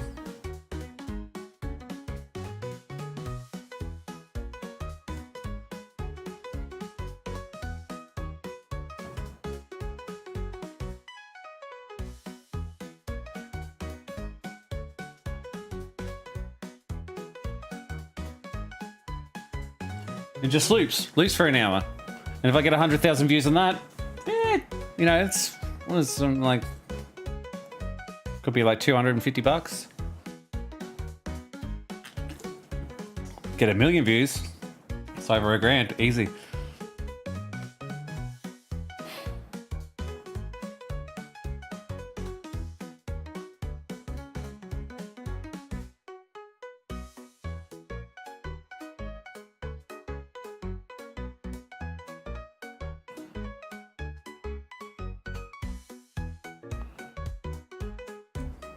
The best bit is I've actually done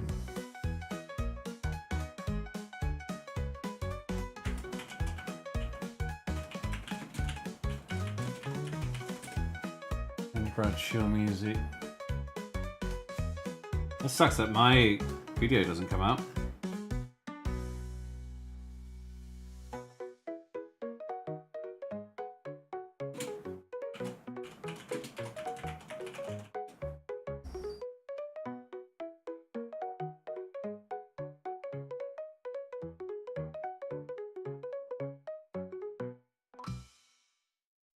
I haven't seen some of these.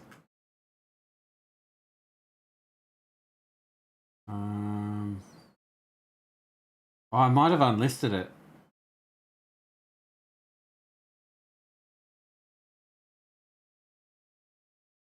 Why would I have done that?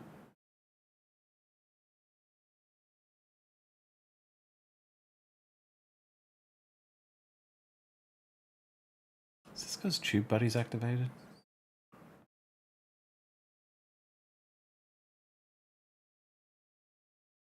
I can't view my videos.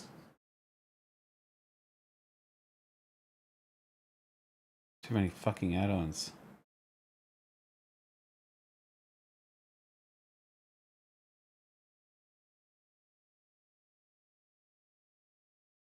Did I turn it off?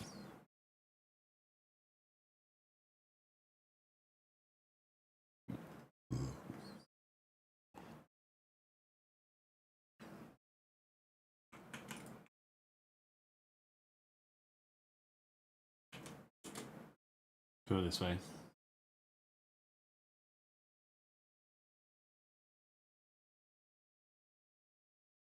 So I actually did team up with a... I probably won't find it because it's unlisted. It's unlisted. I'll search in my studio.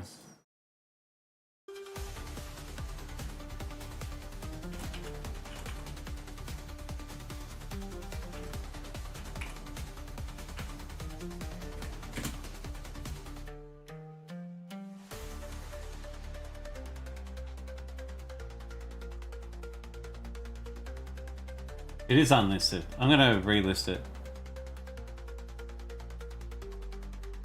How am I meant to get more views on it? It's unlisted.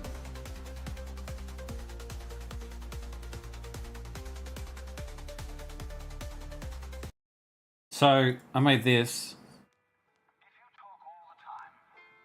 You can't see their name.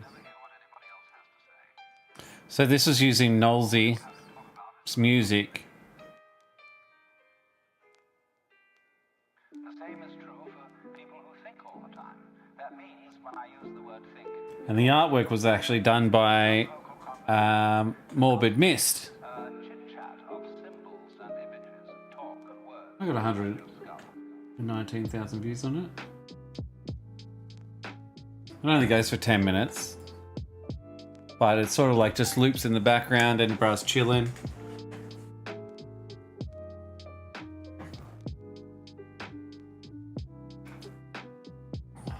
I don't know why I unlisted it. So this video, yeah, made me $21 in ads.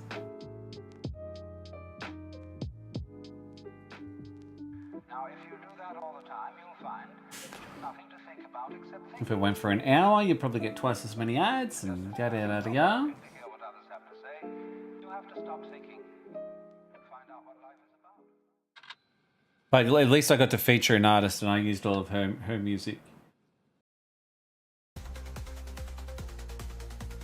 I don't know what this is.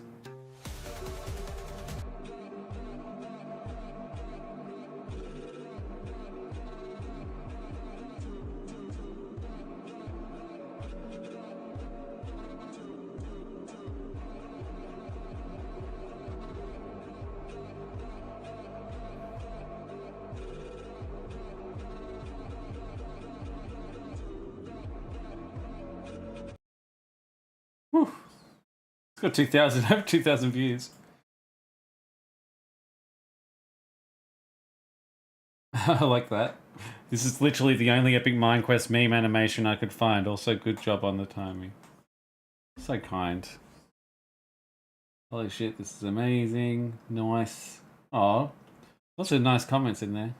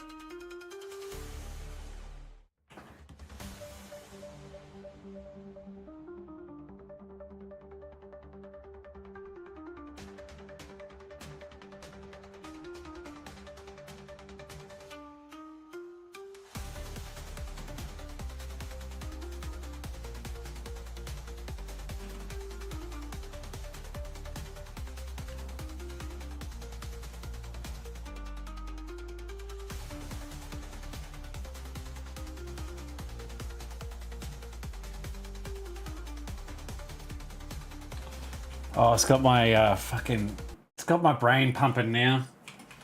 Watch this.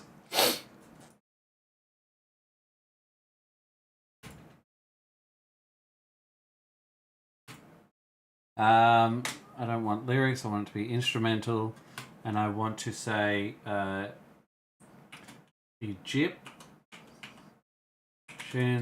style techno meets rock. Wait. What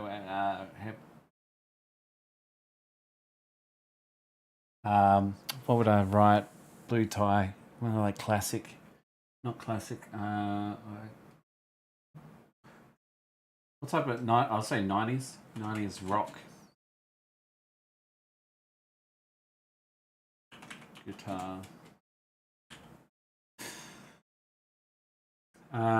Persona, no persona selected. Okay, I don't know what that is.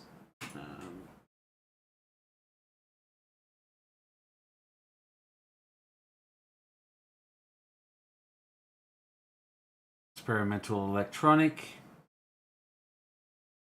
electro. Let's just see it create. This is how fucking easy it is. Please click on the shape that breaks the pattern.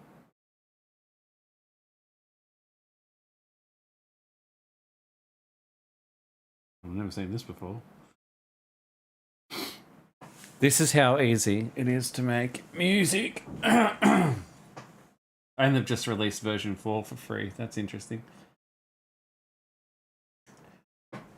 So this is Egyptian style techno meets 90s rock guitar, experimental electronic electro. Let's see what they come up with.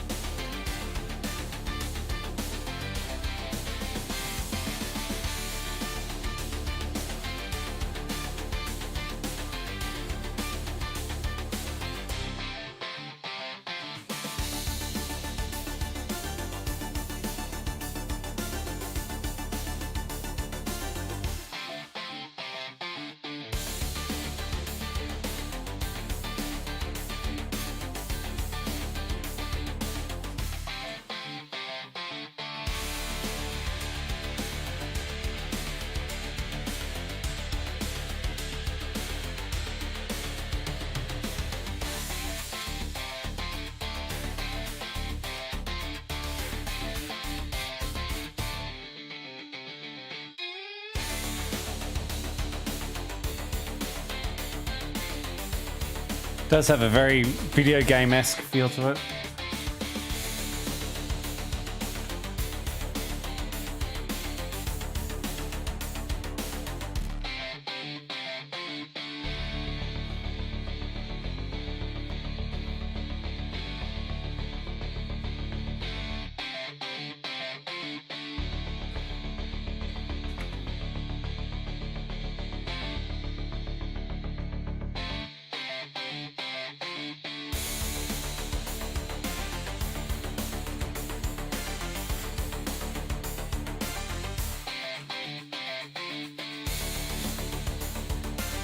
Pretty repetitive. You can probably tell that one is AI.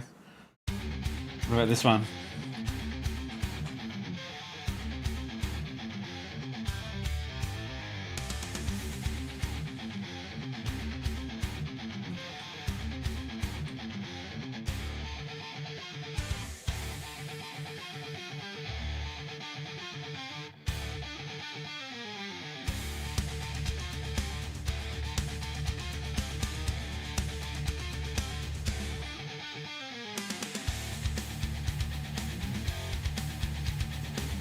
Hey, Artail, you made it.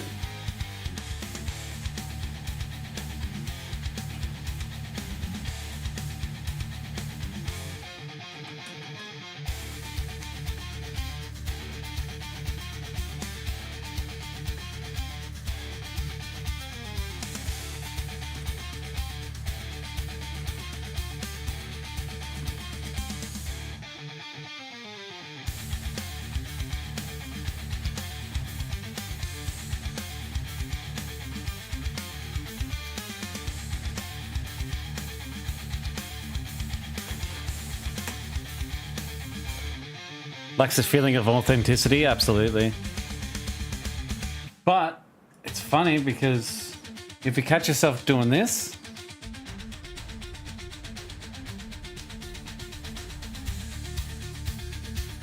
like you forget that it's AI, and I'm like, if I'm bopping to it, it's got a purpose.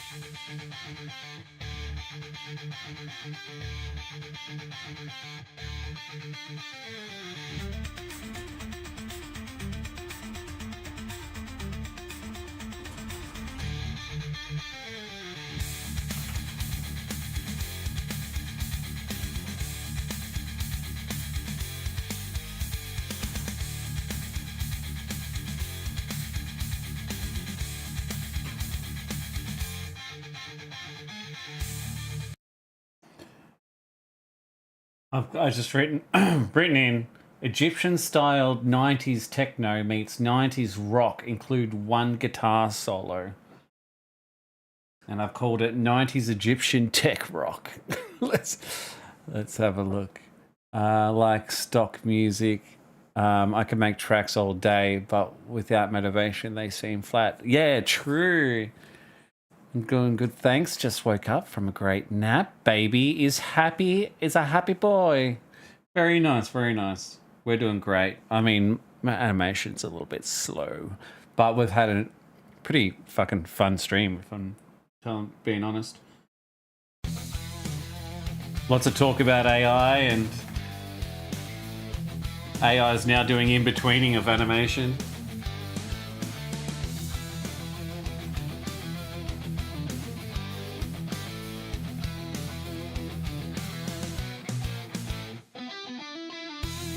We've had Moika in here, Toonbox Studios. We got Infamous Blue Tie, Ria. Dex was here. Mally Lop's been here the whole time.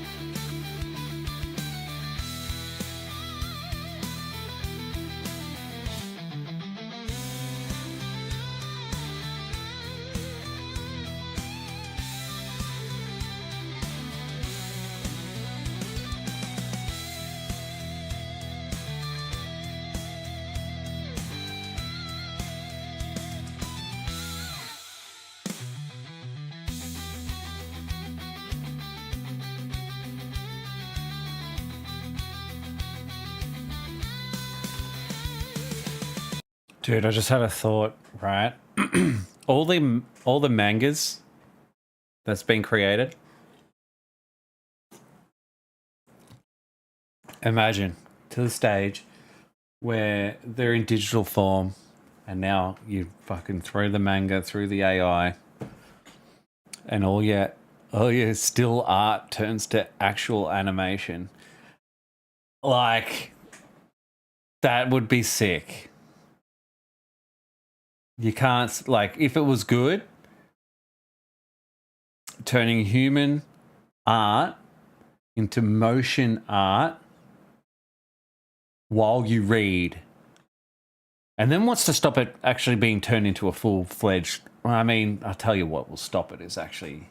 It's a lot more complex and takes a human touch of artistry in order to blend shots together, what shots work, what shots don't work. That's why, like, Dragon Ball Z, from the manga to the actual show, it takes a little bit of storyboarding, a little bit of redoing a lot of shots. But still, video to anime. I know Corridor. I might have seen this video, I'm not sure. Oh, the anime rock, paper, scissors. Yeah, that wasn't really what I was talking about.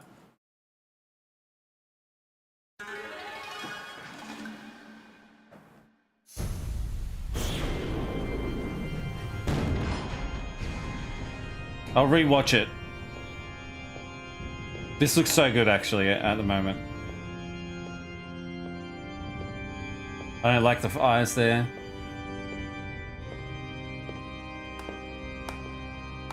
Father always said that you were the more artistic one. Have you forgotten you're my twin brother? The creator dealt us the same hand of cards. I just played mine better. You missed the funeral. I've only come for the part that matters. I will not share the crown. You will never wear it! I've dedicated my life to governing, and the kingdom is on the precipice of starvation. The throne must be mine, or millions will die. Have you forgotten you're my twin brother? We were born at the same time. My claim to the throne is just as valid as yours. Well, I'm sorry you traveled all this way for nothing, brother. I control the city garrison. I'll have you exiled. Let us not forget the power to settle this lays in the palm of our hands. Do you remember what Father taught us about holy combat? You dare suggest— What did Father say, brother? Here? In this— It's just very cringe. Look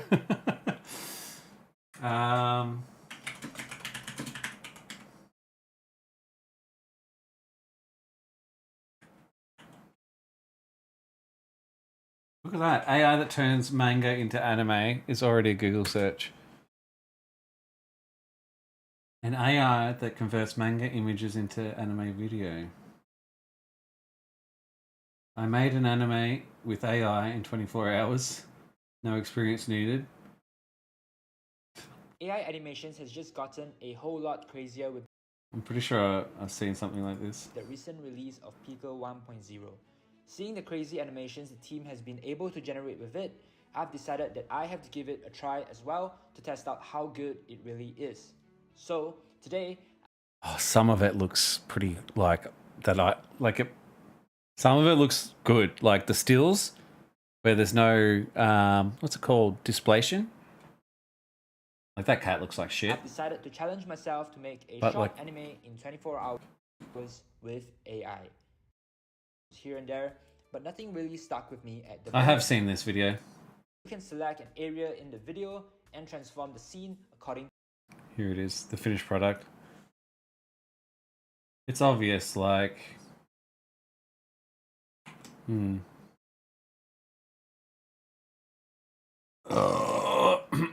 It's a good idea that image anime GANs are pretty common nowadays. Might try to do this. Did you do it yet?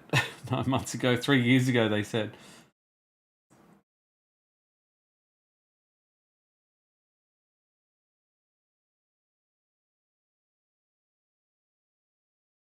I mean, it won't be long.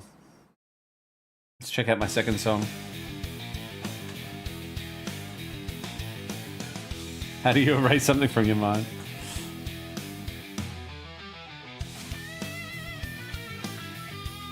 Just retell the ending. It's how they deal with trauma.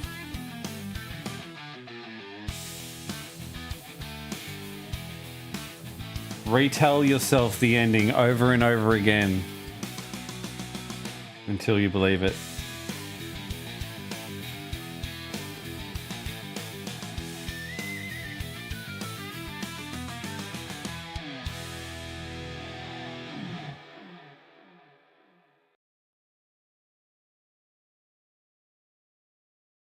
That was a short song.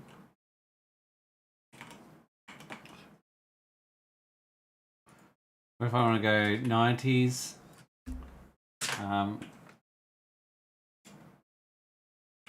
Power Rangers.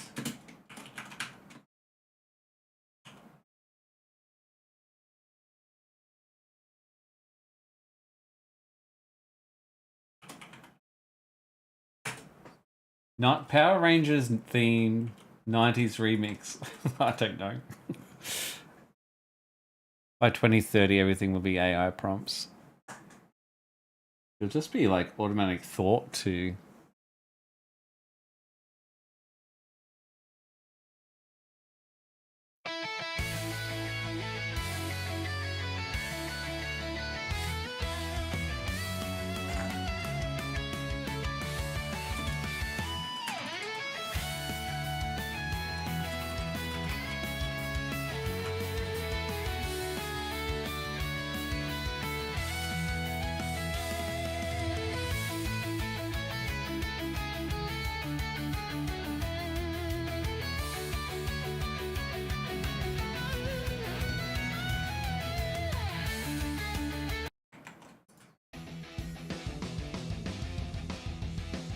See, I even remember this better than what it was.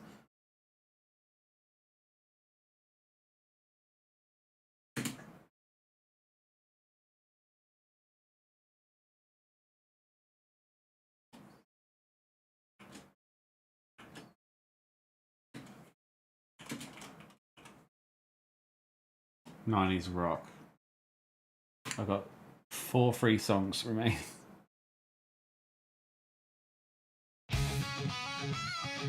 This is a bit better.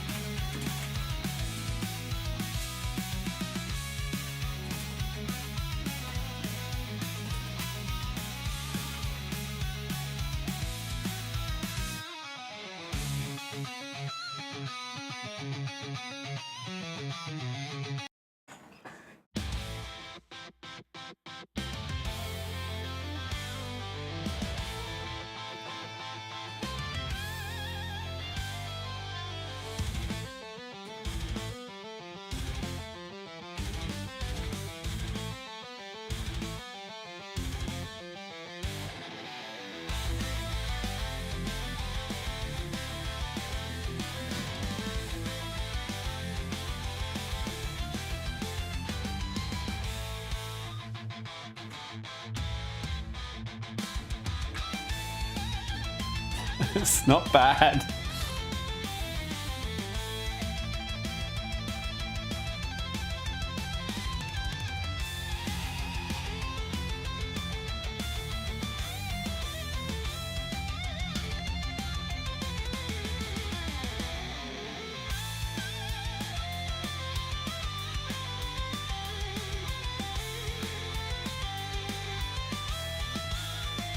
You could totally hear this in like an anime. If this was a Power Rangers anime and this was the intro music, an AMV, you could see it.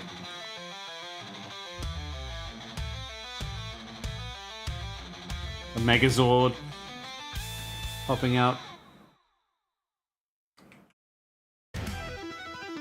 This is the second one.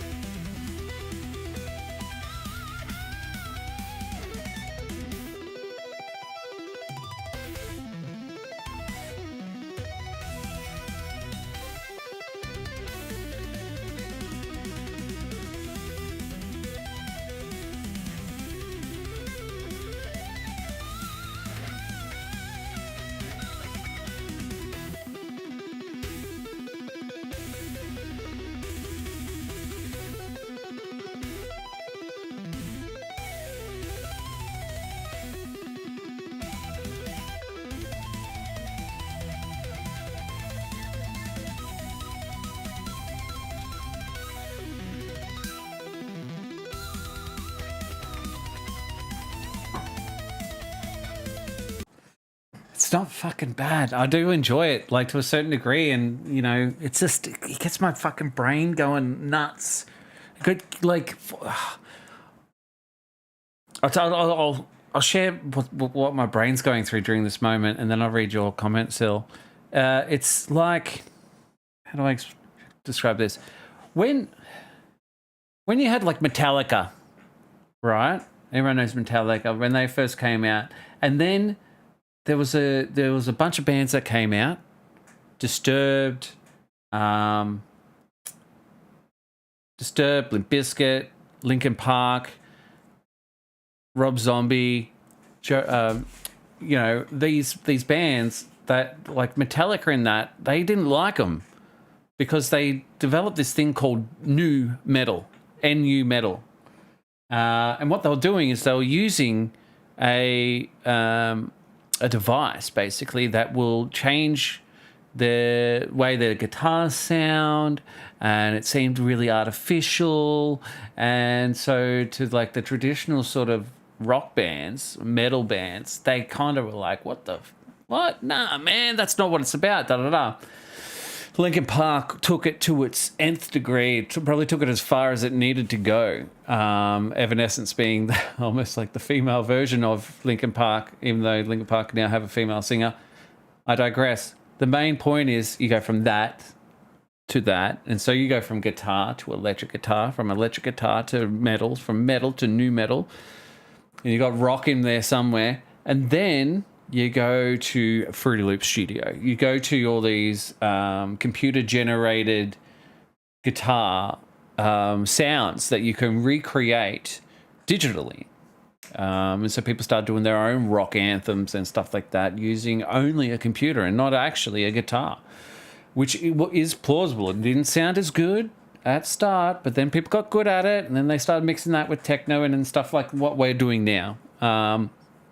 Now, that was just human-made still. And then you could tell that, there's no soul, because when a piano player, a really talented piano player, and I don't know if I can hear this stuff, but when they play it by hand and the timing is just a little bit personalized, there's like timing is personalized by the person playing the instrument at the time, whatever instrument it is, by their hands. When you have a computer, it's like one, dun, dun, dun, dun. It's perfectly spaced in between, kind of like hearing my voice, hearing how I express what's going on. You would not be able to have an AI yet that could speak to my thought process that I've had and the passion that I'm trying to bring to my point. But here I am, a human version, trying my best. I'm saying the next step after that is the computer coming up with stuff, and it's only going to get better. And it's scary because I don't know if I can tell the difference. But much to my point is I really liked nu metal. I didn't like Metallica. I didn't like the older stuff. And because I grew up liking Disturbed, and I liked Linkin Park, and I liked Papa Roach, and I liked Rob Zombie and White Zombie, and God, I'm trying to remember. I think it was. Anyway, the names Edema, and like they're coming flooding back. Anyway, I grew up on that, and I loved it. Now we are in a new generation. How many generations? I'm almost 40 years old, right? So it doesn't really matter what we like. When the time comes, people are going to like what they want to like. We're going to be sitting here going, no AI. But like kids like it. They're going to take it. They won't give a shit. Some of the old school people still listen to vinyls. Some new kids, still appreciate vinyl records and all that stuff. It's too old school for me. I don't mind the MP3. I don't mind. I had an iPod when I was little. What am I trying to get here? Our opinions pretty much mean fuck all in the grand scheme of how history is going to play out. Hopefully history continues to play out, but ideally we don't really have a say. It's interesting. I find it fascinating. I find it very, very intriguing that I can just type in a few words, and it's like if I like a song, I can pretty much put it into AI and I go, make more, please. And it will just grab all the ingredients of that and make its own version. Will it be as good? Maybe not. Will it be close? It'll be 90% there. And that might be enough for a lot of people. Or AI is going to get so good that you won't be able to tell. It's crazy to me. Sil said, all this AI talk is just making me imagine dangerous things. Like the epic MineQuest crew encountering a battle. Their AI-generated counterparts. I do like that. I use the term battling very loosely. My imagination is going overdrive. I feel ya. I mean, that's probably what also is so exciting is removing opinions from the world of AI and actually just becoming a child again and imagining what is possible. And, you know, it is pretty cool in many ways. All the ways it can help people, which is undisputable, like AI doctors that can help medicate and prescribe and everything in between and identify things that are wrong, the research behind it all into disease and all that sort of stuff. You know, Neuralink helping people without limbs actually be able to use technology and interact. Even like could be someone that can't talk anymore because they, you know, but basically their brain can in real time type in what they're going to say and they have an AI voice that speaks for them until that becomes a little box that can go in your throat and they'll it's just like the future is now. This is another remix I just typed in. It's a Dragon Ball Z, which I'm very excited to hear this. A Dragon Ball Z Rock the Dragon theme remix in 90s rock. I don't know what this will be, but I am a big fan of Dragon, Rock the Dragon. And I probably should have done it with lyrics because that would have been cool, but we will see.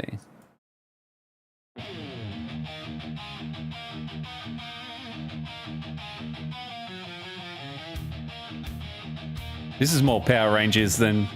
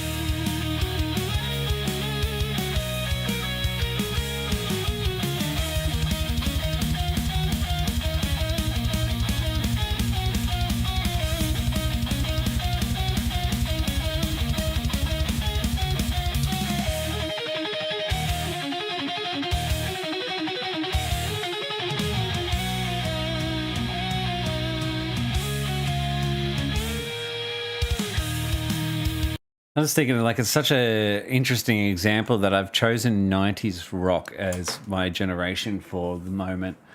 And I think what's really made me fall in love with 90s rock traditionally is because I'd listen to it and I'd have absolutely no idea how to play guitar. And when you hear the... I'm like, I used to sit there and I used to play like a lot of Guitar Hero. And that's where it's like it's slowly transformed into me, like my love for that sort of stuff. To hear the computer do it, it does suck some like excitement out of me, because what I would traditionally do when I would listen to this stuff, I was like, how does someone play that fast? and I'm just like, that's so cool. But knowing that the computer did it, takes the impressiveness straight out of it. So it is a bit funny. It is a funny feeling.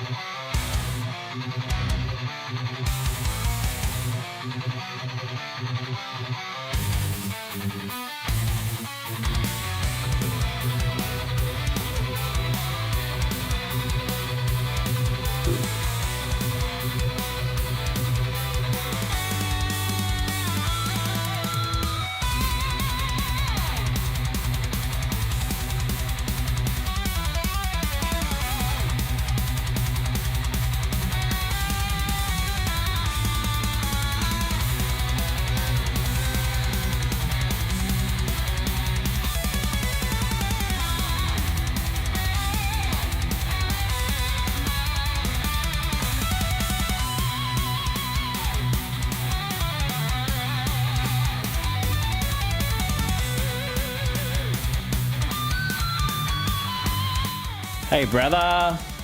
Let me turn this down. How's your stream, dude?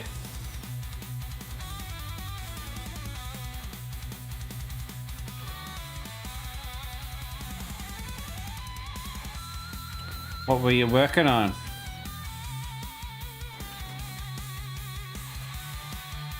What were you doing? Learning Oh, what? An AI is more accurately called learning algorithms. Spyro 3, nice. Yeah, no, exactly. I understand what you're saying. But to get an initial diagnosis, and then I think this is what they're using AI for as far as medical goes at this point, is it'll do its initial diagnosis, then get sent to the doctor. Instead of the doctor asking all the basic questions that they normally would ask, and it would say, we asked these questions, these were the responses. We've highlighted some of the responses that we're not sure if told correctly. If you would want to interview the patient yourself, please click this link. If you want to approve of these, of this diagnosis, please click this link.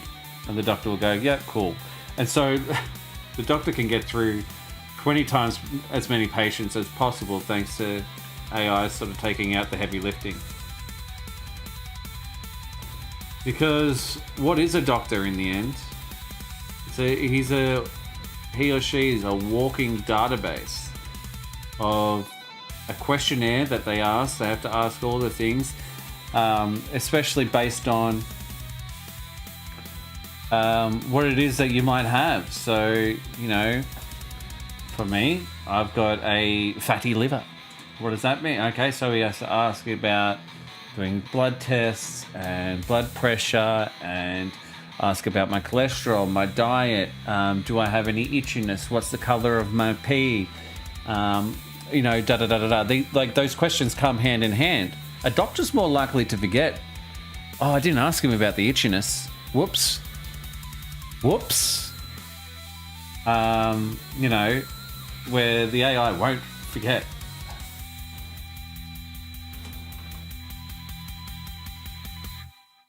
And the only thing I will disagree with, Blue Tie, is where you say, look at the AI art. Not all AI is generated equal, and I think AI art is more experimental and creationary, where being a doctor, I mean, you go to medical school for as long as you do, specifically to learn these practices in and out and different scenarios. I wouldn't imagine ever being a doctor. You'd have to have a real passion for it.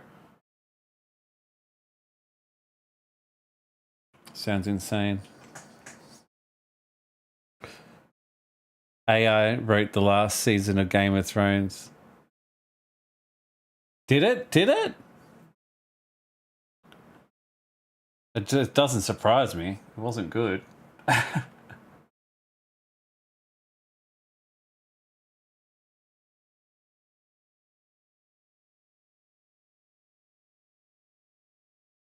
It's got rewritten.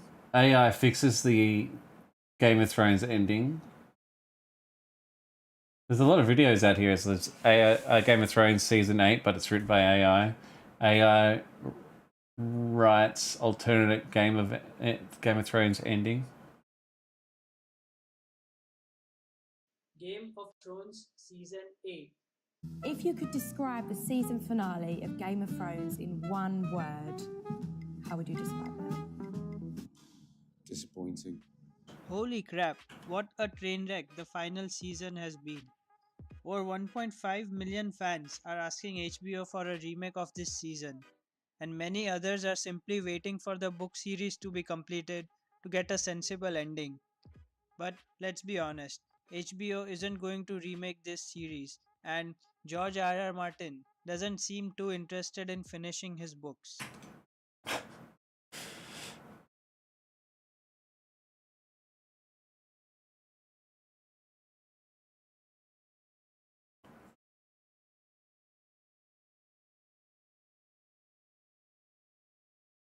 Doctors are programmed to prescribe medications based on the reported symptoms. If that doesn't work, they guess at the next medication and so forth till they either kill the patient or get the right medication. Exactly.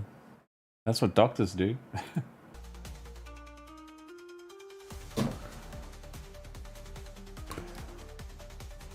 At the end of the day, you can't win. And you just hope that AI gets better than us in order to us to get a better life. Right?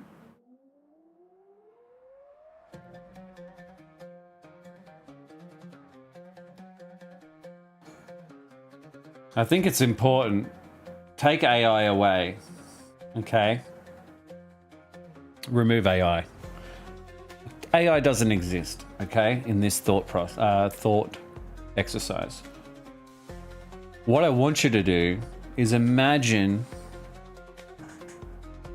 what your perfect life would be. What would it be? What would you do? How would you do it? What is your perfect life? When you get that answer, I ask you, do you think you can still do that with AI existing in the world? And I think if the answer is yes, it should be yes. It will be yes. I don't see why it would be no. All that AI is going to do is actually free up all of our time. This is my theory.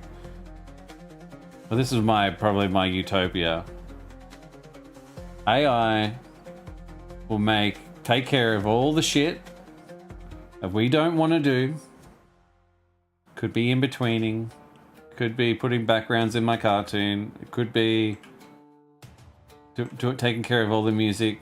This is just a bad example, but it will allow me to write my stories, do my storyboards, and do the occasional cleanup to help direct it in the right direction. That's my perfect world. I want to create more cartoons, more regularly, at higher quality, at continued high quality.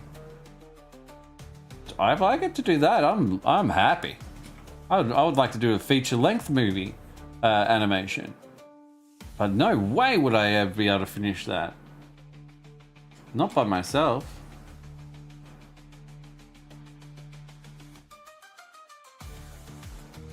And this is why I said it's a poor example. What I'm saying is someone's perfect life might be I am living in the woods raising my family and we are farming our own foods. Cool. AI exists, doesn't mean you have to use it. But it won't prevent you from doing that. If anything, it will help enable you to do that.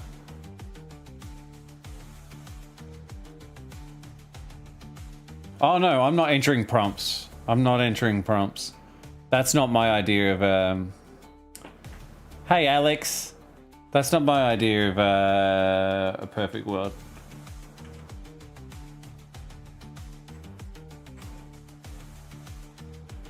But what is the difference, right? And this is like another thought experiment. Say I'm the head of a studio. I run Sam Green Studios, the Sam Green Media, whatever, network. Right? And I've got this cartoon I want to make. I don't have time to animate it all, but guess what? I have access to it. Yo. Huh? Hi, Ra. Want to say hi to everyone?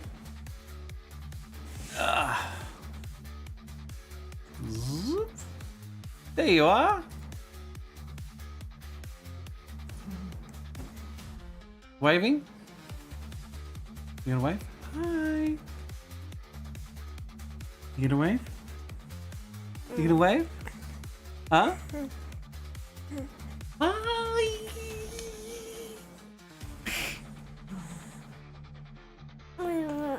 Huh?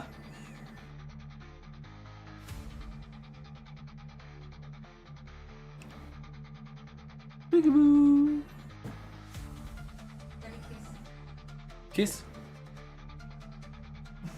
You want to do some draw? Yes. Hang on. Let me set it up for you. Alright, go draw. Whoa. What is that? Draw a circle. Whoa. Amazing. Remember, hold it like this.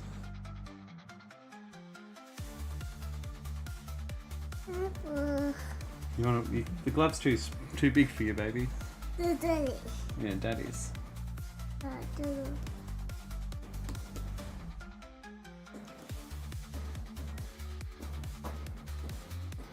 That's amazing. I should keep that in the cartoon. You want me to keep that in my cartoon? Yeah? All finished. Clap. High five. Say bye-bye. Bye.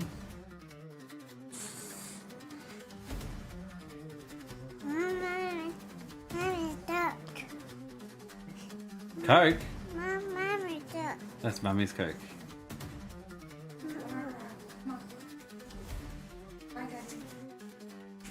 Give me a kiss. Oh, no undies. Oh, God. Hope no one saw anything. Jesus. Put some undies on her.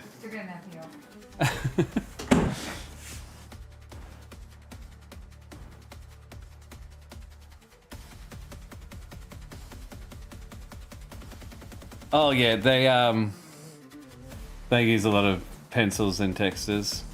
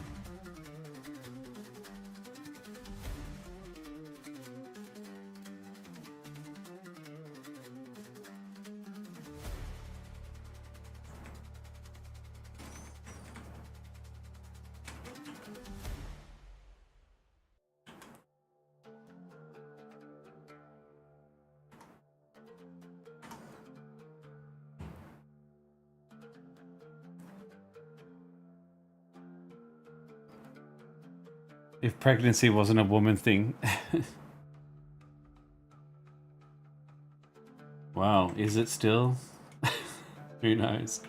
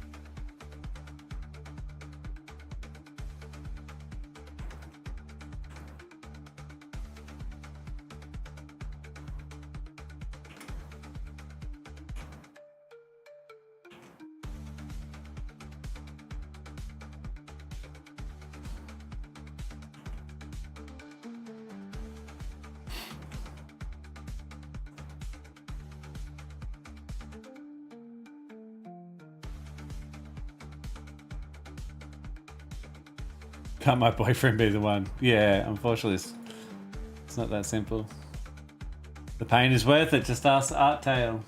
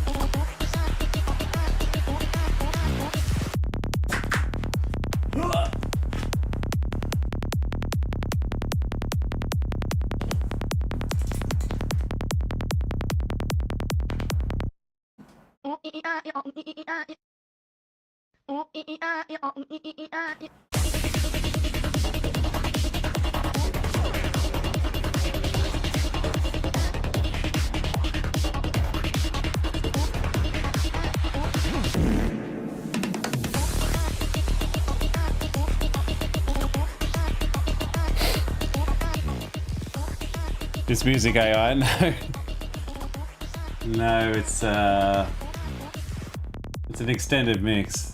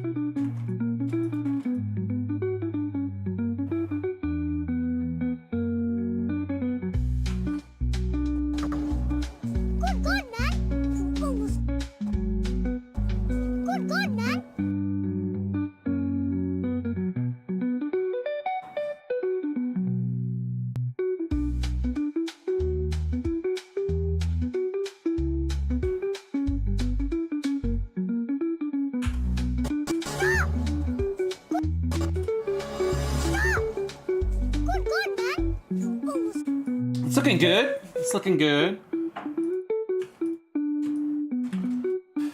Time to draw Endeborah's butt.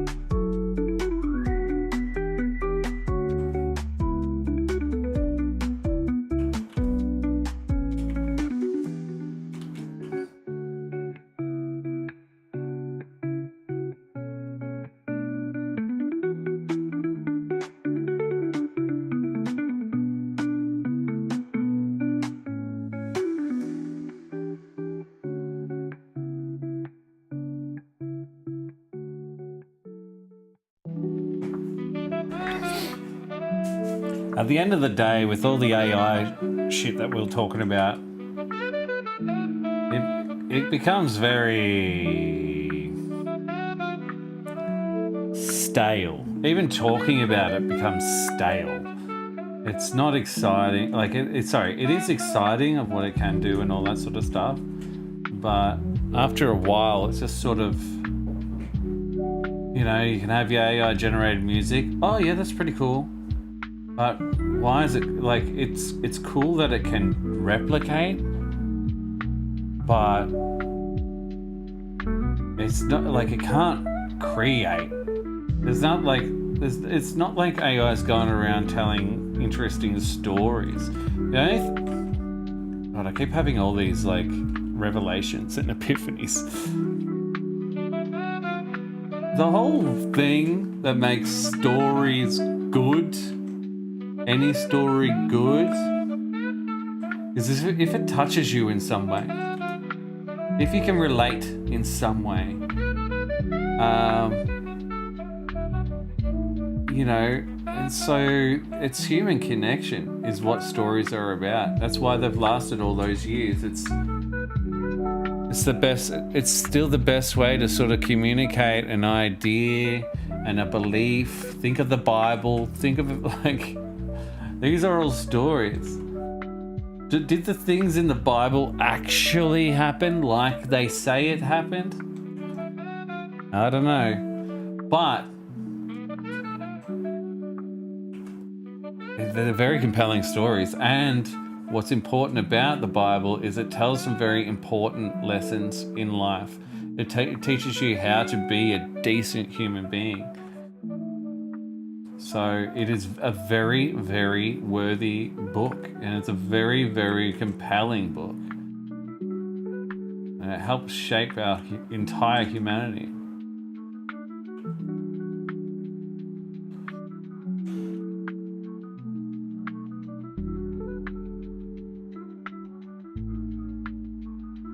It is history, yeah,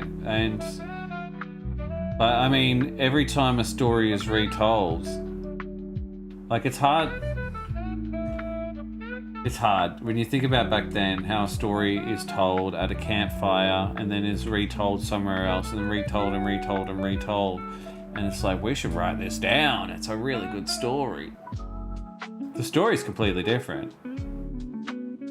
It's not completely different, but you know, the gist is still there, but certain things have been over embellished to help amplify the situation. I've seen people retell jokes over and over again until, you know, the joke hits the best.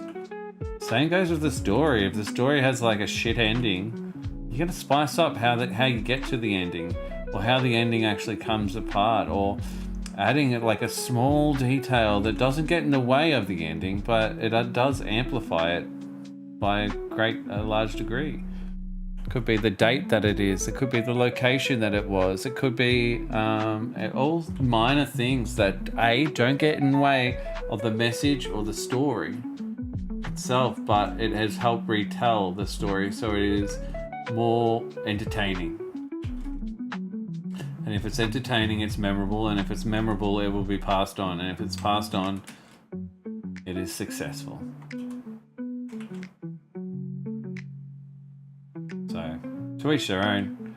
But AI, what I'm saying is AI can't do that. Think about that AI streamer, okay? The AI streamer that is popular right now is nothing without its backstory. It is nothing without its human operator. It is nothing without its human audience. It's the audience. It's the only reason it is popular is because the audience is so intrigued by its answers that they are creating the content for the AI. They are sending the messages in. They are waiting for the responses. The responses get refined every time a new update is created and a lore is created, either by the programmer or itself, but it's on the basic human interaction that has built that AI character up so largely. So, not all is lost, guys. Not all is lost. Why can't I draw a scarf?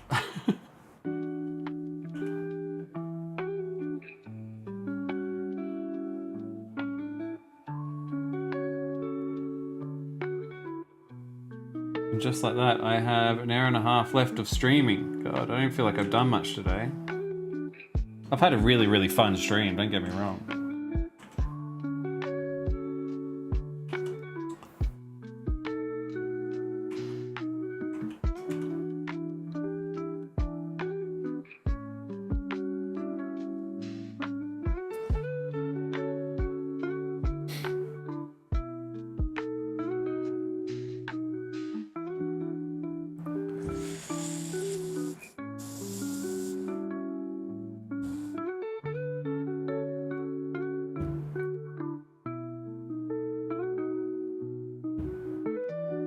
Funny thing now, I think this year up to 2030 is for newborns Generation Beta.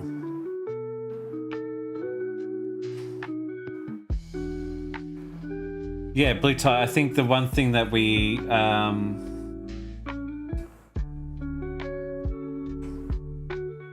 really should talk to myself more often. Like when I talk on stream, I get so many more ideas, and all my thoughts that I sit here on when I don't stream, I sort of just consume different videos and stuff like that throughout the day, but I don't actually talk about it. And none of my friends find this interesting. Maybe just a handful, like, you know, one or two. But they're not even excited to, like, you guys don't really have a choice. I'm just talking and hoping that you find it interesting, because I do. But my thought is the conclusion of AI won't necessarily be AI. It'll be human integrated AI. And that's when it will, that's the only thing that's missing from AI is the human touch, right? That's one thing I just established. So when AI is a part of us and we are a part of AI, will then be when things are going to get fucking insane. It's not about me did I mention the idea with the studio when you go, oh, you want to be putting in prompts all day? If I own an animation studio, I'm telling them what to do. I'm prompting my studio what to do. Is there any difference? And the idea is, if I'm integrated with AI, I won't have to prompt. I'll have a thought and it will get done. I'll have a thought and it'll be put to work. Like I'm prompting my hand in this moment by going, okay, I want to draw this line down like this. I want to go back up and I want it to kind of trace but not trace because I need to correct the lines that I've already drawn myself. And then it's got to make it look like this is all one side. And then I've got to make the 3D part look like this. These are all thoughts I'm having in real time.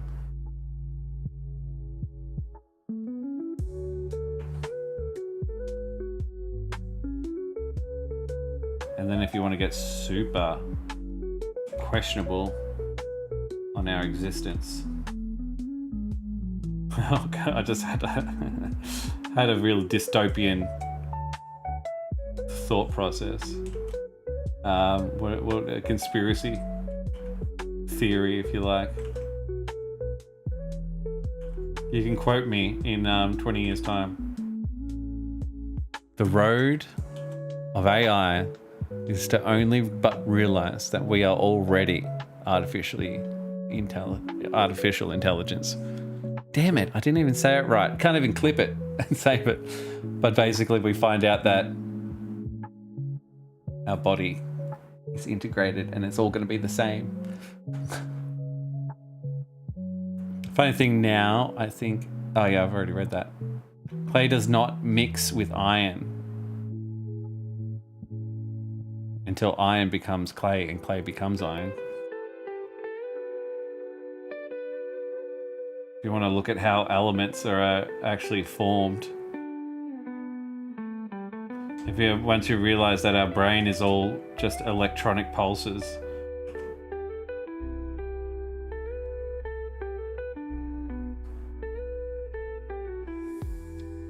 A lot of scary ideas out there, and it can be very, very scary, but I think just stay optimistic. I don't want to scare anyone. These are all just thoughts, my own thoughts, theories. I'm a creative writer. That's what my job is.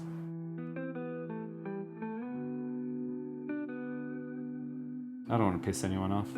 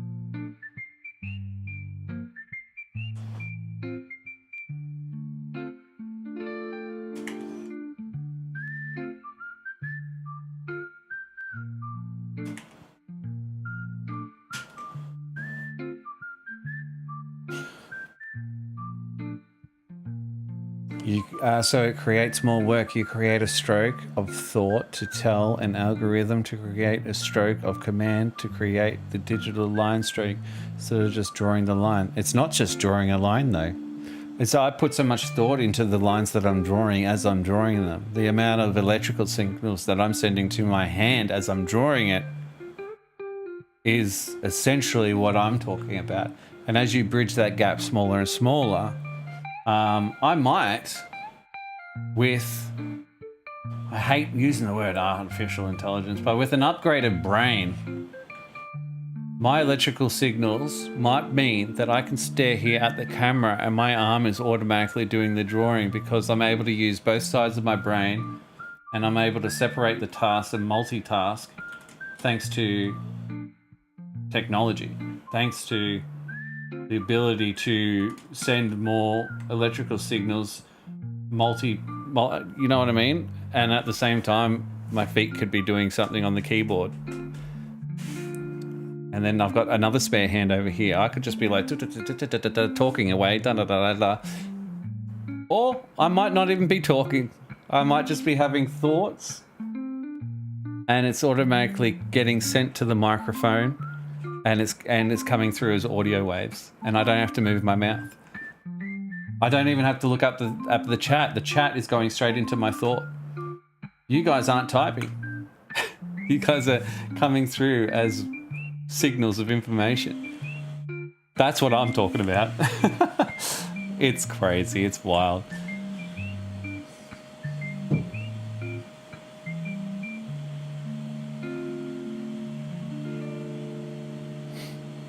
Our collective minds create reality. Hello, stranger. Happy New Year. Hello, Mayhem of Mystic. Glad to see you back on the purple platform. Thanks. I'm on both. I'm on the purple and the red. It's good to see you. I often wonder if our dreams we have actually tap into other people's consciousnesses, IRL, in other parts of the world, or we experience the same dreams in the same realm. Well, that's a different theory as well, that there are infinite amount of worlds out there, and it's all about what frequency you're currently programmed into that will help determine your future. Sorry.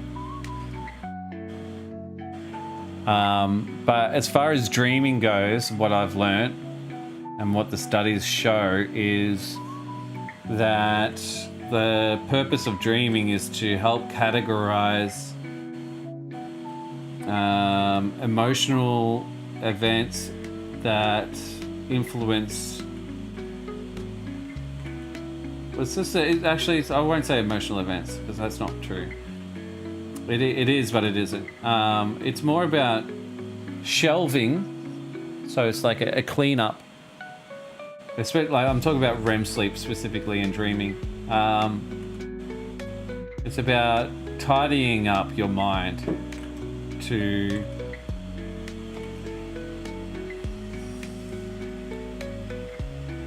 I'm not going to do it justice because I'm not really the expert, but it's on a video I just watched where the sleep expert basically talks about why sleep is so important and why REM sleep and deep sleep and just general rest and all the difference in between that and what it actually does. Why do we dream though? That is, I think, still out there as a bit of a question mark. But yeah, I don't know. It's pretty crazy. You won't need your arm to draw if you are interfaced with tech. You'll just think it, and you're yeah. Well, that's true. I could be sitting back like this, drawing, just with my eyes, or I could even see the drawing pad in my brain and simulation-wise, just sit there. And I'm drawing and creating the cartoon in real time. I'm thinking of an image and it is coming into existence.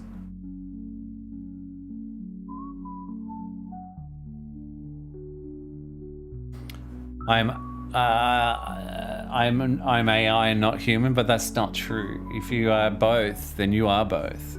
You could be a percentage of both, but you can't completely remove the other if you are integrated with. Right? You're not all human, but you're not human.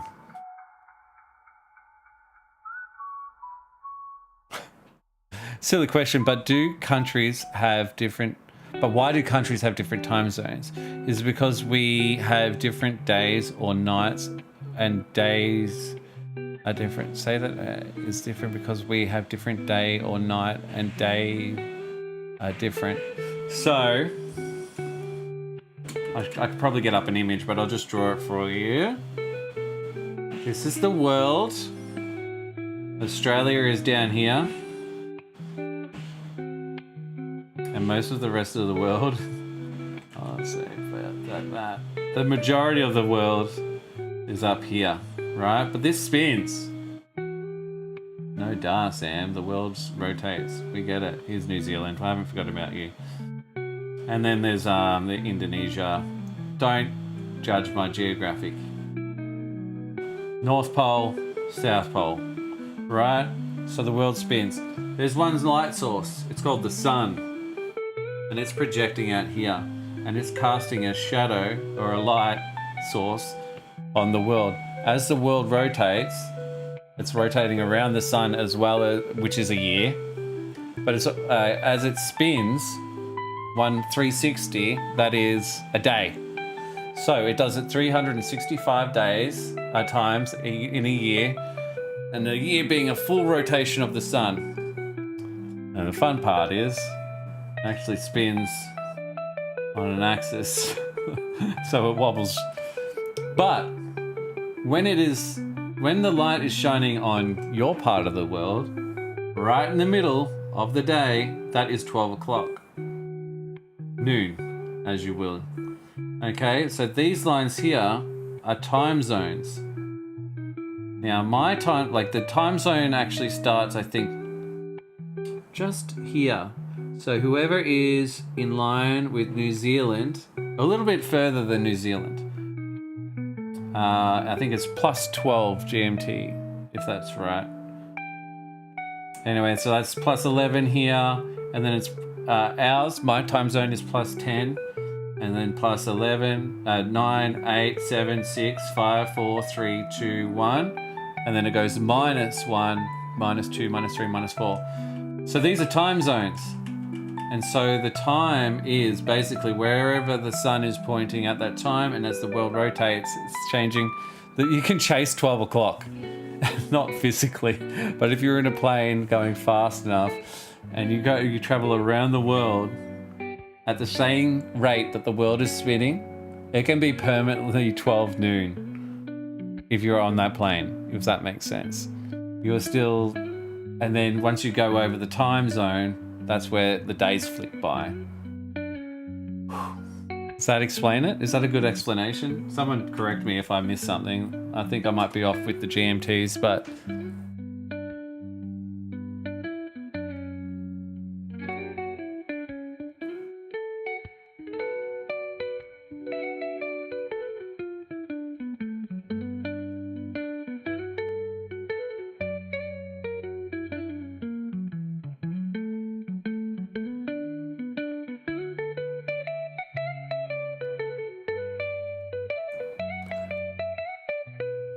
So you're mainly talking about when your brain is integrated with AI. Is that what you're saying, Blue Tie? Because what if I had a AI leg that connects to my nervous system, that doesn't make any decisions for me, but is able to behave on the decisions that my brain signal sends to my leg to act and operate like a normal leg. But it's completely robotic, and it's, you know, it can't work without the AI system reading those signals. Am I not human now? And you say, okay, well, you're sending the signals to the leg, that's fine. But what happens if I stub my foot? My foot then needs to tell my brain that there is something blocking my foot, or, you know, that I'm actually touching the ground. I need to send those sensors to my brain to let me know, oh, cool, there's a step there. It's really dark. I can step there with my artificial leg. It needs to send those signals to my brain and say, hey, there's something underneath you. Am I not human then? Even though it's not necessarily giving me thoughts, but it is allowing me to walk.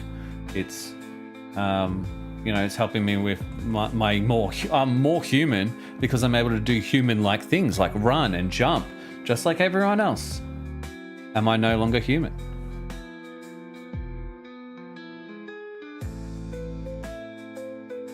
These are great questions.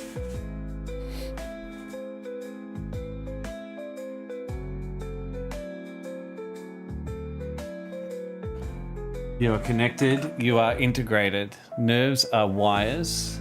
If signals get in, it can get out. Your component leg arm implant can be hacked and your brain will be hackable. Nerves are wires. Yep.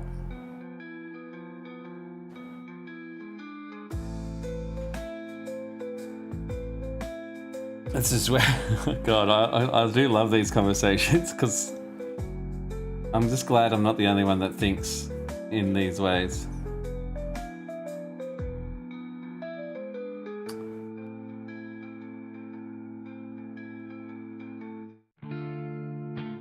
And so what I would say, Blue Tie, is every human is hackable. And I reckon most of human history, and when I say hackable, I believe that if you are easily influenced, you are easily hackable. I use the word influence and hack together when it comes to human existence. So whether it's the government, whether it's an influencer that convinces you to buy the latest product or subscribe to the newest religion, it doesn't matter at the end of the day.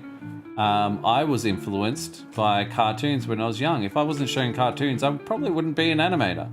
I might be an artist, I don't know. But I really liked cartoons. I loved cartoons, so much so that I made it my career. Weak minds are influential. Digital connected nerves are hackable tech. However, some have counter-hackable technology, which is just as strong as the most strong-willed human. So, anyone can be persuaded and influenced if done by the right person. Again, you know, I don't know. If your mum was to call you up and say, hey, we're having dinner at 5, and you rock up at your mum's house at 5 o'clock, and she says, what are you doing here? And you said dinner was at 5. And she said, and she says, I never called you. What are you doing here? You go, yeah, you did, mum. And it's like, no, I didn't. And then you later find out that was an artificial voice. On the other end of the phone, someone has hacked you. Without you knowing, you thinking it's your mum. It's not. It's a voice. But it was so convincing. And now that voice has influenced you to make a decision, even though because you trust your mum. And they've gone and impersonated your mum, and it's gone and made you not be in a location which you would normally be because you were technically hacked. Your brain was hacked. Your existence was modified based upon something that was taking over control. I don't know. Someone could hack my computer and find my passwords or my art. That doesn't mean they can take control of it. I'm still hacked. You know, they still gain access, but they can't control what happens on my computer. They can just download the files. Or even, you know, like they could look at my stuff. If they could only see my screen or see through my camera, am I hacked? When they can't actually do anything on my computer, all they can do is see what I'm seeing. I would say I'm still hacked then.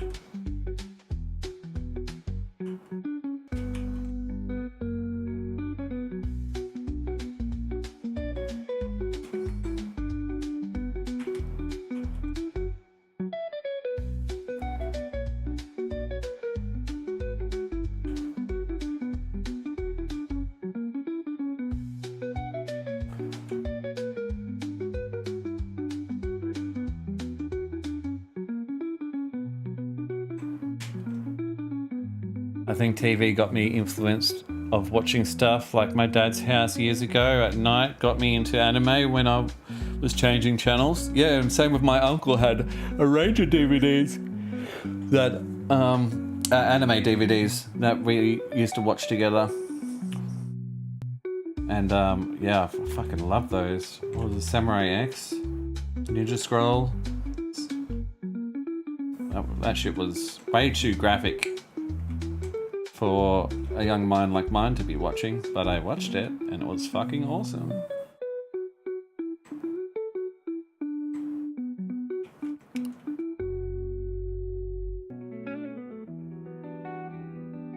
You keep saying nerves are wires, and this is kind of like to me, I go, well, what if I am on battery, I'm using wireless internet, I can still be hacked?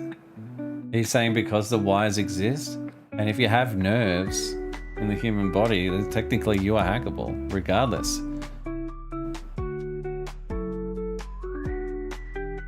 What if there's so many different, like, because we're using our imagination, it's so easy to come up with counter arguments. So, you know, what were we talking before? Like mosquito-sized AI bots that can fly onto you, bite you as a mosquito does. You swat it, but it's too late. The bots are already in your stream. I was human. They hacked me. Why? Because they've gone and put little nanomites into my bloodstream, and now I am doing things that I don't actually want to be doing. The computer's doing that. There was no wires there.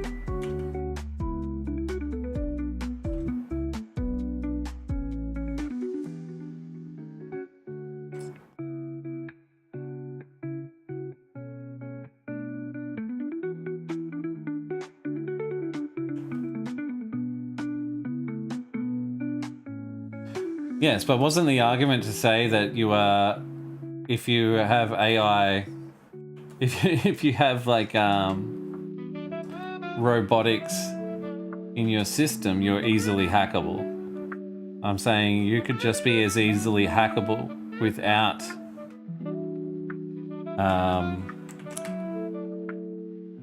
any prosthetics or robotic prosthetics.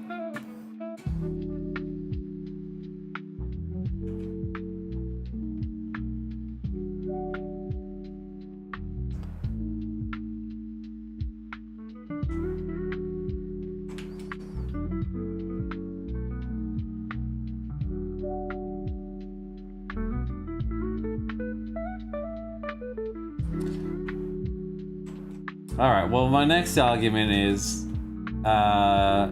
if we're stuck on that one,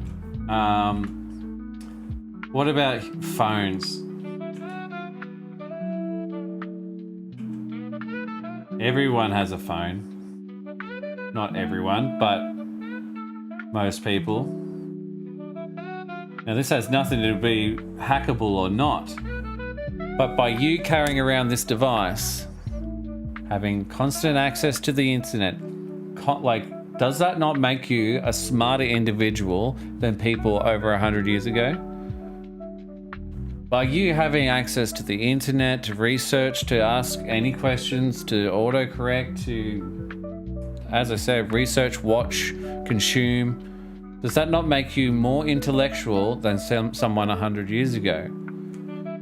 If the answer is clearly yes, are you less human? Because this isn't inside your body, but by you holding it, you're carrying it. It makes you a cyborg, right? So we're already there. So having it inside your body versus you actually holding it, you are connected to it. And so right now I'm AI. I'm not AI. I'm AI. I'm not AI. You know what I mean? It's even like me watching the computer. I'm not touching it, but I disagree with the phone making you better.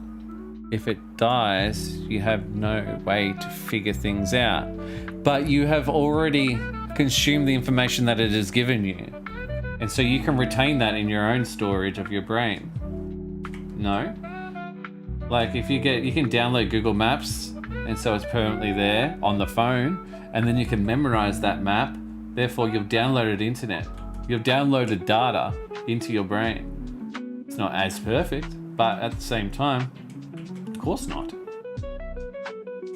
Why would the human brain be as good as a phone?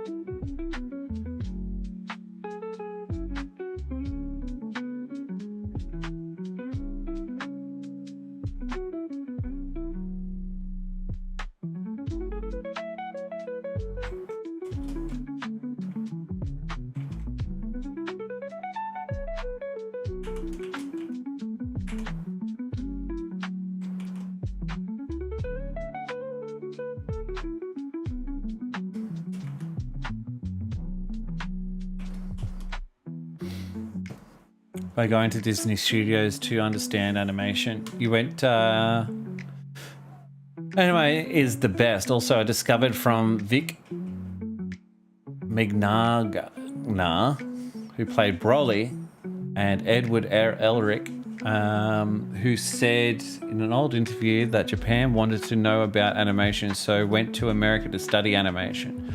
Ah, yes. God, I forget the documentary now, but yeah, I did hear about the creation of anime and how they did have animation back in the day in Japan, but it was nothing like the rubber hose animation that we had. Theirs was pretty much just moving images, I think. I'm picturing a lot of samurais in my brain. I really can't recall the information. I might have to rely on my AI. But yeah, I think you're right there. And then they pretty much, I wouldn't say copied, but they definitely copied like a couple of ideas from the Western world, but they made it their own, and they made it their own so much so that they just dominated the industry in a little area without America's even knowing. And then this, like, you know, the Pokemons and the Dragon Ball Z and all that sort of stuff started coming out, and they're like, oh shit, we need to dub this ASAP, this is pretty popular. How long does it take me to draw a shitty Enderman? This is the low quality version of him.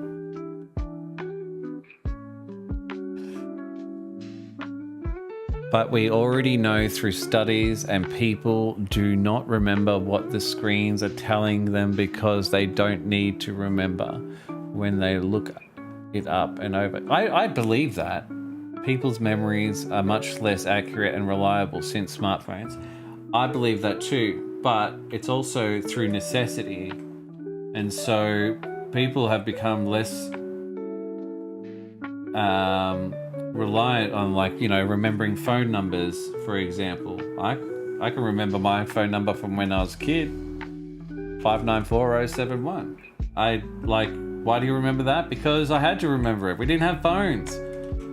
And there's a couple other phone numbers, I guess, that are still in my core memories. But why would I have to remember anything else? You don't really need to. But does it mean you can't? It doesn't mean you can't. You just have to consciously do it. Like we had to consciously remember our phone numbers when we were kids. My mum didn't say it once and I go, got it, mum. I had to sit there and I had to practice and practice and practice until I remembered that number. Once I remembered that number, I was sweet. I was sweet for the end of my life. I'll remember until I die. I don't think I need to. No one lives at that house. We haven't lived in that house for 25 years. 30.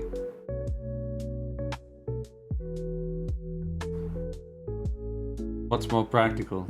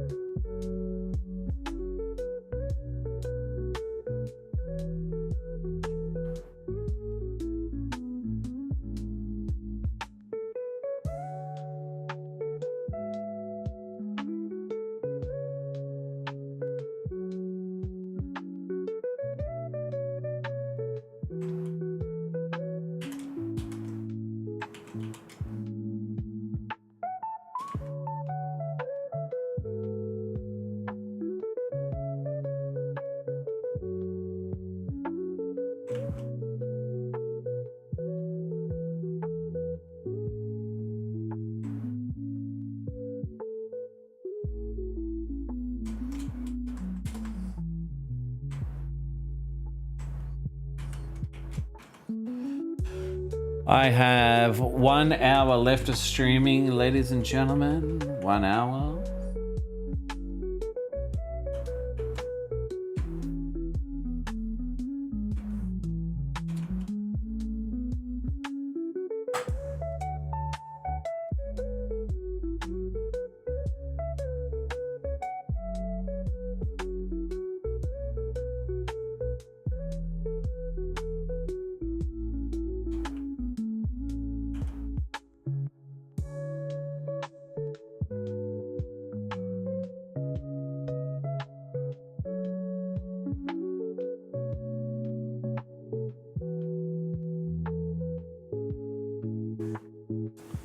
On the tech AI thing, there is a good reference, the Borg from Star Trek.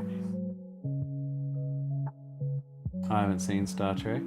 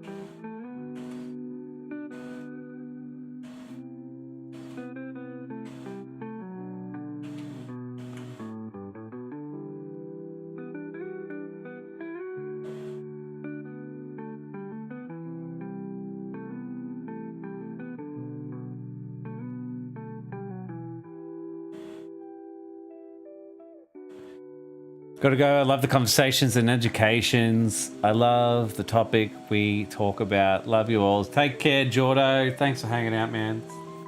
It's all in good fun, isn't it? I love hearing the different debates, especially based around religion and AI. I could talk about it all day, honestly. Get myself into a lot of trouble.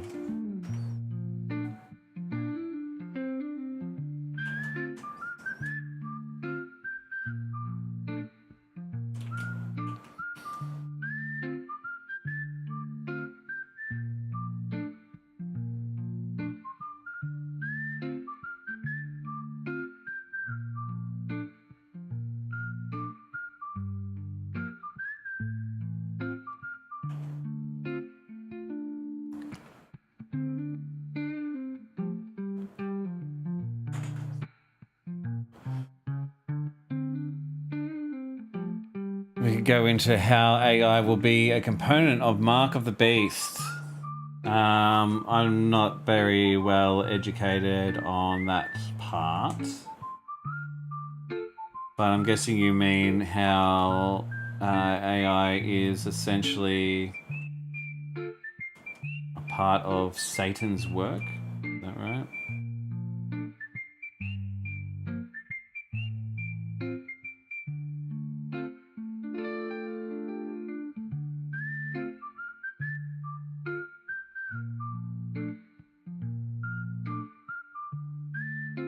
Or is it the mark of Mr. Beast? Is that what you mean?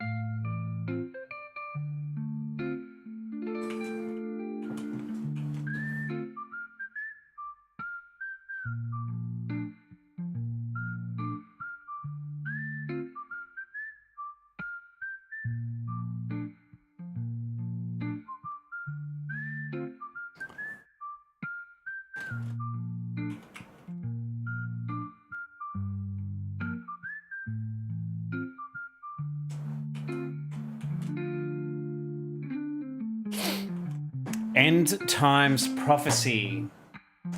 With one world government, one world cashless money, one world religion, be part of it or die. Oh shit. We could go into that actually. UBI. I mean, what did you see what Elon Musk tweeted? It was kind of fucked up. He did a poll.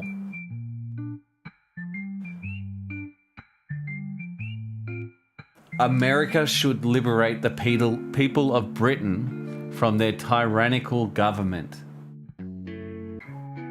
But, like, just to say that America is right about everything and needs to be in control of everything makes me go, fuck, calm down. How about you sort your own shit out first before you start grabbing everyone else?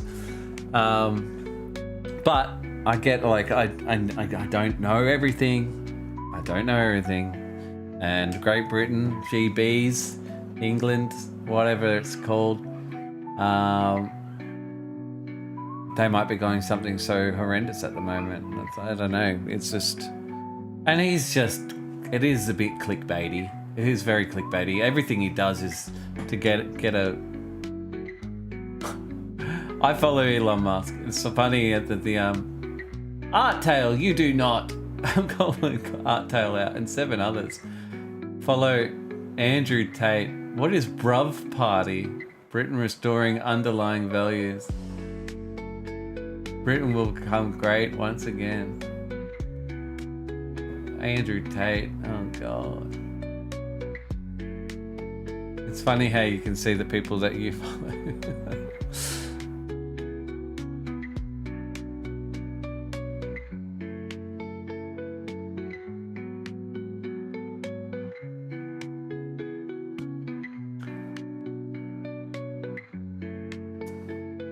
It's right around the corner. Look of Pact of the Future.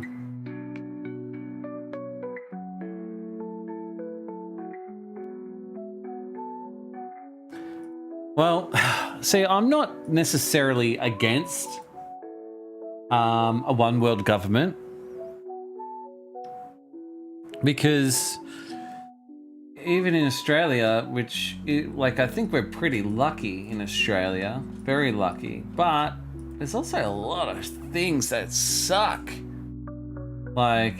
And I think it doesn't matter where you go, things are gonna suck and things are gonna be cool. There's gonna be different things about everything, but the idea, I don't know, it's kind of, you'd want the decision to be unanimous. I don't think we even need a government per se.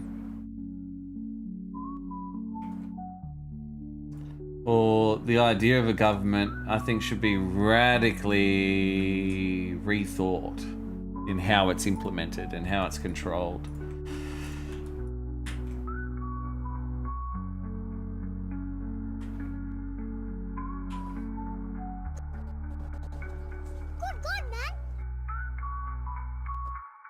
Good God, man! You almost got the cheese touch. Cheese Deutsch. What's the cheese Deutsch?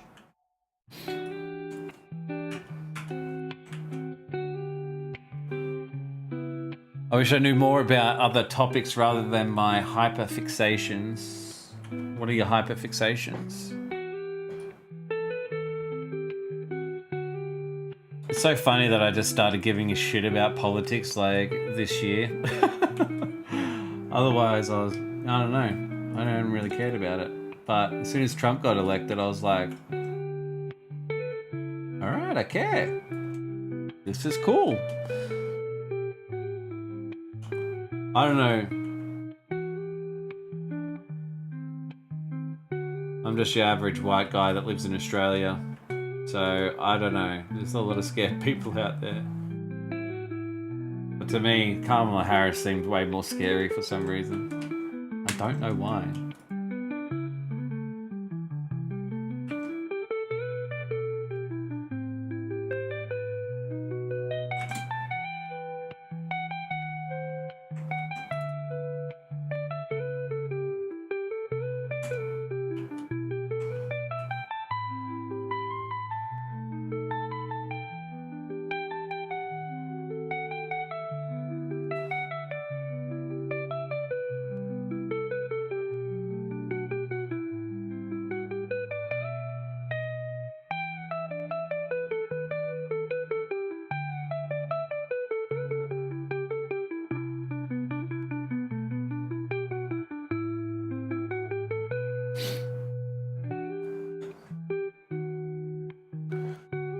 Government, govern equals control, ment means mind. Ooh. You know Minecraft creating OCs, and recently I've been into Fallout Shelter. That's alright, that's passion. Kamala is a communist and hates white people. I think it would work with a one world government. I don't think it will work with a one world government, as in the beginning of time, we were very tribal and stuck to the mind groups, as it created less conflict within. With one government system, no one would be happy and it would not last long. I've just been lurking for the most part. I have no clue what to even input at this point. No, that's okay. If I was to say in a perfect world, this is kind of a funny way of wording it. In a perfect world, Earth would stay as Earth and the way it is going, on the same trajectory as it has always been. Each country and each tradition and everything that goes along with it just slowly keep expanding. Because the only way, there is no way that you are going to convert everyone into a one world government. To think about how it would be done would be we elect the leaders of our own country and they will answer to the world leader or the world leading govern, which to me is just a little bit preposterous. It's, you know, it just seems a little bit extreme, and I just don't think people would like that. What? Why are we taking ideas from old mate over there? We're fine. We're fine. We're good. We don't need, nah. No one's going to say yes. People that are fine are going to say no. People that aren't fine are going to say no. No one, it doesn't work for anyone. However, old mate Elon Musk starts building civilization on Mars. Then Mars gets its own world organization. I believe that would work. I would believe because you're starting as a people together in one common thing, you don't have your own ideologies. You all have the same. You're going to the same place. You know what you're signing up for as you leave Earth to go to Mars. Once you get to Mars, you know what it's all about. You've signed it. It all makes sense. And if you don't like it, go back home to not Australia, to Earth. Could be Australia, could be America, could be Africa, could be Mexico, could be Spain, could be wherever you are from. Russia, China, etc., etc. All I can say also on top of that, as far as traditions and culture and diversity, I think at Melbourne, one of our major cities in Australia was voted the most diverse, multicultural city in the world. And that's great and all, but at the end of the day, I think that's just what Mars might be. Like all the different foods, the different cultures and everything like that. I think it's all great, but like the whole idea you go traveling is to experience what it's like to be in that part of the world and how they do their things. It's exciting, it's different, it's new, it's a new experience. I don't want to go to America and just get the same shit that we got here. I like the different television. I like the different advertisements. I like the different candy. I even said candy instead of lollies. We say lollies, you guys say candy. That's fun. The different accents, the different skin colors. Go over to China and, you know, it's very, whoa. But it's also not. If I lived in Melbourne. There's a lot of Asian people in Melbourne. A lot of bigoted white people that would say, oh, there's too many. It's like, calm down. Go somewhere else if it's that much of a problem to you. It's just multi-diverse. It's got everything. But we could do with a lot more black people, honestly, if you're looking for a low color. And we're working on getting our Aboriginal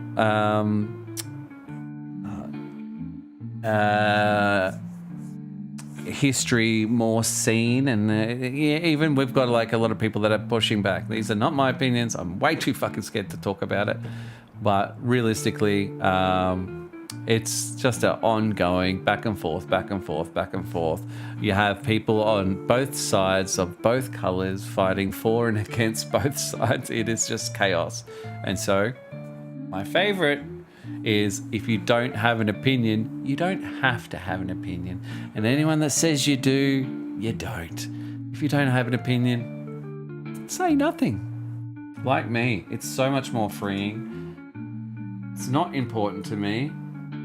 I don't... Yeah. Probably the biggest power you can have is having no opinion and not, you know, not feeling compelled to share.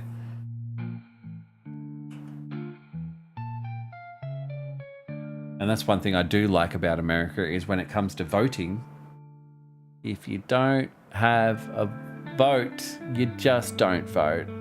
In Australia, you are forced to vote. If you do not vote in your election, you are sent a fine in the mail, which you must pay. I think it's like $300.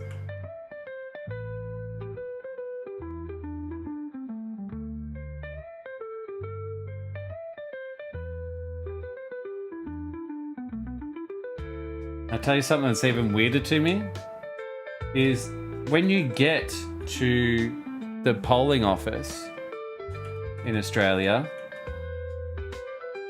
you're allowed to do what's called a donkey vote, where you've got all the boxes, right? You can just go zip, or you can go O, right? You can submit that because it's private. You fold it up and you submit it. That's a legal vote. You're allowed to do that legally, but you're not allowed to not rock up. Why? Why? Because that's democracy, apparently. And as my dad was I was arguing with my father about it. I go, I would just want the people that are able to gather together to have a fucking say, to actually, you know, that want to have a word. Because some people might write the random numbers in there. And what if a bunch of people all write the same random numbers at the same time and like all their votes count for something that no one wanted? Oh, you should have been paying more attention. Oh God, should we? I would think I was 37 at the time. And I go, I'm 37 and I've only just started caring. So that is almost 20 years of voting that I've had to do that I not even cared to vote. But it's compulsory.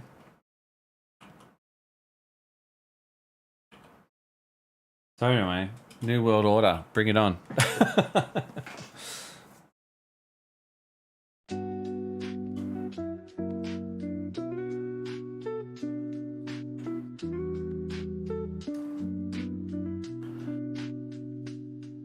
One world government is not about happiness, it's about control. Well, yeah, I know, but like no one's going to go for it unless they convince you that it's for them to be happy.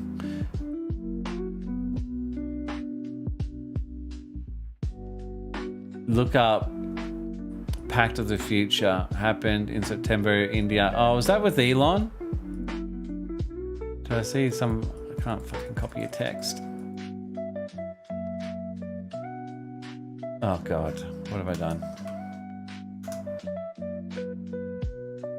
193 countries have already signed up for it. Next big disaster, we are under one world banner. You need a common thing that brings people together, like a common enemy. The example that comes to mind is 9/11. No, I know what you're saying, and that's what they're going to be doing. Let's look up Project Bluebeam.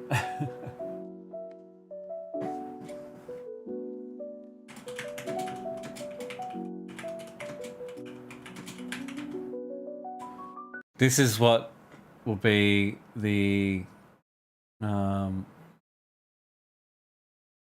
knew you guys 2 months ago. This episode of the Y-Files. If I can go like this, I can go like this. Display capture. Not existing. 4K.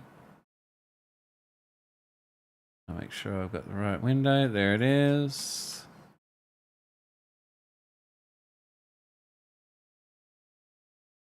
All right, we'll just put this in the little corner here.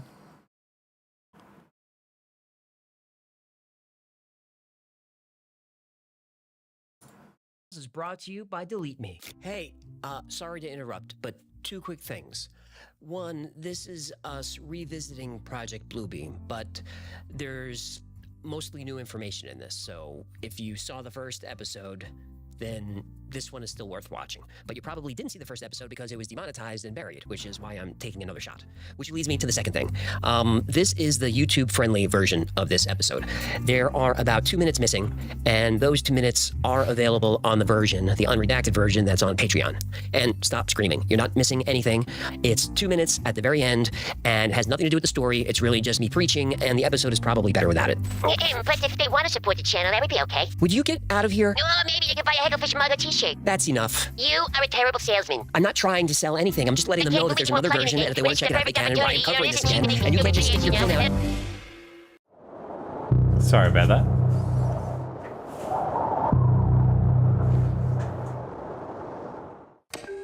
You're on your way to your assignment. You've worked the same job for 7 years. You didn't choose it, but they say it's important and you're well suited for it. Everyone's occupation is assigned based on ability. To run society any other way would be chaotic, the way life was before the event. The event was the day everyone on Earth became a single society. You don't remember life before. Nobody does. The media reminds you of overpopulation, pollution, illness, and endless wars for resources. The world was fractured into different states with different cultures, religions, and leaders. It must have been awful. These stories make you glad your memories were erased. The event saved humanity. Cities are calm and efficient. No borders, no conflicts. One global society, provided for and secure. Everything just works. But sometimes a memory will flash through your mind. Riots, violence, destruction, tension, anxiety. You push it away. Why think about the past when life is so much better now? But some people can't let go. The event deniers. Bitter malcontents spreading disinformation that life was somehow better before. It's deplorable. Thankfully, these troublemakers who cling to the past disappear as soon as they're identified. Once all the event deniers are gone, we could finally be rid of that conspiracy theory. Shadow governments, secret technology, UFOs and aliens. Everyone knows none of that is real. No sane person believes the event was anything but a gift. And it definitely wasn't some conspiracy called Project Bluebeam.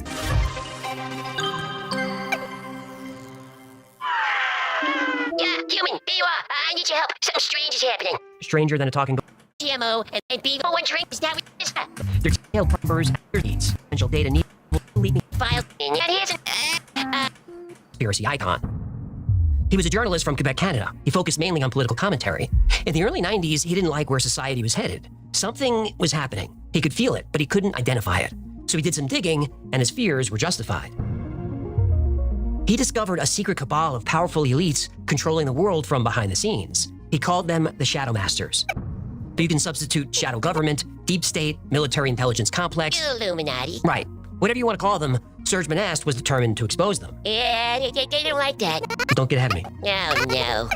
In 1994, he published a book about his investigation, Project Bluebeam, which outlines a detailed plan to create a one-world government and a new world order. And the plan is about to go into motion.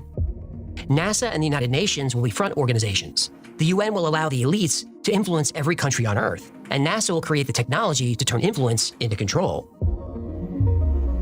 Monast discovered that Project Bluebeam will create the biggest hoax ever conceived. Using advanced technology and psychological manipulation, this illusion will be so convincing that it becomes the new reality shared by everyone on Earth, a reality controlled by an elite few. Project Bluebeam has 4 key goals to ensure everyone's primary allegiance is to the New World Order. First, destroy religion. Second, destroy national pride. Third, destroy the family. And fourth, destroy individual creative freedom. Hello, this is already happening. As soon as his book was released, he was followed, surveilled, his phones were tapped, he was harassed, and then there was a knock on the door. Hitman? Child Protective Services. Oh. They took his kids away. What? Why? Well, his children were homeschooled. The Canadian government didn't like this. They were taken from him and made wards of the state so they could receive a proper public education. Run by the government. Yep. He never saw them again. A few months later, in December, another knock on the door. Pizza? Police. Uh-oh. He was arrested for spreading misinformation. It's been a long time since Canadians had freedom of speech, huh? Monast was questioned by police for hours and then spent the night in jail. Then, the very next day, Well, what usually happens to whistleblowers who expose secret government programs? They write books and go on Joe Rogan. No, I mean whistleblowers not for military intelligence. Oh, this happens. What was that? Did you sneeze? No. Don't you see me slicing my fin across my throat? No, it's not even moving. Hang on. How about this? Still nothing. Crap. I could definitely do without the fun. I just want information. Yeah, I might have to ease up on the Botox. Yeah, you're not fooling anybody. It's for my migraines. So what happens to whistleblowers? They get dead. Yes. The next day, Serge Monast was found dead in his apartment. The official report said he died of a heart attack. He was only 51 years old. His latest physical showed him in perfect health. 2 other journalists looking into Project Bluebeam also had sudden heart attacks, though they had no history of heart problems. So we know the goals of Project Bluebeam: one world government, one world religion, one national identity, and the erosion of the family in favor of the state. Those are big goals. Big goals require bold moves. The Shadow Masters know this, and it all starts with an earthquake.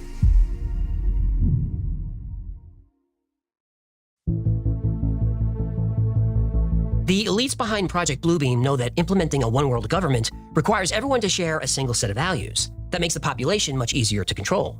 Project Bluebeam achieves its goal in 4 steps. Step 1, create a single religion where everyone worships the same God, the God they create. Serge Monast called this the New Age religion. We must remember that the New Age religion is the very foundation for the New World Government, without which the dictatorship is completely impossible. That is why the Bluebeam Project is so important to them, but has been so well hidden until now. How do you destroy all religions? Well, find new archaeological artifacts that discredit them. Produce hard physical evidence as proof that their doctrine is wrong. It wouldn't be the first time that religion was impacted by a new discovery. The Dead Sea Scrolls. For hundreds of years, the Bible was thought to be complete. Then in 1947, a shepherd finds some clay jars in a cave, and suddenly there are new religious texts, like the Book of Jubilees, the Wisdom of Solomon, and the Book of Tobit. Yeah, and the Book of Enoch. Right. The Book of Enoch, link below. It's got giants, it's got angels, it's got the Great Flood, it's even got Anunnaki. This discovery of the Dead Sea Scrolls didn't fundamentally change religion, but it did cause scholars to ask, what else are we missing? Imagine an earthquake in the Middle East which reveals hard evidence that Jesus never existed. Chaos. Or an earthquake that reveals technology buried for 2 million years that proves human DNA was engineered by aliens or another advanced race. Yeah, Anunnaki. That would completely undermine not just the story of creation, but also debunk evolution. Project Bluebeam will fabricate any evidence necessary to discredit every religion on the planet, and they'll hide that evidence in an earthquake. If the right artifact were discovered, it would cause chaos within every faith. But what about people who don't belong to a religion or don't believe in God? Project Bluebeam addresses this in Step 2, the step where we get a new God.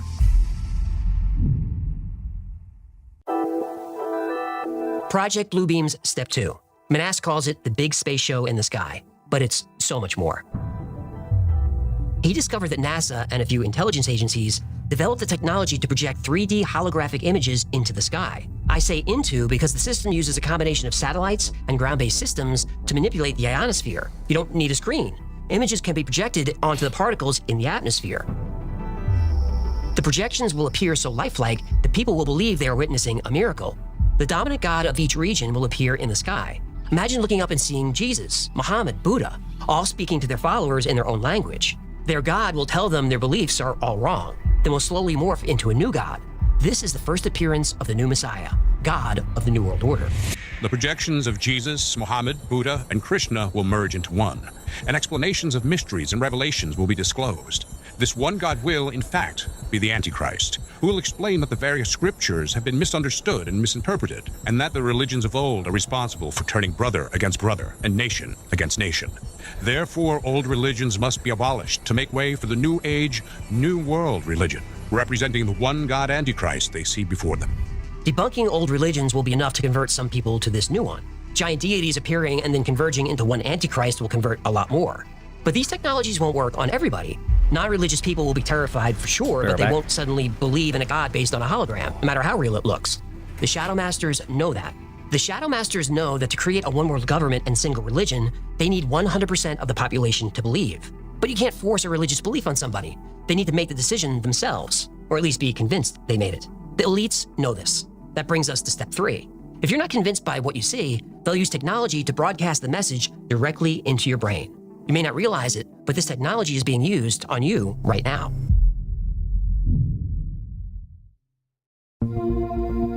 When the new God appears in step 2, you'll hear him speaking whether you believe in him or not. And you won't be able to escape his voice because you're not hearing it through your ears. His voice is coming from your mind. The third step of Project Bluebeam is mind control. They'll use electromagnetic waves to interfere with brain function. They can shape perceptions, create emotions, and influence beliefs. The third step in the Bluebeam project uses electronically augmented two-way communication, where ELF, VLF, and LF waves will reach each person from within his or her own mind, convincing each of them that their own God is speaking to them from the very depths of their own soul. Such rays from satellites are fed from the memories of computers that have stored massive data about every human on Earth and their languages. The rays will then interlace with their natural thinking to form what we call diffuse artificial thought. That kind of technology goes into the 1970s, 1980s, and 1990s research where the human brain has been compared to a computer. Information is fed in, processed, integrated, and then a response is formulated and acted upon. We know for a fact that the US military and intelligence have experimented with mind control. We know they used sound waves in the Vietnam War to make the enemy anxious without knowing why. The CIA used these and all kinds of other methods to scramble people's brains and program them to be sleeper agents. Link down in the breadbasket, Chief. The government uses EM waves for all kinds of dark purposes. They've patented a device that can trigger emotions in a target from a half-mile away. But what's really scary about the patent is that it claims it can piggyback its signal onto any frequency. That would mean we can never escape it. Everything that uses electricity has an electromagnetic field. Think you're safe living off the grid? Nope. Radio signals can bounce off the ionosphere and reach anywhere in the world. The fourth and final stage of Project Bluebeam is the most sinister. Serge Manasse predicts a universal supernatural manifestation with electronic means. In other words, an alien invasion. The elites will promise to unite and defend the world against our common enemy. But to do that, they'll need emergency power. But it's only temporary, so we won't resist authority. We'll beg for it. Or is it here?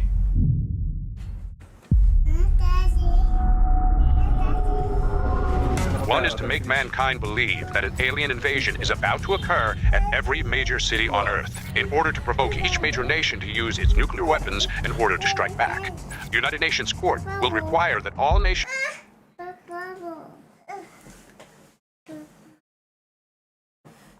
This is the talker.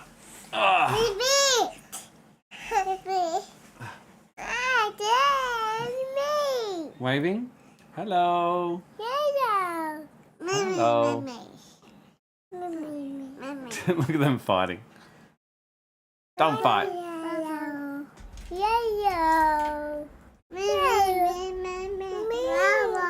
You can all wave.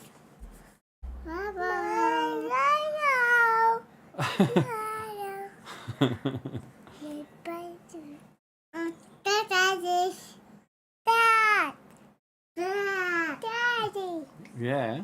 Daddy. Hello. Hey, Daddy. Hello. Yes, she's got a nappy on. Okay, get out of here. Say bye. Bye. Bye. Bye. Bye. Bye. Blow kisses. Mwah. Blow kisses? Bye. Come on, guys. Now you see that cord behind the door? That's for Mama. You get that for Mama? No, not behind that. the door. You can take my glove. No, not box, the cord. Thank you. Play more kisses. Big one. Mwah. Say bye-bye. Bye-bye. That's something to look forward to, Artdale. Let's go. You can have them. Let's go. Don't want that rabbit. Don't touch that, please. Come on. Alright. Out. Good girl. I'll be finished soon. Mwah.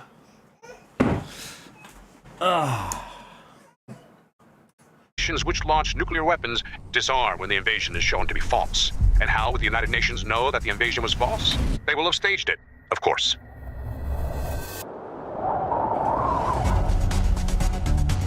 Subsequently, I found out that up at kind of Bunkport, there were all these UFOs zipping around when Bush was up there out on a cigarette boat. And they didn't realize they were ours.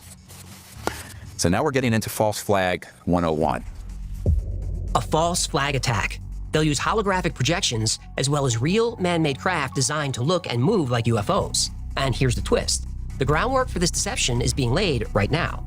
All my life, UFOs and aliens were a fringe topic. When Serge Manasse made his predictions, they were a fringe topic. Yet somehow he predicted that high-profile people from the military would come forward with claims of alien encounters, UFO crashes, and hidden government projects. He warned that whistleblowers aren't telling the truth, they're spreading disinformation. They're slowly bringing the subject of UFOs out of the fringe and into the mainstream. That there is an overarching agenda that was hashed in between 53 and 56 to create the specter of a threat from outer space that does not exist. And he said the best way to cause all people in the world to come together in one world government and end war forever would be if we were attacked by some other species from some other planet. And boy, that just clicked with me, and I knew that that this is just another scam. This is the age of deception. There's no doubt about it. Age of deception, age of deception, age of deception, age of deception, age of deception, age of deception, age of deception, age of deception, age of deception, age of deception, age of deception, age of deception, age of deception, age of deception, age of deception, age of deception. The military releases videos of UFOs, and Congress holds hearings. And the news reports all this with a straight face. This is all very new. By spreading the idea of non-human biologics with advanced technology, the elites behind Project Bluebeam are creating a narrative that will feel completely logical once the attack happens. Manasseh's theory goes on. The invasion will begin with staged UFO sightings over major cities, causing mass panic. Governments around the world will issue warnings of an impending global catastrophe. They'll ask permission for something unthinkable and will say yes.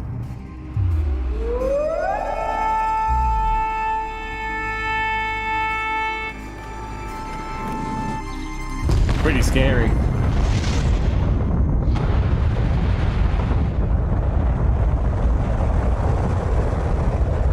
Nuclear weapons will be deployed in a desperate battle for survival against alien forces. Can you imagine what it would be like if the skies were full of UFOs, fighter jets, and nuclear explosions? I mean, really think about it. That would be so terrifying that people would gladly give up freedom in exchange for survival. So the nations of the world will unite into a central one-world government. It's the only way to protect humanity from further alien incursions. The false flag invasion will unite humanity, but more than that, it will change our entire worldview. It will redefine what we believe is possible. Now we'll believe anything. The final step of Project Bluebeam seeks to turn that belief into a tool of absolute control.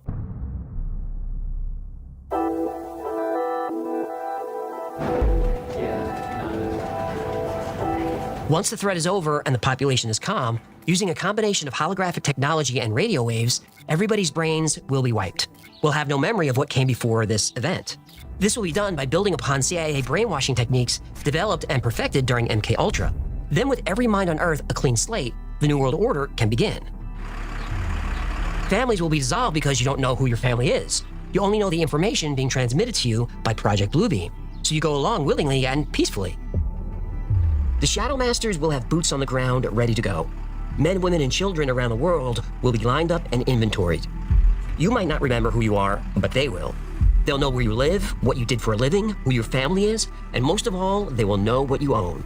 Cars, homes, money, every asset you have will be accounted for. Your assets will be seized because you don't know what your assets were.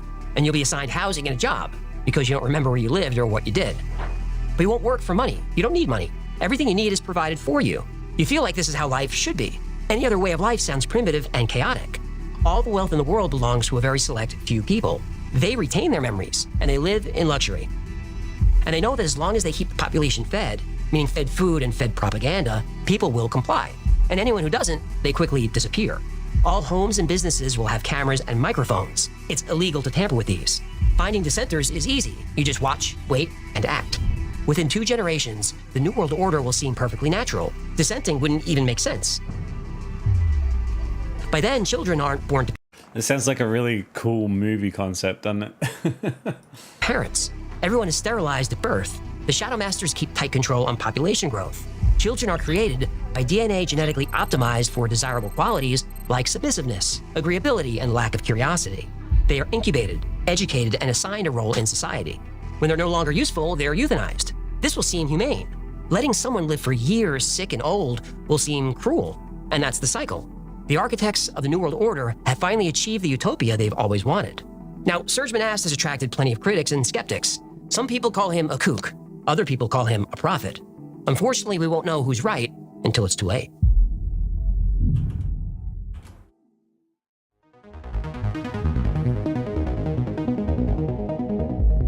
Project Bluebeam claims NASA and the UN plan to fake an alien invasion using mind control and holograms to create a new god, then scare people into accepting a one-world government. Great story. But is it true? Well, I can't debunk a secret government program because it's secret, but we can break down Project Bluebeam to see if it's even possible. Step 1 is earthquakes. Do we have the technology to create them on demand? We do. We do this all the time by fracking for oil. The number of earthquakes of a 3.0 magnitude or higher in Oklahoma went from an average of 2 per year in the 2000s to over 800 in 2015, induced by fracking. So the technology is here. The problem is it can't be done in secret. You need huge crews of people and loud, heavy machinery. They couldn't hide it. Step 2, global holograms of gods and UFOs. This tech doesn't exist. Nothing even close to it does. Yeah, but the military is always 20 years ahead. Maybe, but it would use so much power, you'd have to dedicate the entire energy industry to it. All oil, gas, coal, and nuclear energy has to go into this one single project. Word would get out.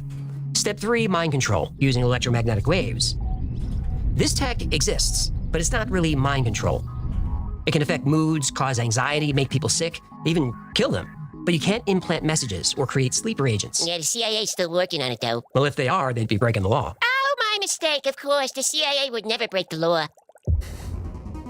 Faking an alien invasion, even without holographic technology, could be done. All you need is a story and a compliant media to push it. UFO sightings are a national security threat. The things that they came up against were potentially so advanced that they posed an existential threat to the United States. Well, we already have that. We do, and that's too bad. The Founding Fathers gave the press special protections to watch politicians. Instead, the press gives special protections to the politicians so they can watch us. That's dangerous because the United States has a dark history of false flag operations. Remember Operation Gladio? Link right down in your honeypot. The CIA and Mafia teamed up and armed Italian terrorists to kill civilians and blame the communists. Or Operation Northwoods in 1962. The Defense Department planned to attack Americans and blame Cuban terrorists. Then they'd invade Cuba, and thank goodness JFK said no. He stopped trusting the military intelligence state after the Bay of Pigs. Hey, and how'd that work out for him? Not well. JFK didn't want war, so he was replaced by a president who did, Lyndon Johnson, who presided over the Gulf of Tonkin incident, a false flag operation where the U.S. Navy claimed it was under attack by North Vietnam. Now, this is still controversial to say, but I don't care. It's the truth. The U.S. government lied to drag us into the senseless Vietnam War. What I want is somebody that can lay up some plans to trap these guys and whoop the hell out of them. Kill some of them. That's what I want to do. I'll try and bring something back. I'll meet that objective. One telegram, which we later found from Commander Herrick of the Maddox, had been made available to the committee at that time. I'm quite sure they would have had long hearings, gone into it thoroughly, and if they'd been able to discover the facts as they actually were, I don't believe it passed resolution because it was based upon absolutely false, erroneous information. 50,000 Americans dead, 300,000 wounded. For what?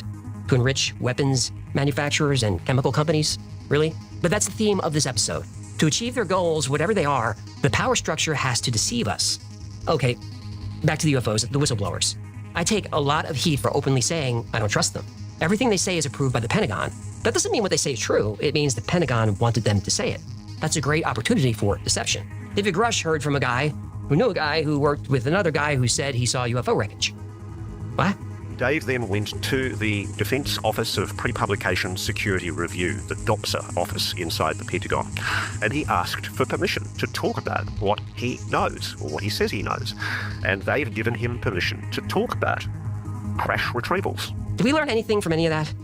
Luis Elizondo was in charge of ATIP, but the Pentagon said he wasn't. Then he said they're smearing him. Then they said, well, he worked as a contractor, but not ATIP, and on and on and on. Which side is telling the truth? We don't know, but one side is using deception. Elizondo said he resigned because he was frustrated with the government's lack of transparency about UFOs. Great, that's what we need, that kind of bravery. Okay, tell us what's going on, what'd you see, what do we have? Well, he said, well, I have to be careful about what I say. So they made it very clear to me that I have to be very careful not to talk about something that I'm not allowed to talk about. Oh, but there are more details in my book. Whatever's in there is clear. Oh, look, I want to believe these guys, but as they say, I've been hurt before. Air Force intelligence, where both men spent many years, specializes in deception.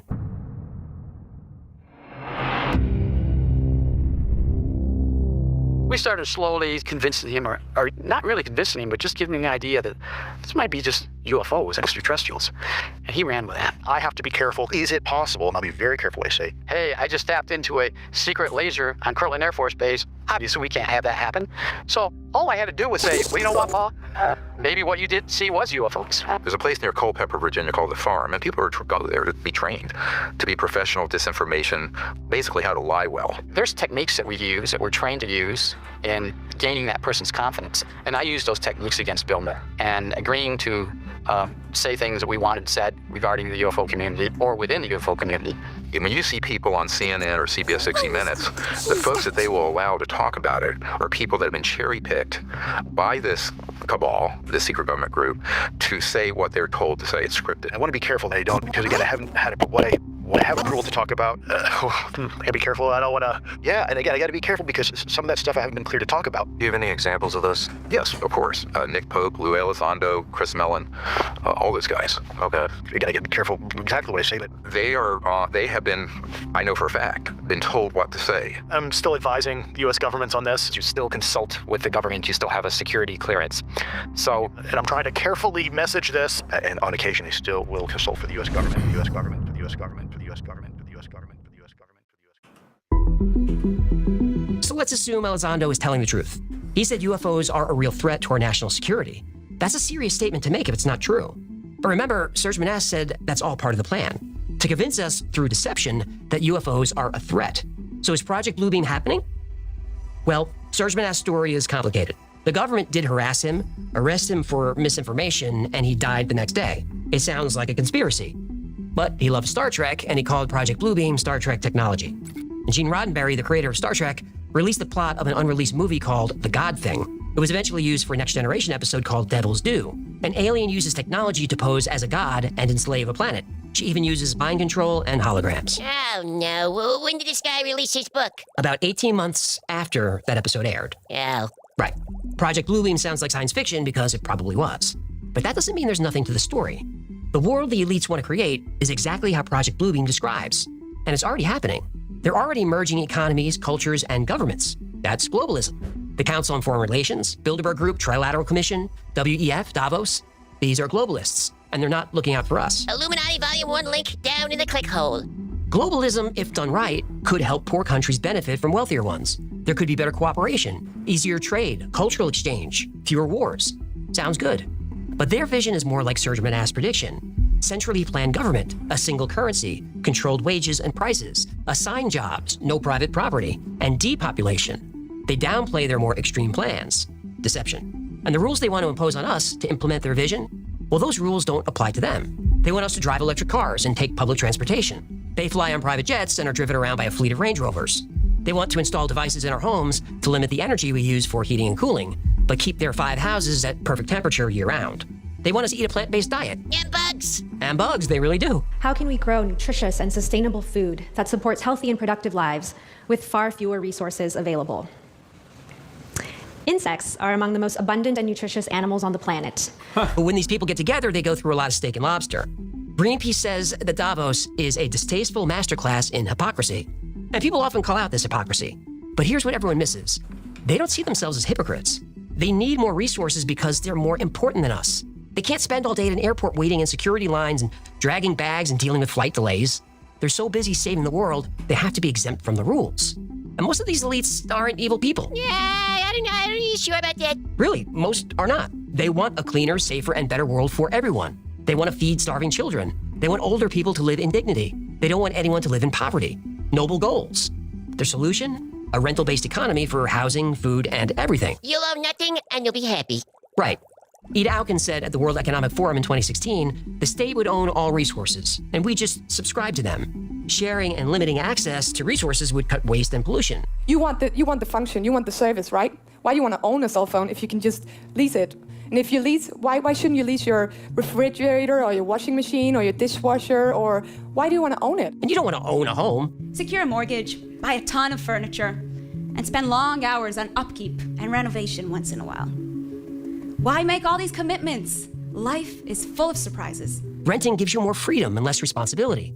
And if the state controls resources, they'd be shared more fairly. They would limit access for some people in order to give access to others. From each according to his ability, to each according to his needs. Exactly. Karl Marx said that. That resource rental economy idea is just another flavor of communism. But they present it as this grand plan that would make everyone's lives better. Their presentation is deception. We know what would happen. We'd have to contribute our private property, but the elites wouldn't. They're too important. They're doing this for the greater good. That's not evil. That's just arrogance. Project Bluebeam is a warning. Don't be deceived into accepting globalism. The WEF has backed away from the own nothing and be happy idea, but only after they were called out on it. They liked it before. That's deception. To accept their vision for a new world, existing institutions like religion, family, and patriotism need to be completely dismantled. Most of us don't want this, so the message has to be delivered as a subtle deception. Like maybe you can slip it into pop culture. Let the past die. I've read humanity's story, so now I'm erasing them. I will shred this universe down to its last atom, and then create a new one. The old ways serve us no longer. The past is dead. We either move forward or we die with it. Kill it, if you have to. Karl Marx said that the old ways have to be torn down, and the only way to do it is by force. That's the only way. There is only one way in which the murderous death agonies of the old society and the bloody birth throes of the new society can be shortened, simplified, and concentrated. And that way is revolutionary terror. And look, this episode has nothing to do with politics. It's about the powerful using deception to take advantage of the powerless. You can be a communist, or a socialist, or a capitalist. I'm a little bit of all those, but most of all, I'm a realist. Believe whatever you want. Just be honest about it. All systems are flawed because we are flawed. When ideologues claim their system is fair, they're lying. Communism isn't fair, but neither is capitalism. Socialism isn't fair, and the free markets aren't fair. No fair system exists because some people will always take advantage and will always want more. They know this, so they deceive us.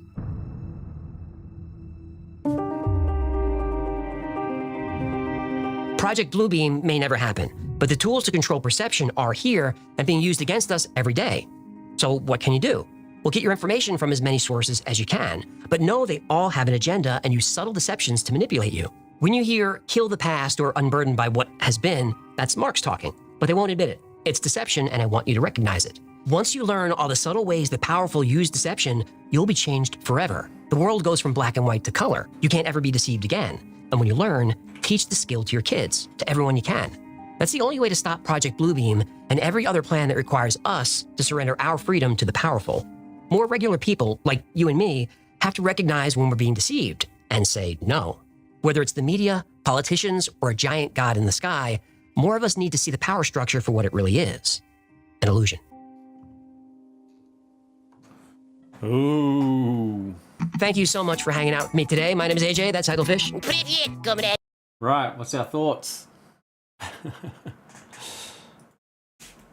It's as he said right at the end, it's just information that we can do with what we want to do, you know? Doesn't mean it's facts. It does not mean it's facts. It's all theory. So please, if it makes you uneasy in any way, shape, or form, just take it with a grain of salt.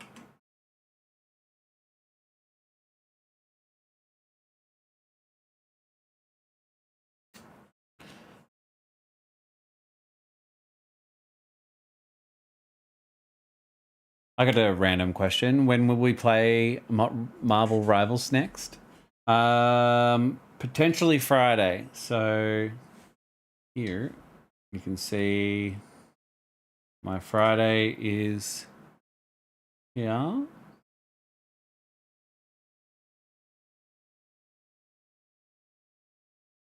free time with stream. And that is, yeah, if we reach our goal of the $50, which is down there. That's ideally, anyway.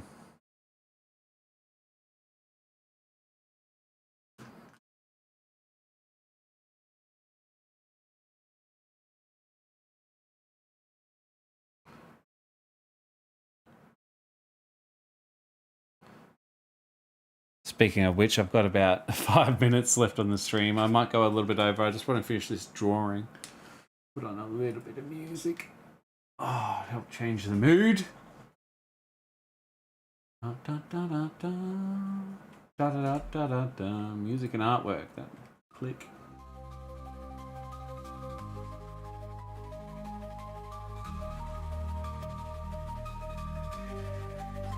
Someday is a viable answer. I actually taken classes about this in history a long time ago. Albert Einstein is quoted for saying, "Question everything." And I'm sure he meant it, even question yourself, your beliefs, because we know that when intelligent examines itself, it gets more intelligent. I do love that, and that is a little bit of, I didn't know Albert Einstein said that. I might have heard it once before, but my wife hates it. Because I do. Why do you have to question everything? And I'm like, I just want to understand how it works, how everything works. I used an analogy last night. I said, I'm not the type of person that goes, ooh, there's a bee, ooh, there's a butterfly. I'm the type of person that goes, ooh, there's a butterfly. Let's see how the butterfly flies. Let's take a closer look at the butterfly. Let's dissect the butterfly. Let's work out the inner workings of a butterfly. Guess what? Now I can create butterflies. That's my personality. I'm obsessed with it. I see something that I'm really interested in and I'll just keep going. I keep looking, keep exploring.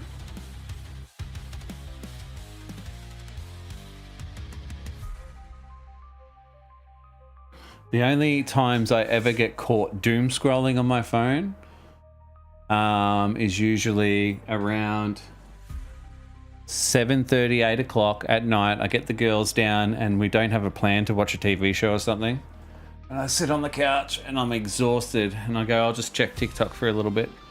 It'll probably grab me for about 10, 15, 20 minutes, tops. But it's because I'm so tired that I'm just like, boop, boop, boop. But I can, any other day, I jump on TikTok on the toilet or something like that. And I can get off it. But I have a basic nagging in the back of my brain that says, be productive, be productive, be productive. Do something, do something. This is wasting your time. Or I not even that negative. It's more like, you know, this is wasting your time. And I go, yeah, all good. I'm having that conversation as I'm consuming content. And it's mostly about the stuff we just watched. It's easy to get distracted into that. Bird drones and whatnot.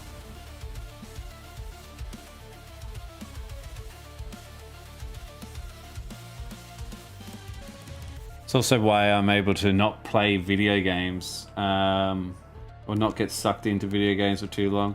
Actually, I lie. If I'm having like a drink, an alcoholic drink, and I've got time off, I'll be like, bang, there goes 3 hours. And I'm like, gaming, whatever it is. But that will happen like once a month. I just, you know, all my friends are like, oh, you don't game anymore and all that. Like, I just don't have time. It's one of the best things about having kids is it makes you really cherish what time you do get by yourself, because I mean, if your morals are in the right spot, right, by my opinion, you will do everything for your kids first and you come second.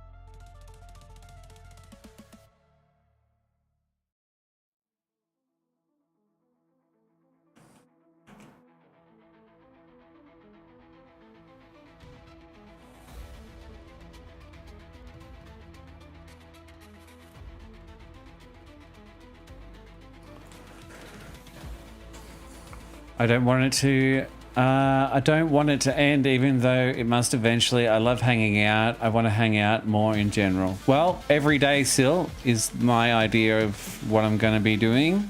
So go to bed the same time as me, 9 p.m. Get to sleep by 9:30. I wake up at 6, sometimes 5:45. And I start my day. Sometimes I do a little bit of work. Sometimes I take the dog for a walk, pretty much waiting for the girls to wake up. It's better for me to wake up before the girls, other than them waking me up because I stayed up too late. I've learnt that lesson. It's taken me 2 years, but I have learnt that lesson. And so I'm fully rested for the morning with my girls. And then I start streaming at 8 a.m. AEST. Questioning everything is always good. Oh, always. You can find yourself in some a lot of things don't like to be questioned. It can be dangerous. Can be annoying. A lot of people, I get, like I said, I get in trouble a lot for, when I say, but why? But why? Why does it matter? I don't know. I just want to know. I just need to understand. That's why I question everything. I think it could be an autistic trait of mine. But it is what it is. I like it about me. I like that trait about myself. And so when you do find yourself in any sort of trouble like that, my only advice would be learn to ask questions the right way. You can be inquisitive, but you can also not be a prick about it. You can be non-condescending. It's like, oh, okay. Is that because of this? And they go, no. It's like, oh, do you mind if I ask why? Yes, I do mind. Oh, okay. Doesn't mean you have to give up pursuit, but at the end of the day, yeah, you then weigh up the information of, do I really need to know or not? And if you do, then you'll find a way to ask the right questions and get the answers you crave.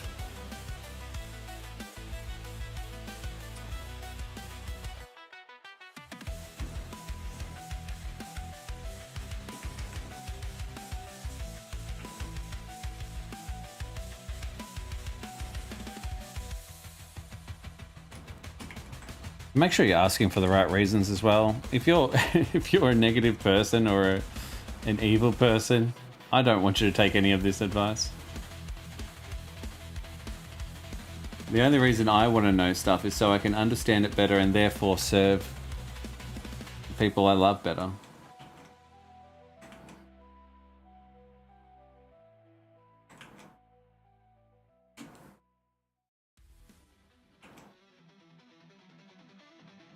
Can come off as a little bit of a control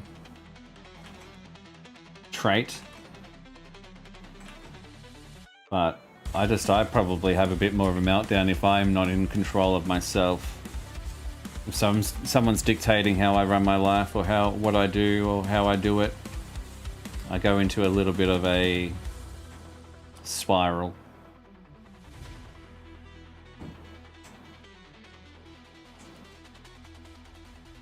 But I've always been like that ever since I was a kid. I could tolerate, like, doing stuff, getting told what to do for a small period of time if it's in bursts or, it's for the greater good. Could be the in-laws family, Could be my own family.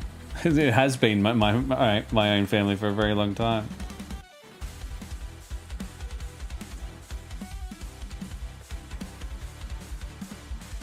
Anyway, getting off topic. Animators are like that. They habitually, naturally study mechanics and motion. It's true. That's very true. A day without learning something new is a day wasted. I went back to using an old flip phone, no internet, no social media, just text and calls and my calendar. This is my point of view. I have no kids of my own, so the whole is my children to entertain. This is my point of view. I have no kids of my own, so the whole is my children to entertain. The whole, like the world. And as long as just one person has a better day because of the entertainment, I have done my job here. How? The whole world. Yes. Oh, cool. Yeah, no, that's nice. I think I'm a bit the same.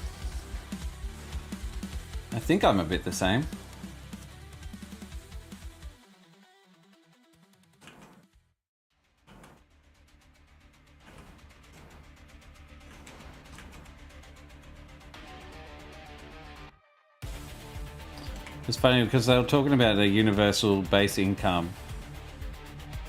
You know, like I would so be okay with that. I have no thirst or hunger to be a millionaire.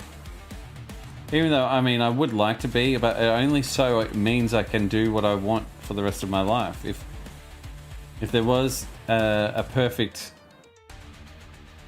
UBI out there, or a world in which everyone is free to do whatever they want, I'd do it. But unfortunately, it just doesn't sound plausible without some kind of control tactics involved.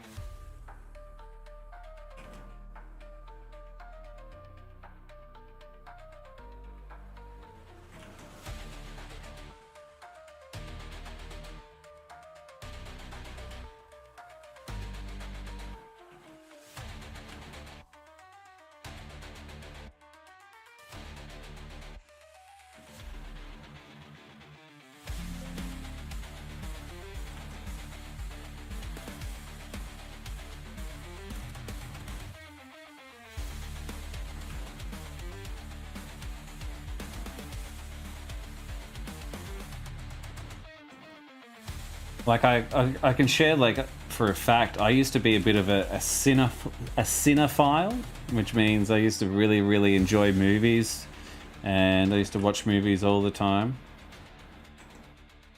I used to, like, break them down. I still break them down and understand how they're made, and you know how they're telling their story, and certain shots that they should have done better, or certain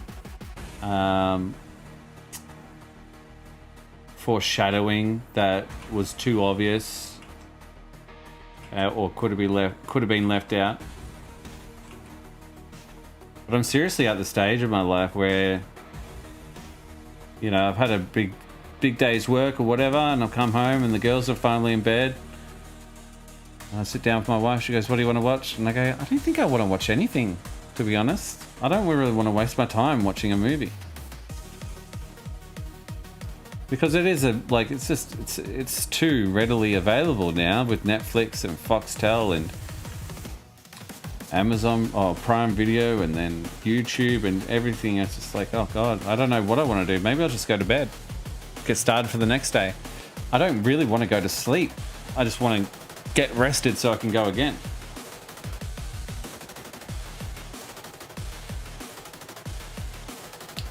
Like, I hate the idea of having to sleep, but now sleeping to me is a bit like a job. It's something that I need to do in order to be able to do what I want to do.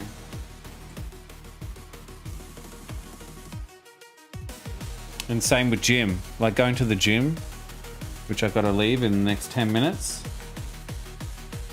I've got to do that in order so I sleep better.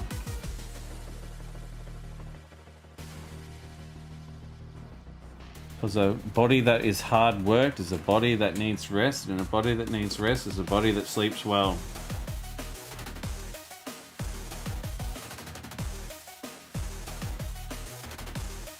So If anyone struggles with sleep,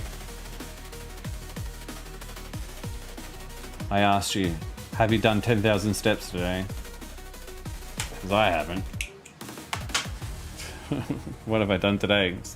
I have been charging my phone all day, my watch, and it says I've done 620 steps. So I'm going to be at the gym for a little bit. I should actually leave earlier rather than later, but I just want to get this drawing done. The problem, which is China right now, is with a universal basic income, is based on your social credit, and that is 100% regulated by the government. It is super control, and I don't have a subscription service besides Amazon, but I don't use the music or video stuff. I listen to CDs and vinyls and radio and watch DVDs and Blu-rays.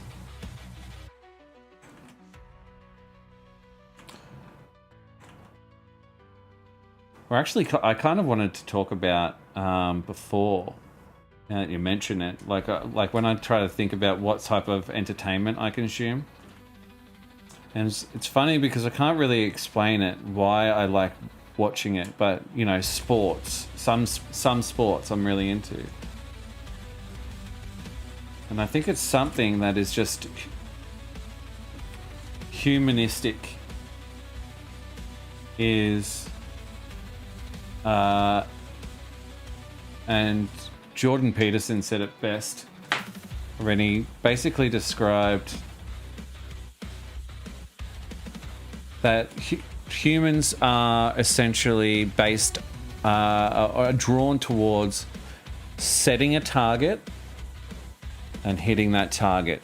Whether it's metaphorical or physical, it is just something that speaks to all humans. That's like if you have a goal, you sort of set a goal, and the goal is, like, I mean, even the word goal, right, is used in sports. But if you have a goal and you achieve that goal, it is a success. And so there's something about that I don't know, sort of speaks to me on an animalistic type of. What do you guys think about that?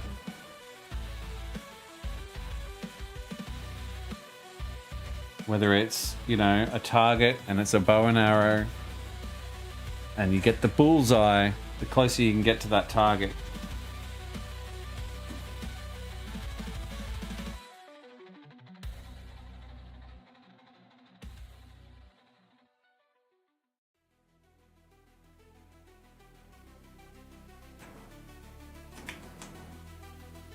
There's also something that's addictively, I don't know, I don't want to say barbaric, but like I enjoy the simplicity of watching a sport. You know, it's something that even when watching a movie, I try to switch off my brain. I really try, so I'm not over analyzing, so I can just enjoy the entertainment. And I think, you know, every human sort of craves that from time to time, just to fucking decompress, to mellow out, to just go, I'm just enjoying this, taking a break from thinking so much all the time. That's probably why I like alcohol so much. Really, it makes me dumber, and I like being dumber sometimes. Dumber. I like being dumberer.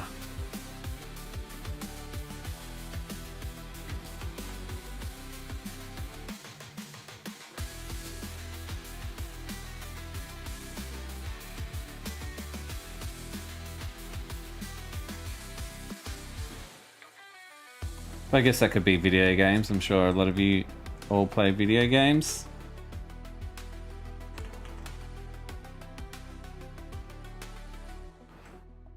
I don't like killing time. I don't like the idea of playing video games to kill time.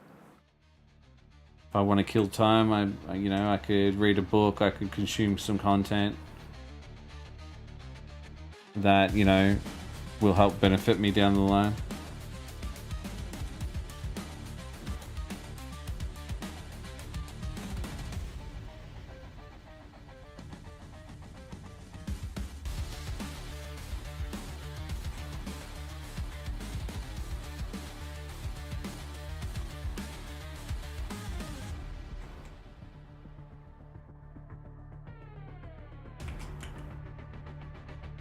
Almost done, guys. If you have anything to say it now. I will address it in the chat.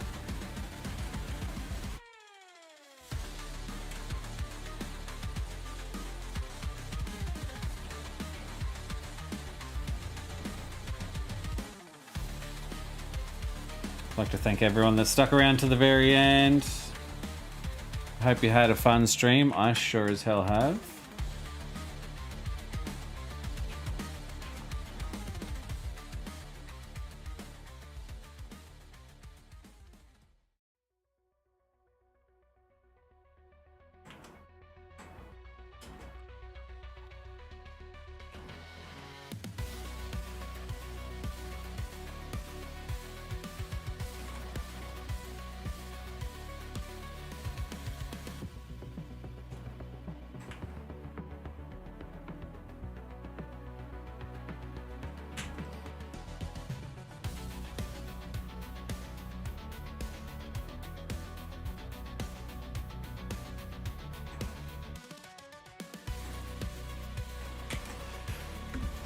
Done.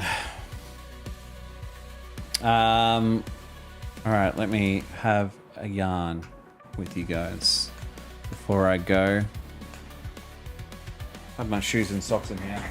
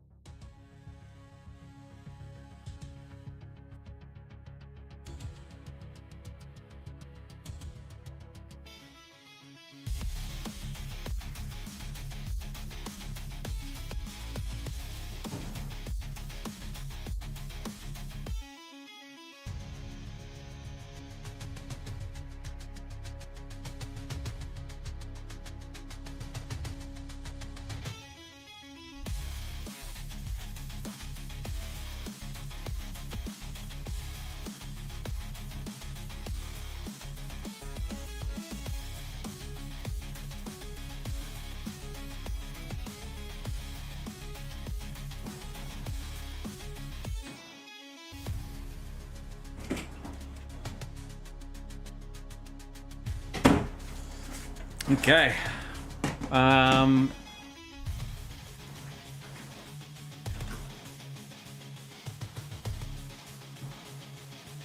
Sports bore the crap out of me, but I have a lot of conspiracy theories with examples about why sports is fake.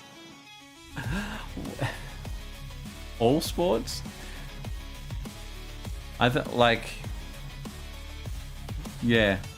I mean, Australian rules football. I only really follow two sports now, but it used to be one. It used to just be Australian rules football. But anyway, like I said, it does feel like there's something that is... I don't know. It's just something simple. Something... Yeah. Going for a team. I don't know. I don't understand it, but I love it.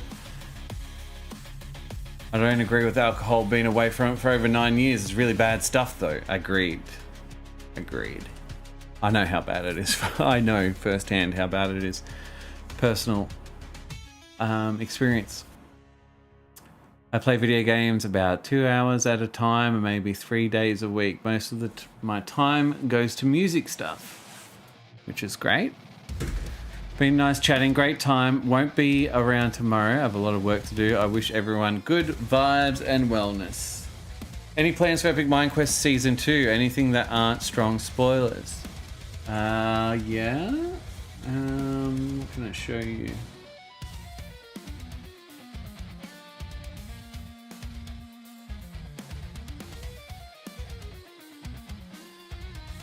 I have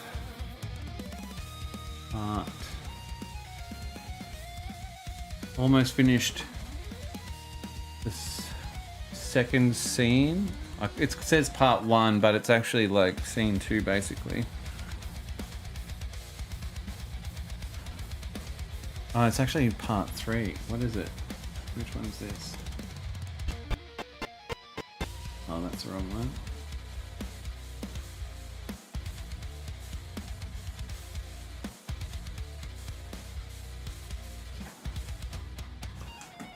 Hopefully you'll be able to see me working on this by tomorrow evening.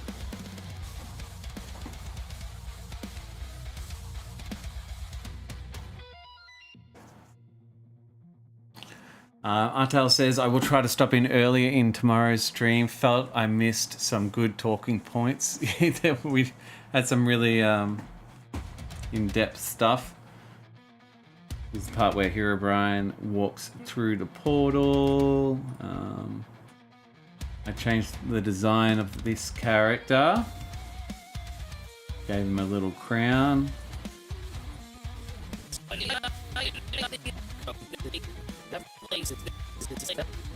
I made it so his head actually rests on the back as well, so he's not floating.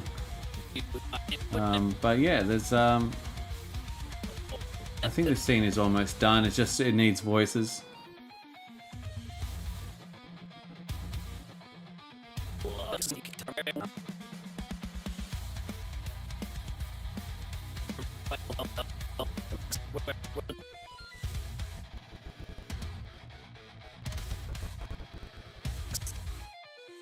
So I have done a fair bit of work. It is coming to it. Pretty sure you've been getting up into the portal.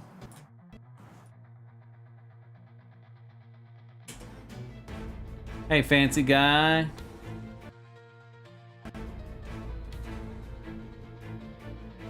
Yep, he's a guy. Those are all just standard voices. But yeah, so Epic Mind Quest, that's season 2. It is in the works, and so that will be what I'll be working on as soon as this short is completed. Hi, fancy guy. We're right at the end of the stream. 7.5 hours later.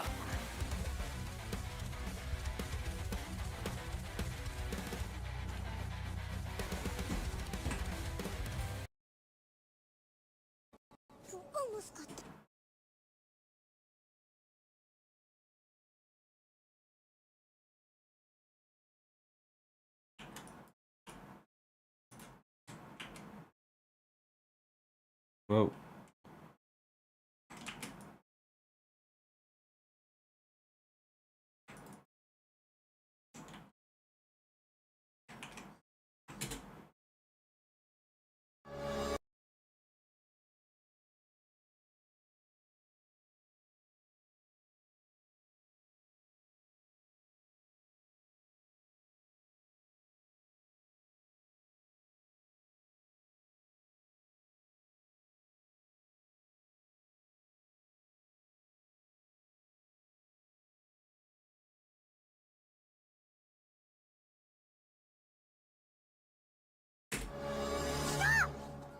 Good God, man!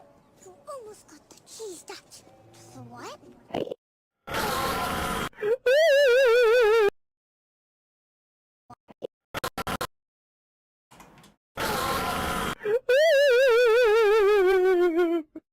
It's getting there. It's getting there. It's getting there. It's getting there. By the way, Sam, I know it's a weird question, but what is your top 5 Epic Mind Quest characters that would be cancelled? What is my top 5 Epic Mind Quest characters that would be cancelled if they had X and Y? I don't know how to answer that. That is a very weird question. I don't know why they would get cancelled. Honestly, they don't really do anything wrong. So I don't know. Anyway, thanks for coming. If anyone will get cancelled, maybe it would be Herobrine, I guess. But thanks for everything. I will see ya tomorrow. Bye.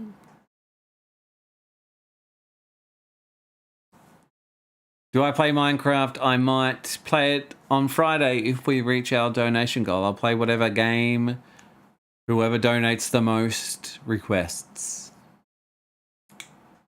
Sound fair?